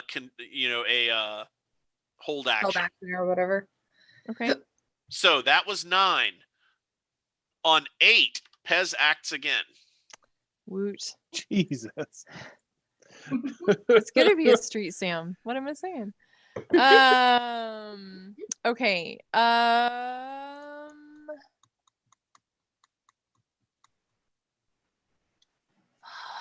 All right, right now, what is the distance from myself to Barry?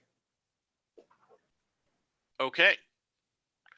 The distance from yourself to Barry, using the van as my mental measuring stick.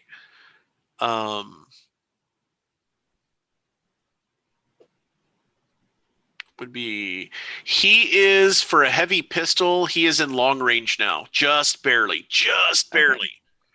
I am considering him not my problem. Okay. So I'm gonna Power play. scoot back along that. I mean, there's a whole group of us on the other side that Oh, he's yeah. backing toward. It's amazing. Plus the drone, which I hope just takes him out. I'm gonna scoot along that edge of that wall until where is Sashi? Sarai? So magic user person that tried to manable me. Yes, he is standing just to the south of the disc. Okay, great. So that puts me, if I go over the side of that wall, like not in his visual range, which is great. No, the So- van will be between you and him if you drop down. No, I am not dropping down there. Oh. I want to go crawl on that inner ledge of that wall. Okay. As good a distance as I can get towards the TARDIS, and Okay. then see if I can use, like, see how tight the vines are, and see if I can use it to try and scale down the wall so I can get near Narek. Okay, this would be where that athletic skill would come in such handy. I know. When I created the character, I wasn't expecting vegetation. What's the how high is that wall? I think I missed that. It's like a 20-foot wall. 20 feet, which is why I'm trying to use vines all just clumped jump it. together as a. So jump your it. action is to do that. Yeah. That leaves us with Agent Barry going next and Shirai going after that.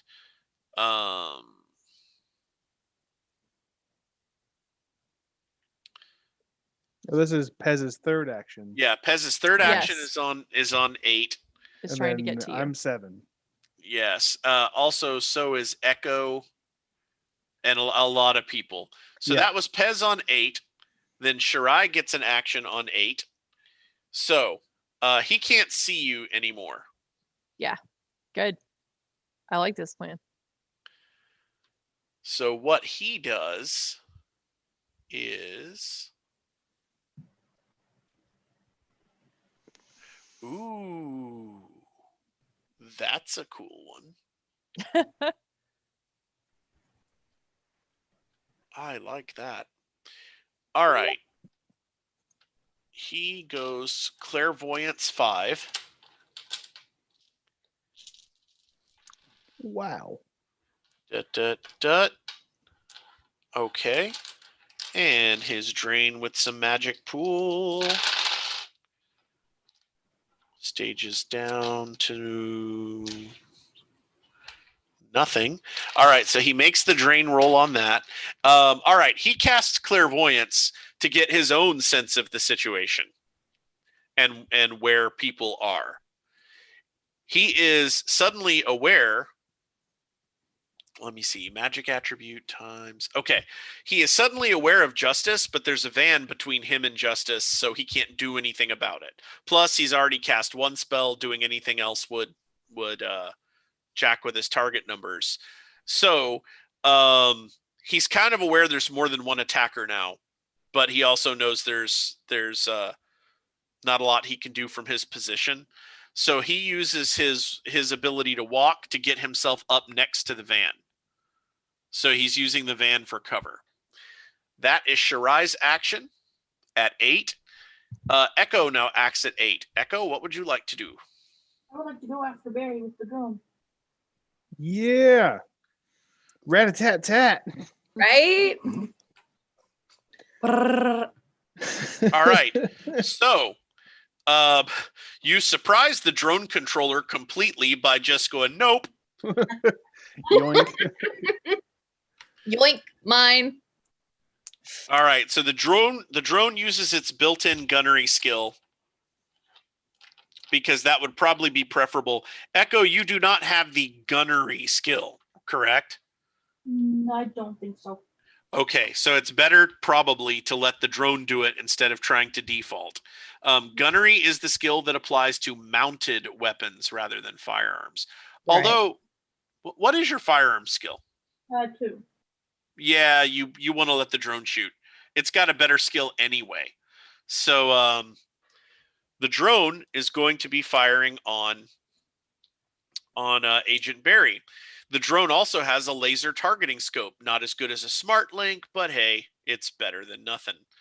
So the drone swings its weapon around at your command. You designate Barry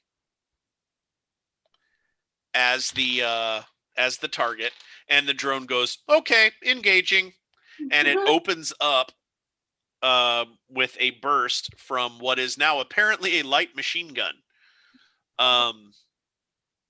It is at, from there, just barely long range. It's looking for 7s, -1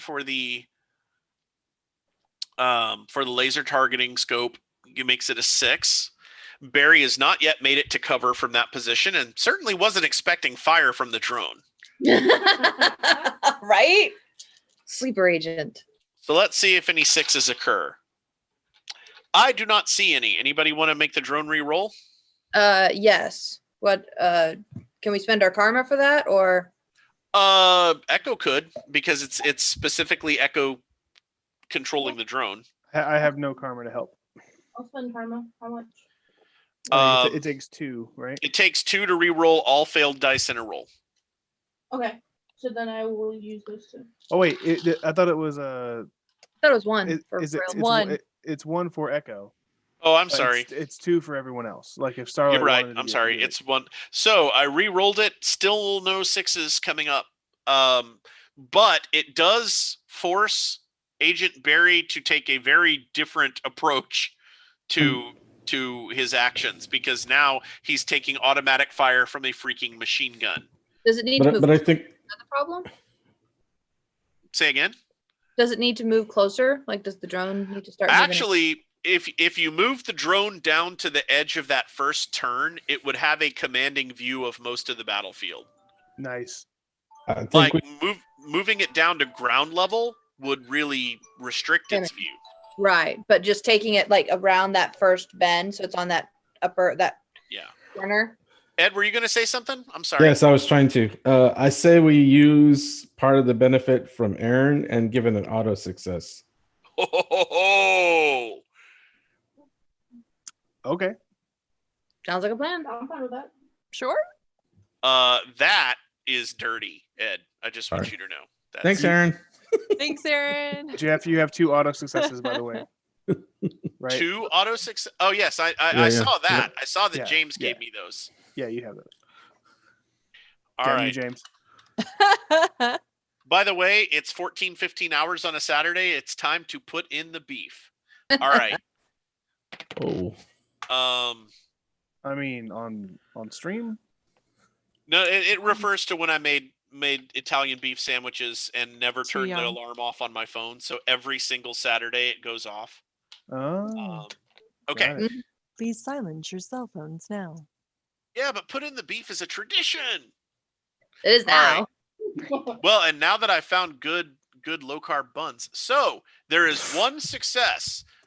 You have tagged Agent. Clifton unless he can make the dodge roll, and he has to roll against the power of the machine gun. So where did it go?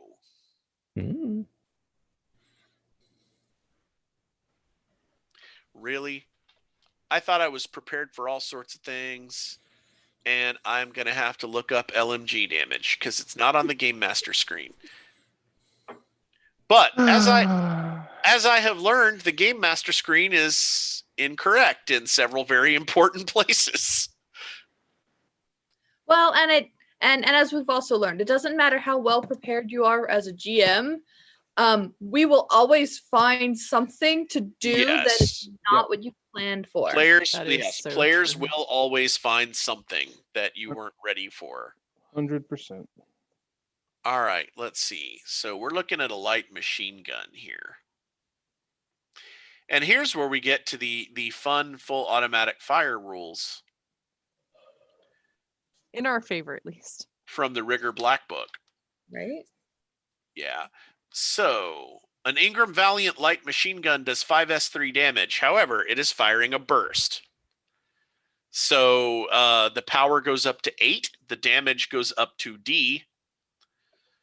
And Agent Barry has now got to roll at least 1 8 on his dice to escape being hit by a machine gun round. There's a single 6. Let's see if he can roll a 2 or better on the second roll. Another 6. Oh. So Agent Barry manages to just barely avoid getting tagged by the machine gun burst. So, That- I just want to clarify it, just so I'm thinking of it theater of the mind style. Is he avoiding getting hit by it, or is he absorbing it? When it's dodge pool alone, Okay. you are avoiding getting hit. Okay. If dodge pool alone doesn't do it, then you're hit, but you're reducing damage. Got it. So he avoided it altogether. Yeah, just Okay. barely. Like you Got it. just put a nice 7.62 millimeter hole in his fancy corporate duster. Nice. All right, so Is there? he is aware now that something has gone terribly wrong, but he can't really do much about it at the moment. That was Echo on an 8. Let's see. Shirai already acted on 8. Echo acted. There's one guard that acts on 8. So the door to the van next to Shirai opens. And another corporate security guard hops out with an SMG, and seeing Shirai pressed up against the van, guesses where the attacks are coming from and presses himself up against the van right next to it.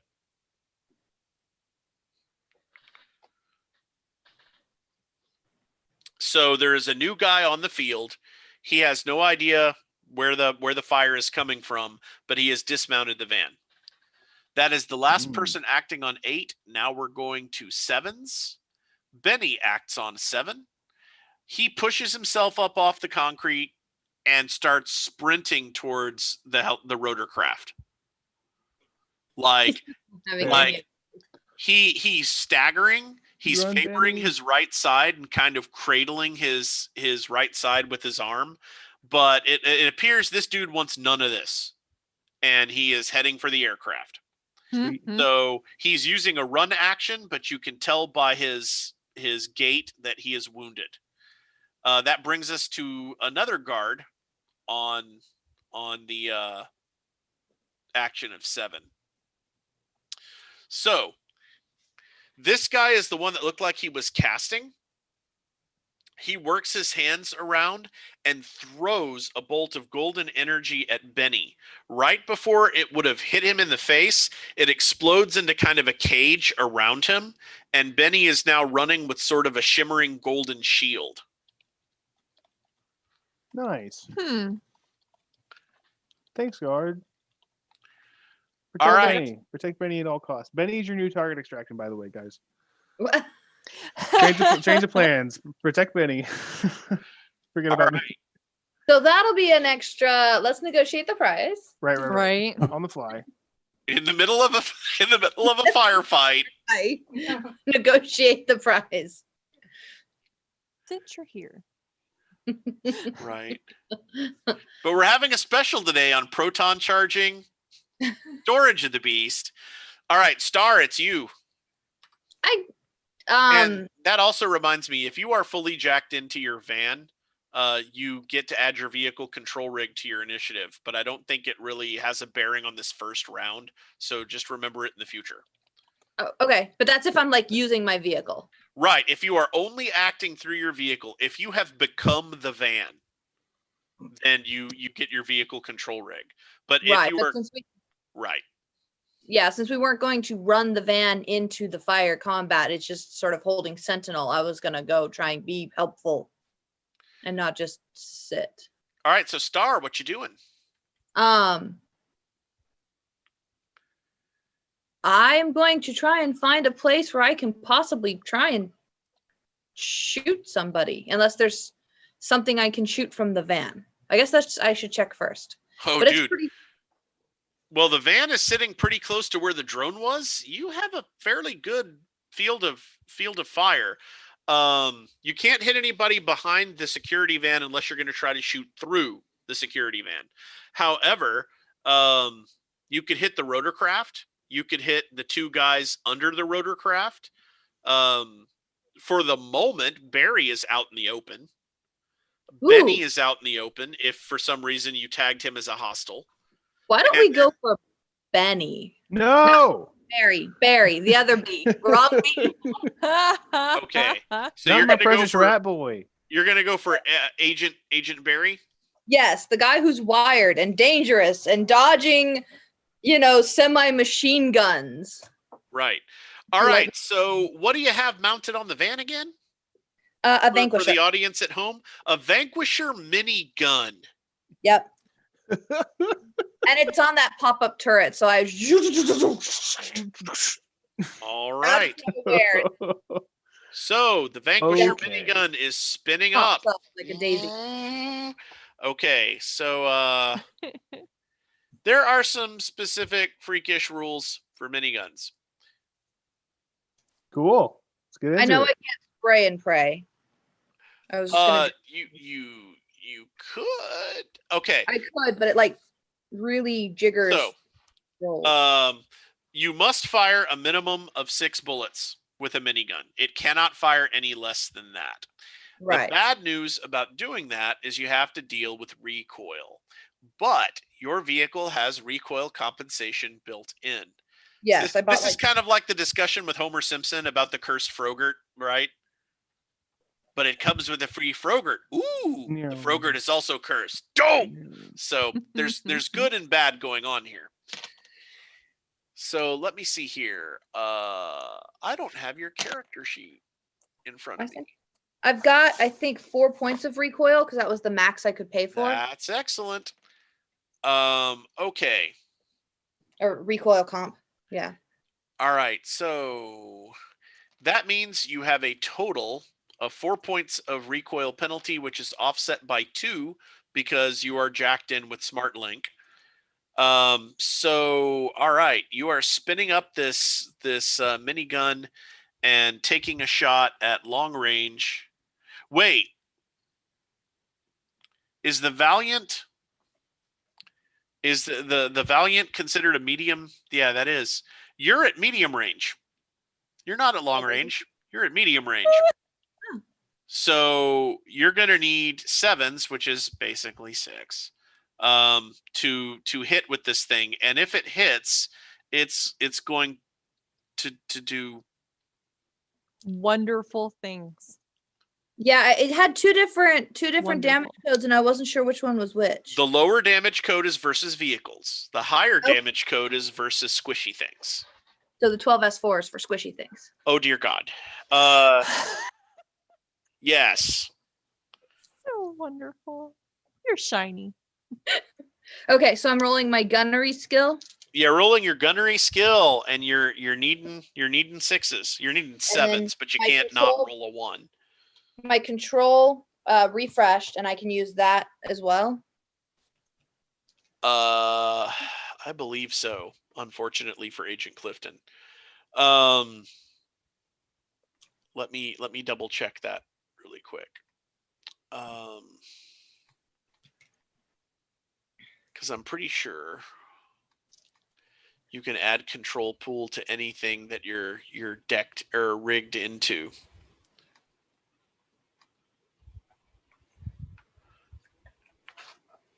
Man, we got it all going on today. We got decking, we got rigging, we got magic. It's That's this is definitely Shadowrun, mofos.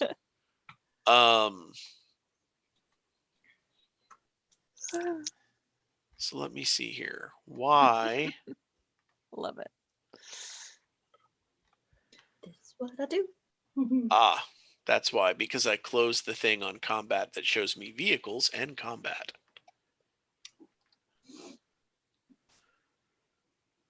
And I don't even have to leave the safety of the van. Right? Yep. Joy of rigor. I'm like Great, isn't it? sitting in the back seat of the van, chilling with Echo.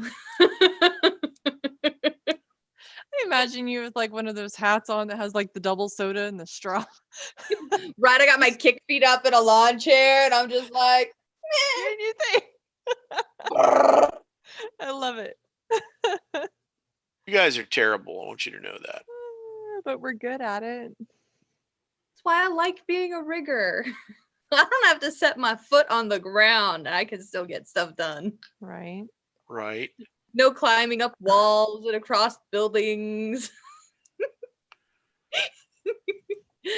But I only get the one turn, is the trade-off. Sure, but you make it one heck of a turn. Well, and yeah, for next combat round, you can go ahead and roll your vehicle control rig if you're completely decked in, because Okay. control pool is awesome. All right, so position test is for that. We're not bad. We're just drawn that way. Yeah. All right. Well, go ahead and allocate some control pool dice to that attack and make the roll. Okay, so I'm just going to put 2. That way I've got some left over for if I need something else.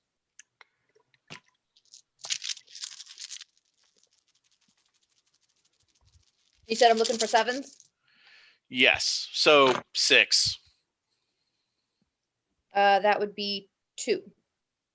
And 1, 1. Unless I Ones Okay. take away from successes? No, they do not. This Okay. is not first edition Vampire the Masquerade. Just making sure. We've played a lot of games over the years. Right. That's why I mentioned it. I couldn't remember if it was like each one is a bad thing or if all one. Right. If they all come up 1, bad things happen. Okay.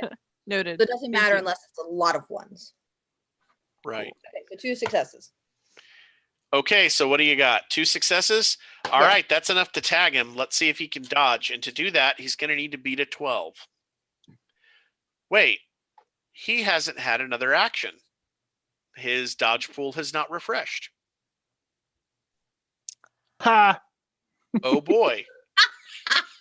Because he used up all his dodge avoiding the drone. Cheese, Gromit. You have your successes if you want. Yeah, I know, but if he has no dodge pool, I can't buy successes for dice that don't exist. Oh, it's very So, true. Well, So fun. High five, Yay. because you're the one who drained high his dodge pool. five. So he like Well, dodges see, the and that's the drone. thing. Even the fastest character can't dodge everything. That's amazing. He dodges the drone and then just gets like I mean, down Order the 66 taught us He that. was caught flat-footed. yeah, exactly. So he All dodged right. drone fire into my van's fire. Yeah, pretty much. Yeah. You lead him with the one gun, box him in with That's Okay. Drekken teamwork. And me and Echo are just sitting in the van, do like little side fist bumps, like, I yeah. can't move. the. Oh, All that's right. So Agent Barry's got 3 points. Elbow of nudge. armor. You put a little party hat on Echo. I just do like a soft shoulder bump so I don't even jostle Echo because I don't want to like fritz anything. You just like you Start like doing Gollum face paint. you Fonzie the side of the van and soy calf comes out. Okay. Give me that damage Great. code one more time. It was 12S what? Or I'm 12 sorry. S4. It was 12S4. 12 S4. 12S4. Okay, so 4 to stage it up or down. Okay. So Agent Barry catches some of the fire from the Valiant and crumples to the ground. Oh my goodness. Hot damn. Big bada boom. Question, GM. Rat-a-tat. How much time has passed in our 15-minute window? Not much. Every Shadowrun combat rounds are about 3 seconds. And we're still in the first combat round, Yeah. right? We're gonna finish Right. this in like Yeah. 5 rounds. Not even. Okay, Gosh, so I love Agent this. Barry is now down, and that was initiative 6. Let's finish this round, and then you guys said you wanted to grab food. Yes. I had initiative 7. Oh, Did you? Oops. Yeah. Access denied. Access Fatality. denied. Access denied. I'll go later. That's fine. Okay. I guess go now. Where is he showing on your spreadsheet? Okay. Where is? Yeah. Ah. No. Yeah, you're on 5. I'm on, Remember, I'm because on you're 5. I'm so wounded. sorry. Yeah, That's why I'm like, wait, no, my math is good. I'm sorry. All right. So I'll give you one reroll for that mess up. Oh. Okay. So, But now I that was go. Star on 6. There's another guard acting on 6. He's inside the van trying to figure out why the drone isn't responding to his commands. Because it's a very good drone. Is a Right. good boy. So he's gonna make a quick computer It's a traitor, check. but a good boy. But he's a Well, guard, bring it not an to IT the technician. He got 1 success. So, that's going to be fun next round. All right. So he's like trying to hunt and peck security commands into his console to figure out why the drone is out of control. That brings us to, that's the 6's 5. Justice, it is time for your second action. Awesome. So I want to make it up to the VTOL. So how can I get there this round or not? Let's see. Not quite, because you've already taken a run action. Yep. So you can't take a second run action in the same round. That's right. But you should be able to get to it next round. All right. Well, then that's my goal. I want to get up there and disrupt the people that are there. All right, excellent. So if you move another quickness worth of meters toward it, you can be at the base of that dais. And then it's your option whether to just try to go straight up, because it's a slope. It's not a sheer wall. Right. Or swing around and go up the actual stairs. I would rule that a character like yours could ascend either face without problem. Yeah. I'm thinking I would go straight up. Having actually done it in real life, I'm like, yeah, you can do it. Justice is younger and in better shape than all of us. So, yes, Justice moves into position to get to the top of the dais. All right, that's on 5. We also have Geek on 5. Hold the mayo. Narek, I guess Pez would see this. He's just like laying on the ground, almost unconscious, and goes like breathes in super hard, and then he stands up, and he as he inhales, his eyes glow golden, and his body is like absorbed, and like these strips of gold flow around him, making him the same color of the entity that came out of the seal. Did I get to the bottom of the wall? Yeah, gravity makes sure that happens. Yeah, absolutely. Okay. So as I stand up, I mask myself to look like the entity. The entity that came out of the seal, and I'll look toward the van, and I will speak in Choctaw, and I'll cast levitate on the van at force 6. Dude, that's a tall so order, creative. but yeah. All right, so how far away are we now that I am dropped down from the wall? How far away? You dropped down. You were further down the wall because you had gone down there to Be kill the. sneaky. Oh yeah. Okay, you went back down. So, I keep forgetting I can't move icons on the display Right. you're seeing, only on my. It's okay. Yeah, I was dropping down next to the TARDIS. Yeah. So you would be about there, mid wall. Okay. So where is he? Where he landed? I'm like 40, I think 15 or 20 meters to your right. Okay, Yeah. so you're closer to the seal. Yeah, I'm just a little bit closer to the seal Okay. because I got blown in between the two of them. Okay. Yeah. Go ahead. I'm sorry. I just needed to know range. Thanks. Right. Your text here. That is not what I meant to Gee. do. That is not what I meant to do either. A sudden golden G appears above the battlefield as Geek marks his signature.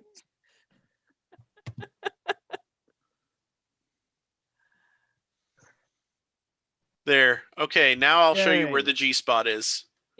Mini G. There it is. Wow. Awesome. Okay. So, we still have a couple of characters left to act. Well, I still have to roll for levitate for 6. Yes, you do. So that will be 6 dice, give or take magic pool dice. And Okay. I'm looking up the target number for lifting a van right now. It's going to be pretty. It's substantial. Yes, it is. It's going to be great. Where is the grimoire? There it is. Okay, that is a manipulation spell, most definitely. Oh, yeah.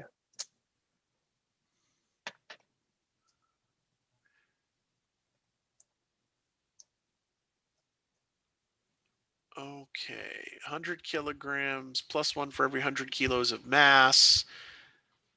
Oh, boy. Oh, no. All right. So. Is this DC going to be like 15 or something? Is this TN going to be like 15? we got to do math. I'm sorry. I was going to ask. I didn't want to just ask how much the van weighed. I just wanted to do it. So we'll see. We'll see how it goes. All right. Hang on. Converting pounds to kilograms. Oh boy. This would be a target number of 38. Oh my goodness. Yeah. Now Now I will remind you, through some strange quirk of the Shadowrun game system, that free success you have would be a free success. Like if you spent it, it would mean you got 1 success against a target number of 38. All right, hang on a second. My son is asking me a question. All right, I'll just pump all. Okay. Yeah, I want to try it. I have 11 dice on this.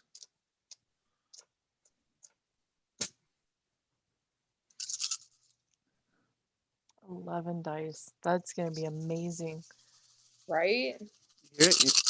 Yeah. 38. Wait, okay. Can someone? What's 38 divided by 6? 7. Yes. Okay. You said 38.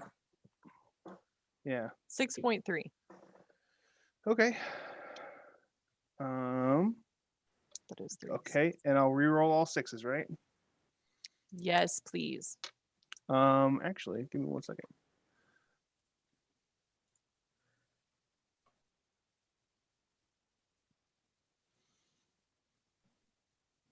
All right. Okay, that's 4 6s. Okay. 2 more 6s. So that's what? 6. Does it stack all 4 of them, or just the 2? Oh, were the 2 6s from re-rolling the first 4 6s? Yeah. Okay, You so you've got Right now you're at 12 on 2. right. Okay,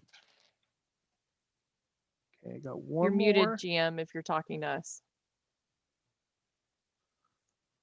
No, I'm just waiting to hear 15. how this happens. All right, so I got 18. I exploded. I exploded 6, 4 6s, the 2 6s, the 12, 18, and that's all I got. Except for I'll use the 1 success. All right. And you know what? I'm gonna spend a 5 out of my budget to re-roll all my failed. Cool. Okay, go for it. Out of my initial.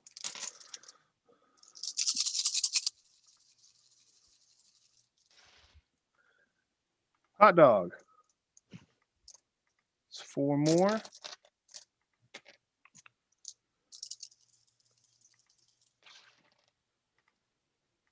It's amazing. 1, 2, 3. I have 1 dice that's in Roman numerals, so it takes me a second to Okay. pick that up as well. So I was I rolling have a 3 more. D6 with Roman numerals, but it's actually a D3, so I would advise caution. Oh, nice. Yeah. Nope. That's no 6s on that one. So 1 What was your success. target number? that was 38 30. Yeah, or 38. 34 or something 38. crazy like that. All right, so with the free success, you manage to levitate the van 6 meters in the air, up to And your magic attribute. And as I levitate it, I want to drop it on Shirai and the other guy. Dude! You won out bad. Okay, that is insane, and I've never seen anything like that happen in Shadowrun before. Thanks, free success. And B, damn. Okay. So, What happened to Save Benny? Right. Hashtag Save Benny. Well, Benny's in the vertibird. He's fine. Well, he hasn't made it there yet, but He hasn't made it there yet. Justice is almost there, but no. First of all, that will disrupt. Like, I don't know it, but that will disrupt the rigor. Yeah. the inside, and then I just want to drop a van on the other 2 guys. So you like Benny, but you don't like Shania. Yeah, Or yeah, Shirai, absolutely, whatever. absolutely. Shirai. I've been hit with Shania. They hurt. Okay. Enemy van. He's picking it up and dropping it on their people. As I like absorb the look of this He only has the one- entity and like, just like cry out in an ancient language.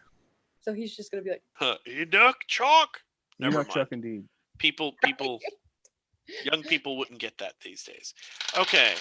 It's only because you're old. Uh. Oh, I did drop a die. So. The poor security guard is completely taken by surprise. Shirai gets enough successes on his defense to get out of the way, but the poor guard is just squish. chunky salsa. So let me adjust this poor. Oh man, you were the one with the decent initiative too. All right. And I'll have to roll for centering on drain for that. Okay. Normally the centering comes first. Oh. But since this is the first time you've used it in the game, I will allow you to do it in reverse. Yeah, normally you center first, then cast and apply the centering dice. Okay. So what is your centering skill? What is it your character does to center? Speaking Elvish. Okay. So in order to use your centering abilities, you must be able to speak audibly. All right. Yep, I do. All right. So, roll your skill in Spirethiel.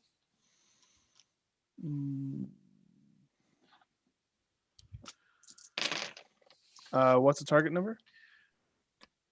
You had to ask me that, didn't you? All Yeah, right.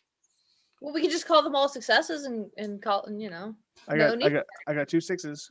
The levitate is light 2 drain. L2 drain. Yeah, you're not going to have a. Well, you casted it for 6. I did. So you're going to need 2 6s. Yep, got him. On your willpower dice. Yep. Because the centering dice just generate additional dice to use on the drain test or actually on the casting test. Okay, so that's an extra 2 die to. I got 2 6s on the centering, so that's an extra 2 die on my willpower.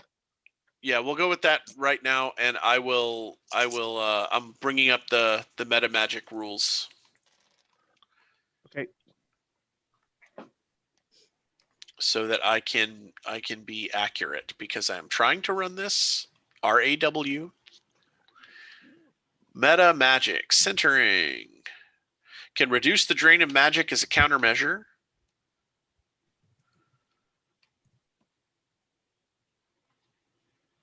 Centering test. Anytime a character uses a magic skill, you can make a centering test.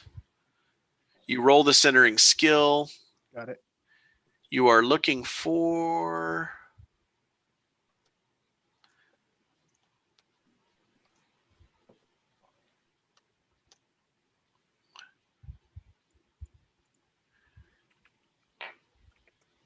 You are looking for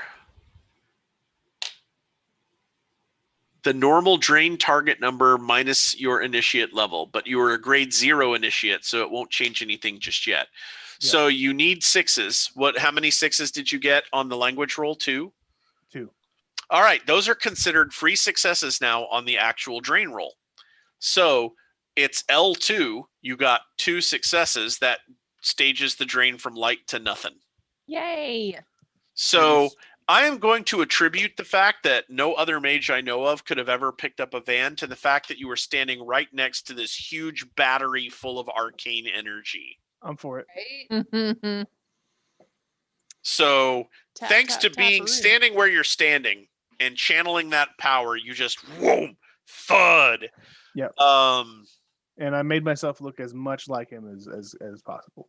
Right. So they would attribute it to the old god who the person who was summoned, and not their fellow mage. Boy, it's been a long time since I've run someone who has an initiate level spellcaster.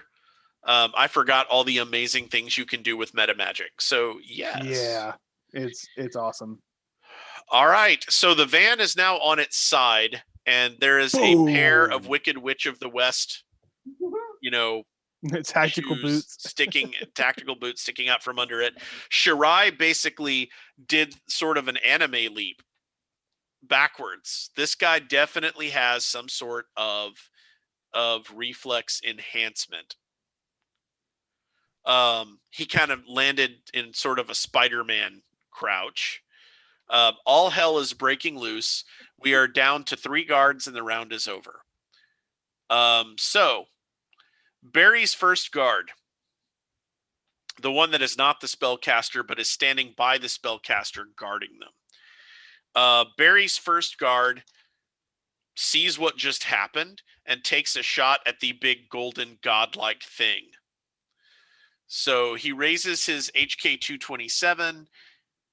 He is at long range, the upper end of long range. He's got a laser targeting scope, so he's looking for 6s. Try not to get shot. Oh, I didn't use my ability to move at all, so I'm fine. He got 3 successes coming in. Okay. All right. So he fired a burst, so that's doing 7 S3 damage. And you are going to need basically 6s to defend. All right. Quickness. Dodge pool, actually. Oh yeah. Also 2. Okay. Yeah. 4 and 1. All right. So that is 1 success. Now you're going to need to. Are you wearing armor? I am. All right. What is the ballistic rating of the armor? 5. Nice. So now you have a total of 6 successes. And now roll your body attribute, looking for 6s. Got a 6. Explode it. No, it doesn't need to. What? Oh, yeah. I just brain farted. So that's now 7 successes. Uh-huh. All right. So the first 3 drop the serious to a moderate. The second 3 drop the moderate to a light. You have just taken a light physical wound. So that is 1 more point on your physical track. Ow. Not enough to change your modifier. Nope, not yet. Next one, though, I think. No, 2 more. Yeah. Cool. All right, and then the final guard to act, and then Hill gets to act. So, Oh, poor Hill. yeah, Well, there was a guard with lower initiative, but he's dead now. Thanks, Randy. So, You're welcome. I've only had 3 turns though, right? Yes, your fourth action goes off on 1. Okay, perfect. Thank you. Yep. So, blah. That guard is going to wet his pants. Let's see. We have a donation from Raoul. Hey! Raoul. Oh. It's a ace in the hole for Ed. For what he is. Nice. Oh, Nice. Thanks, Raoul. We're glad Thanks, you're Raoul. watching. Hey, Raoul. Thanks, Raoul. Now you're useful. Aw. Oh. Oh, no. Ouch. Raoul is always useful. I Don't know, believe him, Raoul. He's lying. I was just talking about those old D&D videos. Thanks, Gimbal. Now you're useful. Okay. So he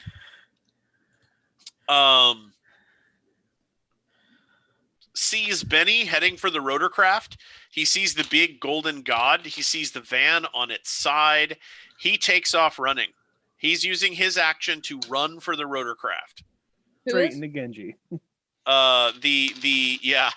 The last guard, and this is one of the guards that was already at the site. Gotcha. Okay. So he is running for the helicopter at this point. He's taken off. So now we get to Hill. All right. Hill is still up by the van. He's watching stuff go down below and trying to keep a low profile. But he's kind of been following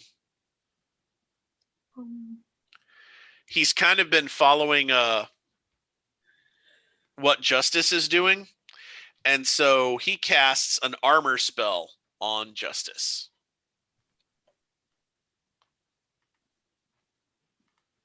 Very Okay. nice. Very supportive of him. He is tired. Well, I mean, it keeps him out of the fight and makes it a better chance that one of his teammates survives. Yep. Although, you always want 1 or 2 teammates to geek because then you get their share, right? Yeah. Let's figure Been that there, out towards done the that. end Right? of the battle. Let's not lose the mage till we already have the replacement. Trying to find a mage in the middle of all this stuff is really difficult. Right? I was really lucky we could pull somebody in last second, and they're getting a 5th of the pay. Right? And I don't know how well it will go off when you call like 2 hours later and like, so we need another mage. Well, what happened to the one I just sent you? Right?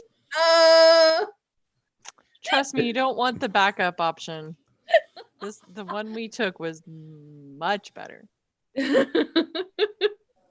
Much better. Right? All right. Where the hell is armor? I know it's in here. My tired eyes just can't see it.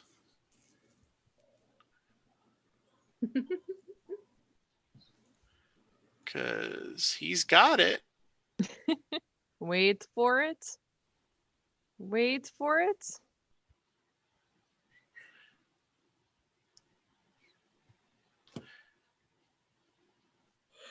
Not makeover. That's a different. Not entirely useful in this situation. Different spell entirely. Points for effort, though. All right. That's health spells. Where's the protection stuff? It's too short to fold. I was gonna instinct to start fiddling with my hair. There it is. Right. All right. Built-in armor knitting his tissues into tougher compounds. Treat the successes rolled in the force test as the rating of the dermal armor granted for as long as this spell is maintained. And it's physical, so it's going to go. All right. What's your body, Justice? Let me see. I mean, because it's nice. Oh, just a 4. 4? Yeah. All right. you So he doing? needs to roll 4s. He needs to roll 4s. That's 1, 2, 3, and a bunch of 1s, but not enough to cause a. All right. So you now have 3 points of dermal armor. That basically means you treat your body as if it is 7 until he Okay. drops the spell. All right. Ooh la la. That's nice. Now he's got to roll his willpower against the drain. 1, 2, 3. It drains from light to 0. Cool. So you now have dermal armor. And our last contestant. Oh, 2 last contestants. Pez and Shirai each have an action on 1. Oh wow. And then the round is over. Agent Barry would have acted on 2. He Would didn't have. get up. Agent Barry is still laying on the ground in an expanding pool of blood. Whether he is dead or not is inconclusive, but he doesn't seem to be trying to move. Take This his is all body. right. Take his body to that doctor, and we'll strip his cyberware. Spare change. Who knew? All right, so let's wrap this round up. Okay. So So we also got a $10 donation to Jeff Yay. to have a kid carrying 4 large pizzas walk into the firefight. really, I love that so much. okay, that's gonna have to happen. Please silence your cell phones now. All right. Okay. That's amazing. Thank you, So, $10 donation person. That's Right. awesome. yes. Oh, sorry. I exciting. keep forgetting where my camera is. Too many monitors. Okay. So, yes, Agent Barry is down. Okay. And so Pez, you have the higher reaction. Of course I do. It was never in question. Okay. I am Golden Boy is still at the G. I am still, I don't know, within shouting distance maybe. Yeah, you are in shouting distance. Okay. Can I find like a random rock that's not terribly harmful to try and throw at him to get his attention? Sure. Because there's still All right, enough so noise going on. You toss a rock in his direction.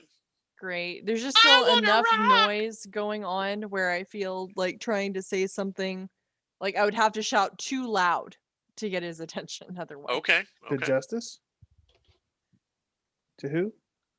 To you. To me. Okay, got it. Did you write geek Yeah. on the rock before you throw it at him?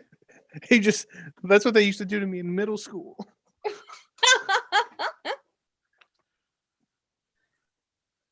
So I rock toss.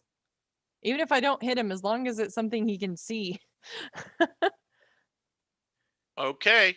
So yeah, Geek, you see a rock come across your field of vision from your right side. Okay. All right, and then for the final action of the round. Can I say something? Yeah, yes. Does he turn or anything? Do What do did you say? you? Well, if I can get eyes on you, I will mouth out geek. Or say it kind of loud-ish, but not too terribly loud-ish. I don't know how many bad guys are left. I can't see around the building or through it. So All you like, my eyes snapped to you, a la Aang from the Last Airbender, all golden and radiant. And then I'll just hold out a hand to you as well. As my left I've hand seen that movie. as my left hand raised the van, slammed it down, looked towards the rock, looked towards you, and just like raised my right hand to you. Like in a come hither or a I'm fixing to shoot magic out of my hand kind of way. Like, I don't know. I don't know. You're the god, I wanna touch you. right? It's not like Is it a palm up or a palm out? It's not like this. I guess it's like that. Ah! All right, I'm gonna pseudo yell, geek. I think that's your turn. Geek. That's my turn.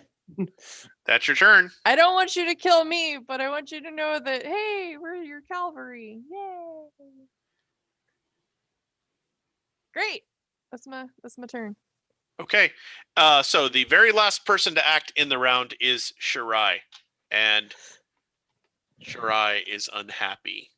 So because the van was between Shirai and Narek, he did not see Narek throw up the illusion spell that changed his appearance. Very true. So he has no idea that is actually Narek. Yeah. Which was the point, but you're fixing to get gacked by your own dude. All right. Actually, cool. I am going to give He Shirai does an it work. intelligence check to see which way the wind's blowing. Because while he is a powerful mage, he also, is not stupid enough to stand on the battlefield if he's the last one standing. Sure. So, yep. Okay. So,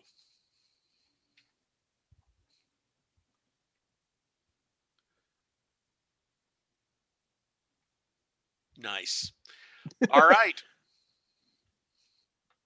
Shirai makes use of his superhuman reflexes and begins to beat feet in the same direction as Benny.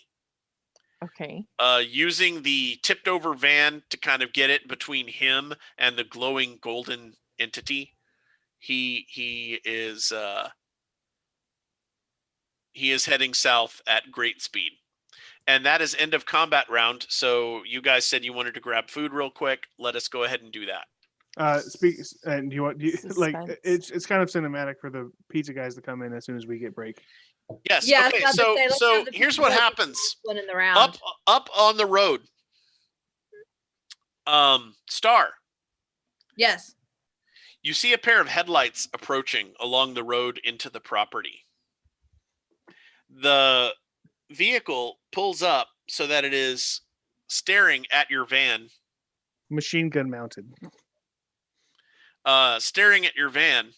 The side door opens, and a kid that looks like he can't be much older than maybe 10, 12. Right. He comes walking towards you, holding pizzas.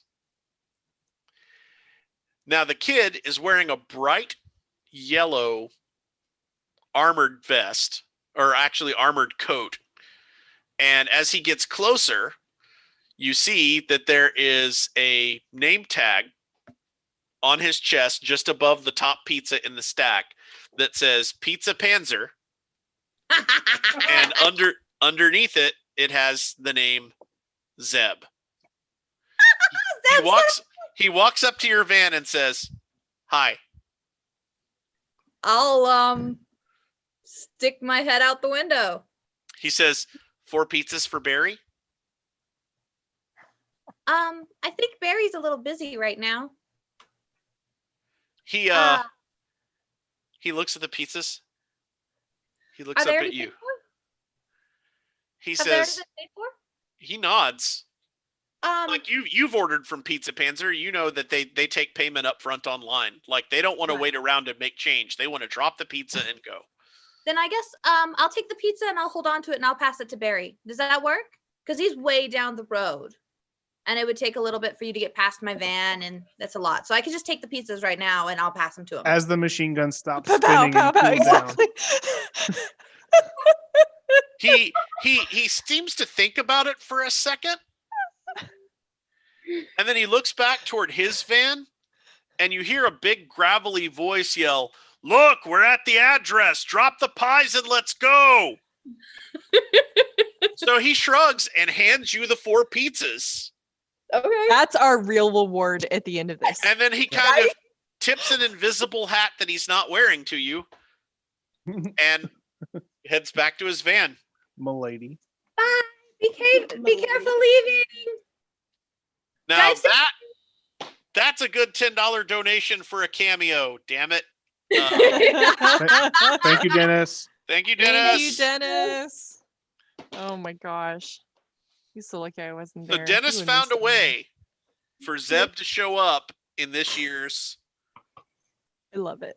Yes. Yay. All right. So So- Star will Panzer's just the like best. put the box of pizzas in a corner of the van and put something over top of them to try and like hold the heat in. Nice. So that way when we're all done and we're all loaded back in the van, we can have pizza on the way. Having recently driven Conan's back to my house, it makes the van smell awesome. Yes.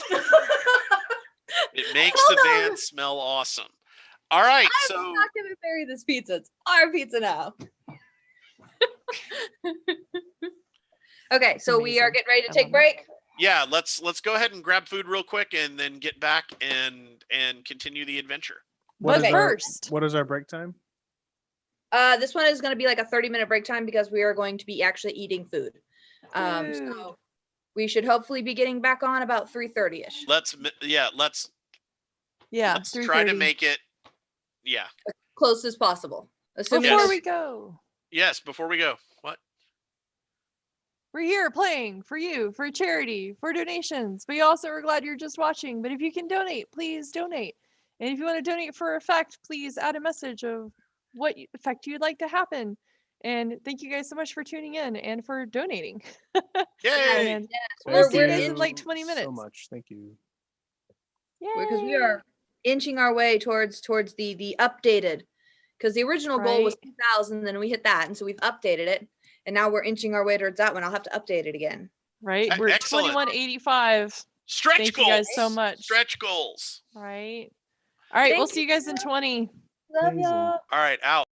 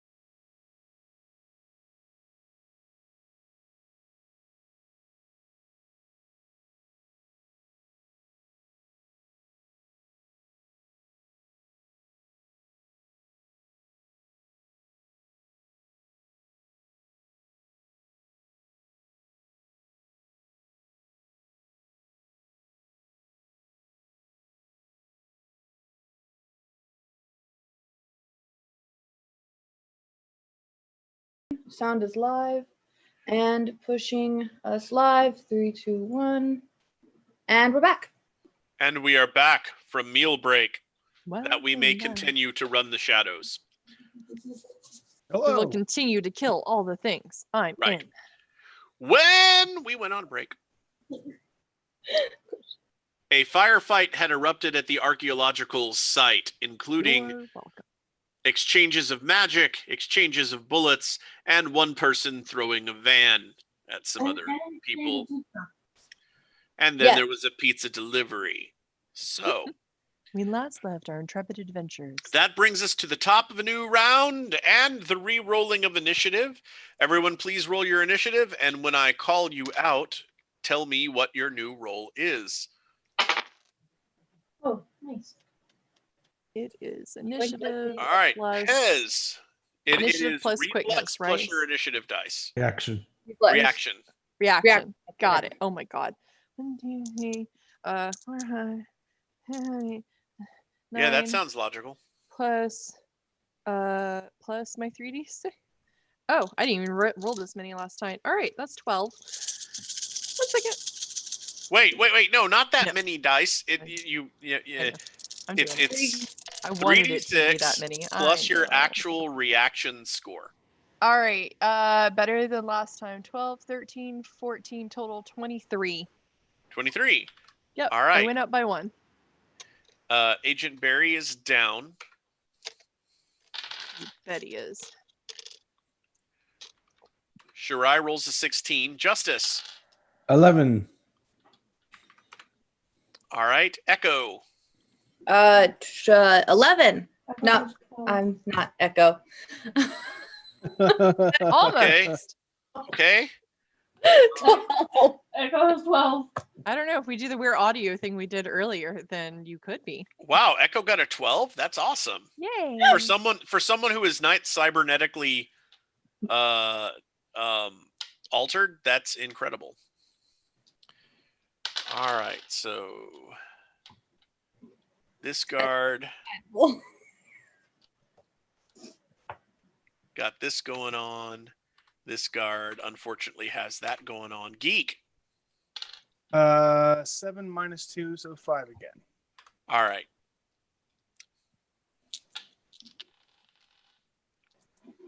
Oh, these poor bastards. Okay. And Hill has a reaction. Hill got a little better. He goes on 5 this time around. Woo. Woo. All right. Sorting the initiative passes. Boom, boom, boom, boom, boom.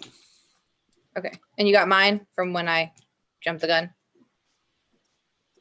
Oh, I'm sorry, Star. What did you get? 11? 11.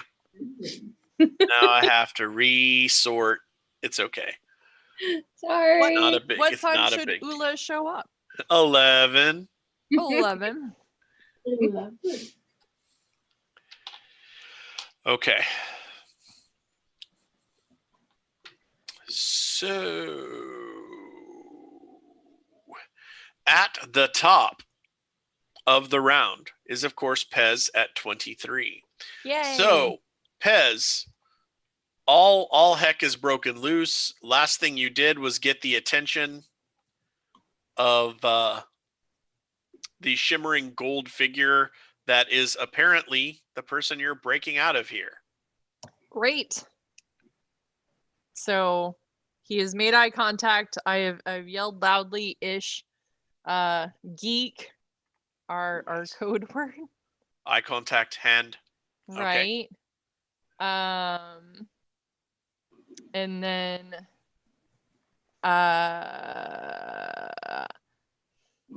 I'm gonna come up to him and look like I'm kind of mesmerized, but not. Okay. So that I want to attempt, like, if I start shooting people, I'm doing it kind of glazy eyes look, like I'm being controlled by him, so that it doesn't give away the kidnapping part. Oh, that's interesting. Thanks. I like story. All right.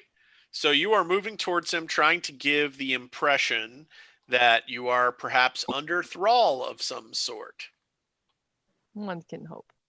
Okay, that's certainly one way to do it. All right, so you are moving out towards the guy on your initiative action. Anything else besides movement, or just movement? Well, if I can get to him, I Yeah. will like be like, "What is your bidding, master?" Ooh. You know. And Well, then you like paid extra for this extraction. and then turn around, both pistols still in hand. And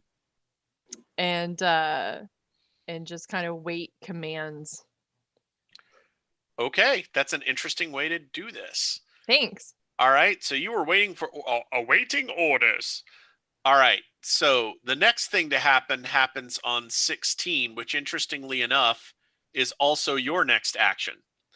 So Shirai acts on this action, and you have a higher reaction. So are you going to do anything I just that...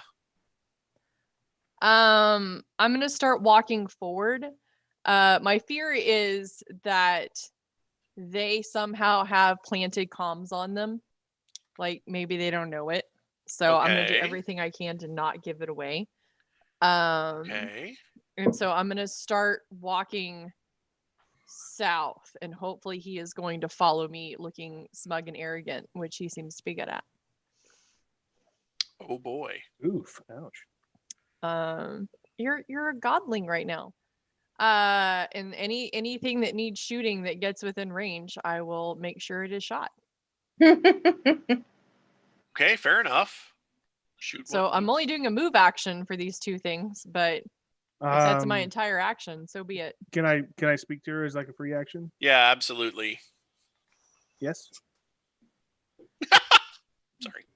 Oh, did I lost audio. Yes. Speak to me, godling. Hold on. How may I serve Wait. you? Your wish is my command. Hold on. Holding. Hold, please. Lost all audio. Uh-oh. Nope. Thank you for holding. Your wishes will be dealt with in the order they were received.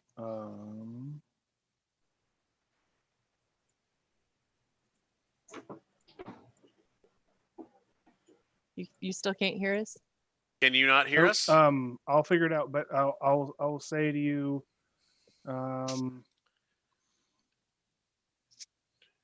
stop them from boarding the plane, basically. Great. So that way you can act on your turn. Okay, I will pick up my pace then. For my I think it was 16 I went on again. Jeff? Okay, yes. So I will quicken my pace to try and close the distance to the plane to start shooting things. Okay. So I don't know how fast I can do that. You have two questions. You have two options. Okay, I fixed it. If you walk, you can close some distance. If you use the action to run, which would preclude doing anything else, but you were running, you could easily get between Benny and Shirai and the rotorcraft. The problem is that puts the guards at the rotorcraft at your back, unless you're sort of sideways so that you can see both parties. I want to kill everyone on the way, so whatever that takes. Okay, so that would be a walk. Making a path for my god. Okay. There are 3 living targets between you and the rotorcraft right now. There is one guard, there is Shirai, and there is Benny. The guard Shirai seems to be extra grumpy, right? Yes. Like, the guard and Benny are going balls out fast as they can possibly move towards the rotorcraft. Shirai is range walking. Like he's hustling, but he is trying to keep his wits and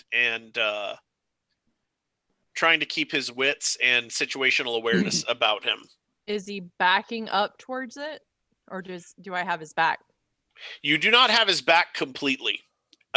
He has himself in sort of an open stance so that he can keep an eye on the giant golden guy. Right. So he can see you, but he seems more concerned with getting to the craft. He's got his eye kind of in you and the golden figure's direction, and it seems like he's not going to expend energy unless you force him to. If that makes sense. No, absolutely. Do I have the ability to walk, shoot, walk? Yes, you can. You can move and shoot. You Okay. cannot run and shoot. Exactly. I would like to walk, shoot, walk to close more distance on the people trying to get on the plane. I am going to shoot at Magic Dude, and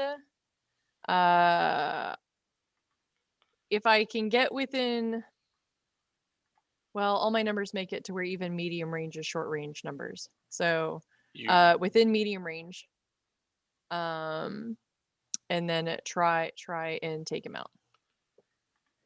Okay, so You said I'm only able to shoot one gun like every round, right? Without penalties? Yes. So Okay. if you attempt to fire both weapons at the same time, for whatever reason, the rules say your smart link does not apply. Okay. So you would lose your smart link bonus. However, you are firing. You have Ares Predator 2s, right? Yep. The Predator 2 has a device on it called a reactive trigger that lets you fire 2 rounds with an action. So you could fire, say, your right-hand pistol twice, and then next action fire your left-hand pistol twice. Okay. But the second shot will be modified by recoil, so it'll be 1 point more difficult. I got plenty of shots, so I am okay with that. I mean, better to put 2 down range and have 1 hit than none. Okay, so who are you shooting at? Magic Dude. You're shooting at Shirai. Okay. Yes. You are at medium range. He does not have any realistic cover right now. Let's see. And he is wearing armored clothing. Okay. So medium range. Which for me goes down to short. Yeah, target number would be 5. It drops down to 3 because of Smart Gun Link. Yep. Yeah, you need a 3 to hit Shirai. Okay, and I'm rolling just my firearms pistols. Yes. Okay. That's 8. Okay. With 3s. 1, 2, 3, 4, 5, 6.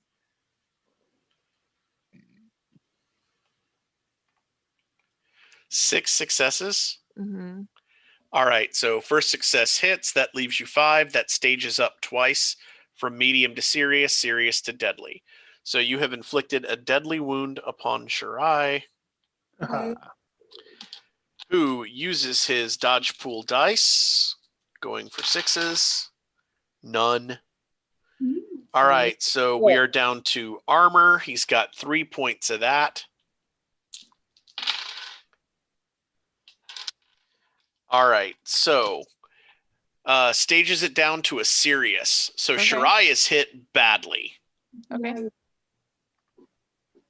Bye. Great, that was 16. He has taken a serious wound. That drops his initiative to 13, so he does not actually act on 16 because such things take effect immediately. Awesome. At least that's how I was always taught. So let's see. That was 16. Okay, he still acts next on 13 because the next is Echo at 12 and Justice and Star at 11. Okay. So Shirai, reacting to having a suddenly awful wound. Right. Freak out. Yeah. He drops to one knee, raises a hand and throws another energy bolt at you. I don't think Saw he that likes coming. shooting him. Not Right? I don't have any cover. at all. All right. So Shirai just launched a Force 5 mana bolt. He is going to be suffering penalties because of his wounded state. Mhm. All right. So what was your willpower again? A 4? 5. 5. So he needs 8s.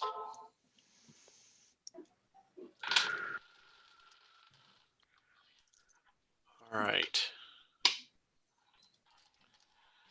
2. And let's see, what do I have in my repertoire? I have 2 automatic successes and a reroll. You. That's right. I'm going to use the reroll. Nice. And that gets me some more successes. All right, those are 6s. Now I need to roll to see that they at least get 2s. There they are. So Shirai has generated 4 successes on you with a mana bolt. Okay. So you roll your willpower, and you are rolling for his sorcery skill, which is 6. Okay. Willpower. Because my armor does not matter in this. Yeah. Yeah, armor does not matter with mana spells. You said I'm going for 6s? Yes. 2. 2 successes. Mhm. All right, so his net successes are 2.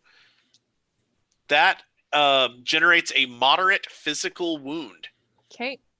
So Ooh. that's 3 Mm-hmm. physical damage. They are marked. So, wham! He hits Ow. you hard with that mana bolt. And it's a good thing you had those successes because he had originally gotten a damage code of deadly. Gotcha. All right, now he's got to roll for drain, and that's going to be rough since he's...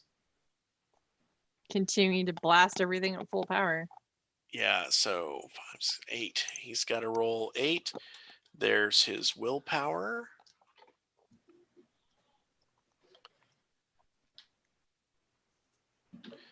Yep. And he uses a point from his power focus. 2 6s. Now if he can make those up, one of them's a 1. That is not a success. He got a single success. So he would have taken a serious drain, but he only takes a moderate. But that is not good news for him since he is already badly wounded. All right. So that visibly took something out of him to throw that mana bolt. I will do my best to keep my glazed look going. Despite my moderate wound.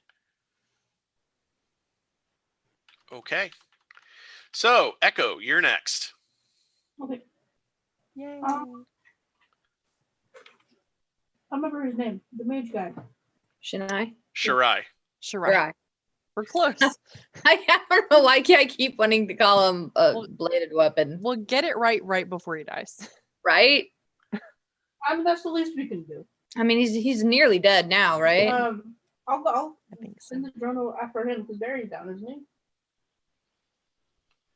Yeah, Agent Barry is on the ground.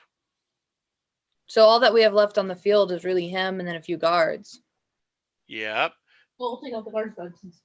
I'm just glad we're all wearing masks. So I'll go for the guards then. Whichever Sure. is closest. Okay. We'll just leave poor Benny alone, though. Yes, Benny must be left alone. Trying. Please, Benny. You guys are so nice. For now. Right? Say after dropping a van on someone. Right? What's the definition of nice in this scenario? Hey, I tried to drop a van on the other mage, okay? On Shirai. You're gonna have to work on your aim. Yeah. No, he was just really quick. I crushed the other guy. It's fine. But did you see him driven before you? Yeah. I literally saw Shirai driven before me. That's true. You did. I take it But- back now. There's no females on this. I don't think there's any females on this security team, or I would have heard the lamentation of his women. Right. Very nice.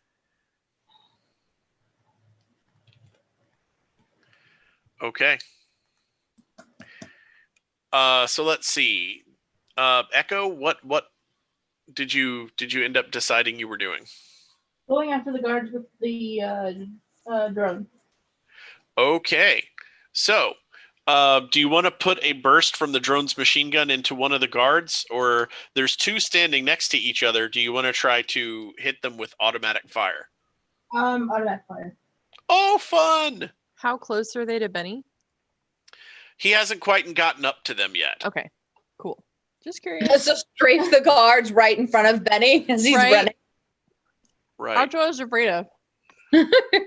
Hey, but as long as he's far enough back, you'll just see gun, the on the ground in front. It's like, ah. All right. He'll just drop and try and make himself really small. I hope so. Like, don't hit me.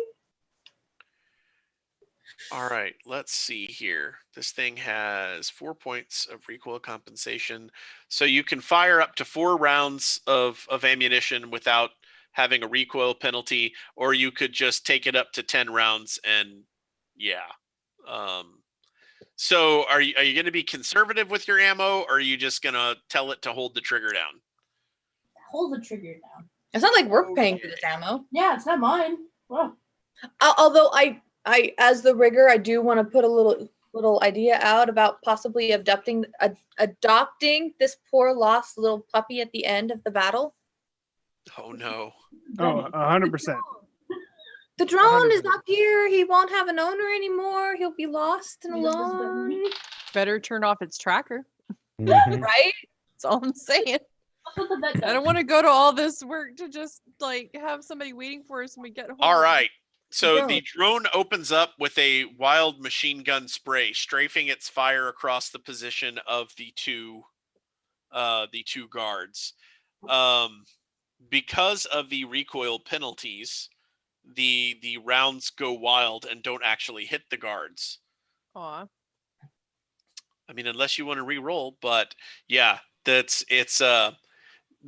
drone's motors are having a hard time controlling the machine gun at full rate of fire. Okay. Well, now I know. Yeah, did we know that was a thing before we said we wanted to do auto? Like, if we Well, I already- mean, you know that recoil is a thing, but what you didn't know was that the drone was not built to absorb that much recoil. Got It's a it. brand new drone, and it's not available on the market, so it's Ah, kind right. of an Not our unknown drone, quantity. so we didn't know. Got it. Yeah. Now we know. Knowing's half the battle. Yeah, but when you tell the thing to just open up at maximum ROF, it tends to have problems with muzzle climb. So it sent some tracers up into the air, Okay. which, by the way, hit the port side wing of the aircraft. Yes. Okay. Whether it did But- significant damage or not is a question. But It's armored. Would it bounce off?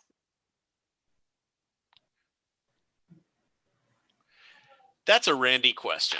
You know Uh-huh. that, right? Because I want to know where the bullets might go if it bounces off. Okay. I just decided that such a thing would only happen on a 6 and rolled a 6. So now I'm rolling to see what direction things go. Oh, great. Okay. So one of the rounds does glance off the armored underside of the wing. It flies straight sort of down the stairs towards the fleeing people, strikes the golden shield around Benny, and bounces off. Benny's eyes get really, really wide. Benny. Didn't hit anybody but Benny. Right? No. It's good for the story. I love Right? Okay. it. Oh my gosh. Poor Benny. She's not having a good day. He's having that, like, I wasn't even supposed to be here today thing going on. Right? Yeah. To be a normal field trip. This was supposed to be a normal field trip. Mm-hmm. What, with the friends? No way. Cruiser. Awesome. Who's next? Okay. So that was Echo on 12. Now we go for the bunny men. Just kidding. Okay. We are now at 11. 11 is Justice and Star. I'm gonna run up. All right, Justice, you are now up on the Or- dais, looking around. There are a pair of guys within range for you to close with. They were hiding under the wing of the aircraft while one of them was working spellcraft and the other one aiming. But Are you planning to engage in melee with them? Yes. Should I maybe shoot them before you go to melee? Don't care. You can shoot with me there. I don't care. You sure? Yeah. Okay. Continue. His dodge foo is strong. Okay, so one of them has a submachine gun out. The other one just finished casting a protective spell on Benny, and it looks like he's starting to work some other magical mojo. So you can get in the face of one or both of them. Awesome. Machine gun Kelly first. Okay. So what are you attacking with? Aikido. Ah, okay. Nice. So this guard has a hand-to-hand skill of 3. And okay, so he is rolling for a target number of 4. He has 1 success. Now, if you would please roll your unarmed combat, you're also rolling for a target number of 4. I would be rolling my Aikido, right? Not my unarmed combat. Yes, yes. If you have the Yep. that specialization, then go for it. And I'm looking for it again. Sorry. You're looking for 4s. 4s. All right. So I have 3 on the dice plus my automatic success in my unarmed combat for my enhancement. So I have 4. So that's 4. That is a net of 3 successes when you subtract his. So you have managed to do some damage to him. Hand-to-hand damage is M1 stun. What is your strength, please? My strength is a 5. So he's going against 5M1. Let's see. He has 1 point of impact armor, so that's going to be 1 success. And 4 body looking for 5s. 2 successes. All right, so you managed to get up to him, engage him, and put him on the ground, doing a light physical wound. And he is now looking up at you, wondering what the hell just happened. Awesome. I love it. So he is on the ground, which has reduced his initiative by a point, and he is taken by surprise. All right, that's Justice's action. Star, what are you gonna do? Okay, so Shoot. She- Shoot. Shirai. Yeah. Shirai. Shoot them all. Shoot them all. I was trying not to say the wrong name, and then my brain went to Shira, which I was pretty sure was incorrect as well. I couldn't figure out which she name I was looking for. It's pronounced Shamalama Ding Dong. Shirai. Shirai. Shirai. I love you. I need to kill this person so I can stop saying their name. Right? They are still up, right? Mm-hmm. But heavily wounded. Heavily. Okay. And then we've got one guard is up and one guard is in locked with Justice. Okay. There are 3 guards left. One was part of the security team that was already here. He is running his butt off for the rotorcraft.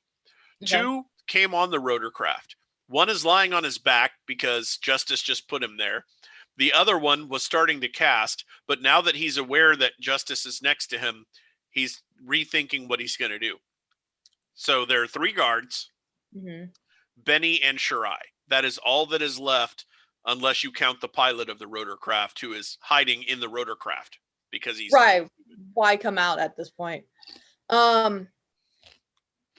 Okay, I will try and shoot the other guard that's over by Justice, so they don't try and interfere in what Justice is doing. Oh, good. I will try not to shoot Justice.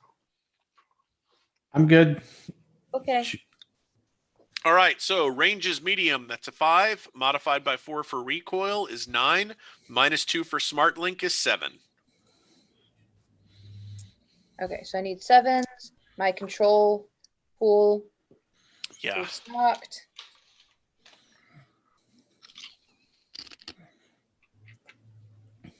So that.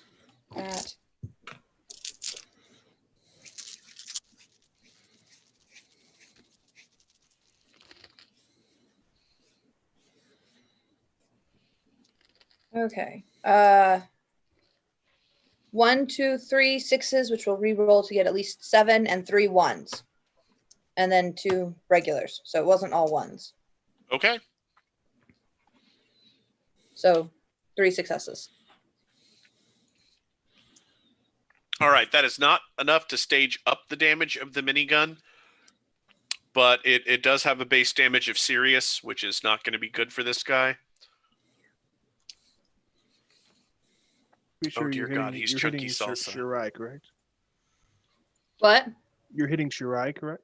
No, I decided to hit the other guard. Okay. The one that appears to be a spellcaster? Yeah. Because even though Shariah is a pretty nasty spellcaster, they're also Not happening.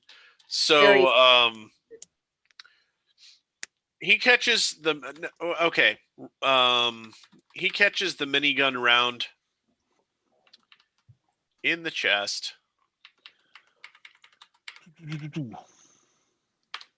Boom. He now has an initiative of 3.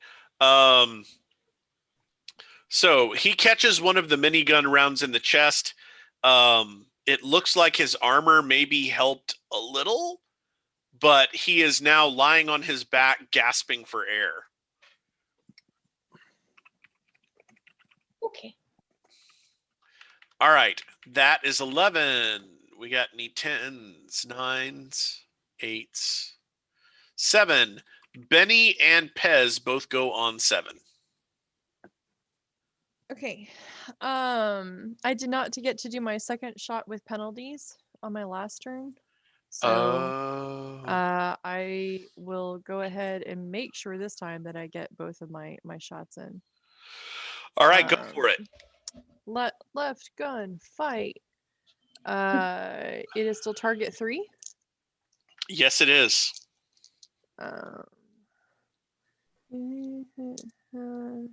Wait. You still going after Shirai? Yes. He's still alive. 7. 7 successes? Uh-huh. Holy crap. Yeah. Oh, God. One of them rolled 1 and everything else was 3 and up. All right. So here's the hilarious part. Shirai still has his dodge pool, but it's adjusted by a penalty of 5 because of his wounds. So he's basically got to blow the tops off some 6s for his dodge pool to do anything. And that did not occur. Big bada boom. You got 1 success out of that. So the round hits. 7 successes, that stages it up 3 times to deadly +1, which strips a point of armor off Shirai. His fancy, expensive armored clothing is pretty tattered. And then he gets 2 successes from that. So that's a total of 3 plus his body. Okay, that's only 3. It stages it down from a deadly to a serious, but since he already had a serious wound, that tops him out. He is dying. If he does not receive medical attention, he's gone. Oh my gosh. And what's even worse for him is if he does receive medical attention, they either have to not use technological means or he could lose points off his magic attribute. That was 1 out of 2 shots. Yes. Do I roll the other one? And if so, how many dice do I do it at? Or is it just It's the total? same number of dice. It'll just be Okay. 1 point more difficult. Well, depending on the range. Who is the second shot at? Or are you hitting Shirai again just for good? Shirai to finish him off. Wow. He's a bunghole. Don't bother rolling. I will call it a Okay. coup de grace. Yay.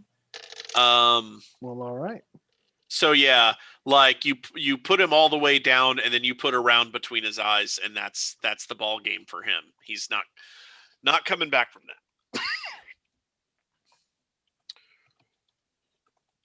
that. Great. Awesome. Thank you. Shiny. Those low carb chips are good, but they're very dry. So Okay. 3 guards and a dude flying a plane. And Benny. We're trying not to kill Benny. Ish. Okay, that was at 7. Yeah, and then somebody else went on my 7. Was it the guy I just gacked? No, that's Benny. So, Benny uses his one and only action to sprint up the stairs and leap for the door to the rotorcraft.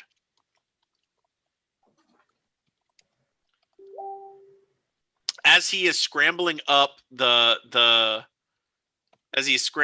stairs, you hear him screaming, "Go, go, go!"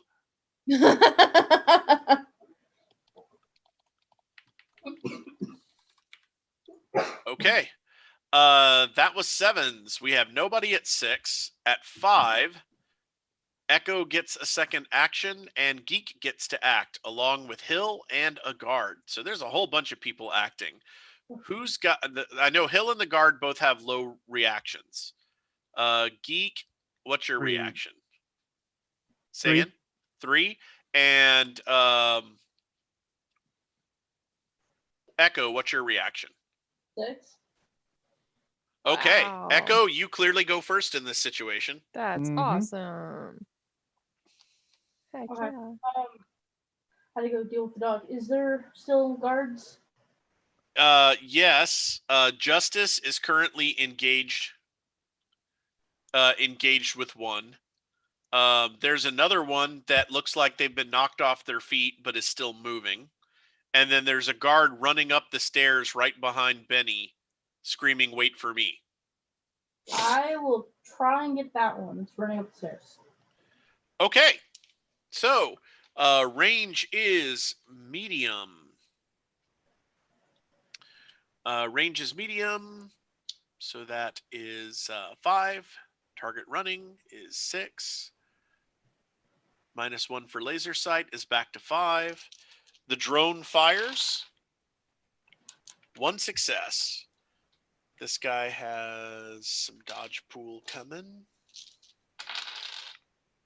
No successes. Well, that's grim. So this guard has almost reached salvation. He's got his hand on the sort of plastic rope rail of the aircraft's stairs and catches a machine gun round from a drone. He's got 2 points of ballistic armor in his armor vest, so that's definitely going to help him. 4 points of body. Oh, this guy must work out.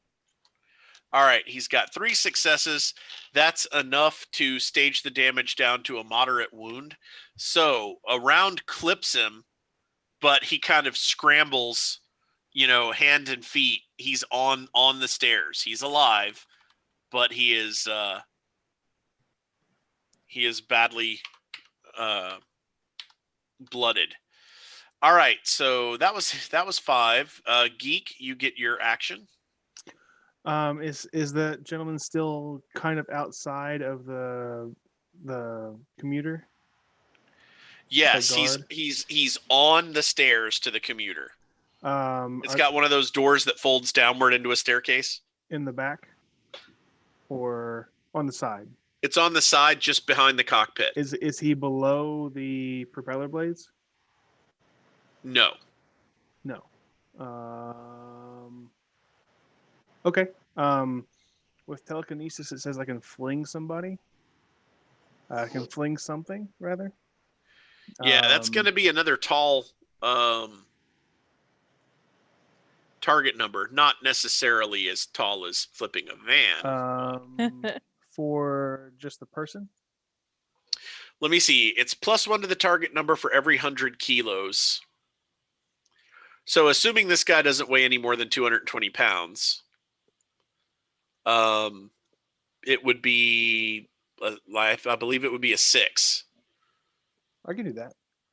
All right. Are you wounded at all? You are, aren't you? I am wounded. So Yeah, so it would be an 8. 8? Okay. Yeah, you've got a -2 penalty right now, so it would be an 8. All right. Sorcery skill. I'll throw some magic pool die. Okay, so what you would be rolling is the force of your levitation spell. Uh-huh. So what force are you casting it at? I'm going to cast it at 5. So you'll roll 5 dice, give or take any magic pool dice. All right. I will roll 9 dice total. 4 plus 5. Okay. I'm looking for 8. That is 1, 2, 3 6s. And 1 6. Roll the 6 again. You don't need to. You've made the target number. What were the other 2? A 2 and a 3. So the 2 makes an 8. So that is and the 3. So those are all 3 successes. Oh, so sweet. You could throw it. We had all of them. Okay. You could move this guy up to 3 times your magic attribute, which is 6, so 18 meters. You can easily throw him the direction you were wanting to. Okay. Yep.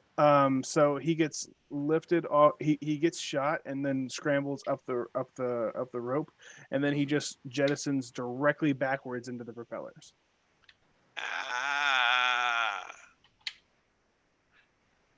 Best thing for everybody. I'm right there with you. Okay. So yeah, okay. So we have a minor reenactment from Raiders of the Lost Ark. The guard goes into the port side propeller, which even while it's just idling, that's not good. So that guard is dead ski, like beyond. And I'll use my movement to follow Pez toward the vertebrate. Okay. I'll do my drain. Yeah, roll your drain for that. Do we have any healers on our team? Nope, not me. Okay. Well, Just okay, curious. I've got I got stim skill. patches and med kits and trauma patches. Yep. Yeah. Get you. I've got the biotech skill, so I've got some medical skill with med kits and stuff, Okay. but we don't have any magical healers. Okay. I have a med kit, but Pat ain't nobody has got a time light for that. heal. Okay, I my got- moderate is just affecting my numbers. I got a rolling the same drain from earlier. I got 2 successes. All right, and the drain on that is L2. Is L2, right? So 2 Mhm. successes is enough to stage it down to no drain.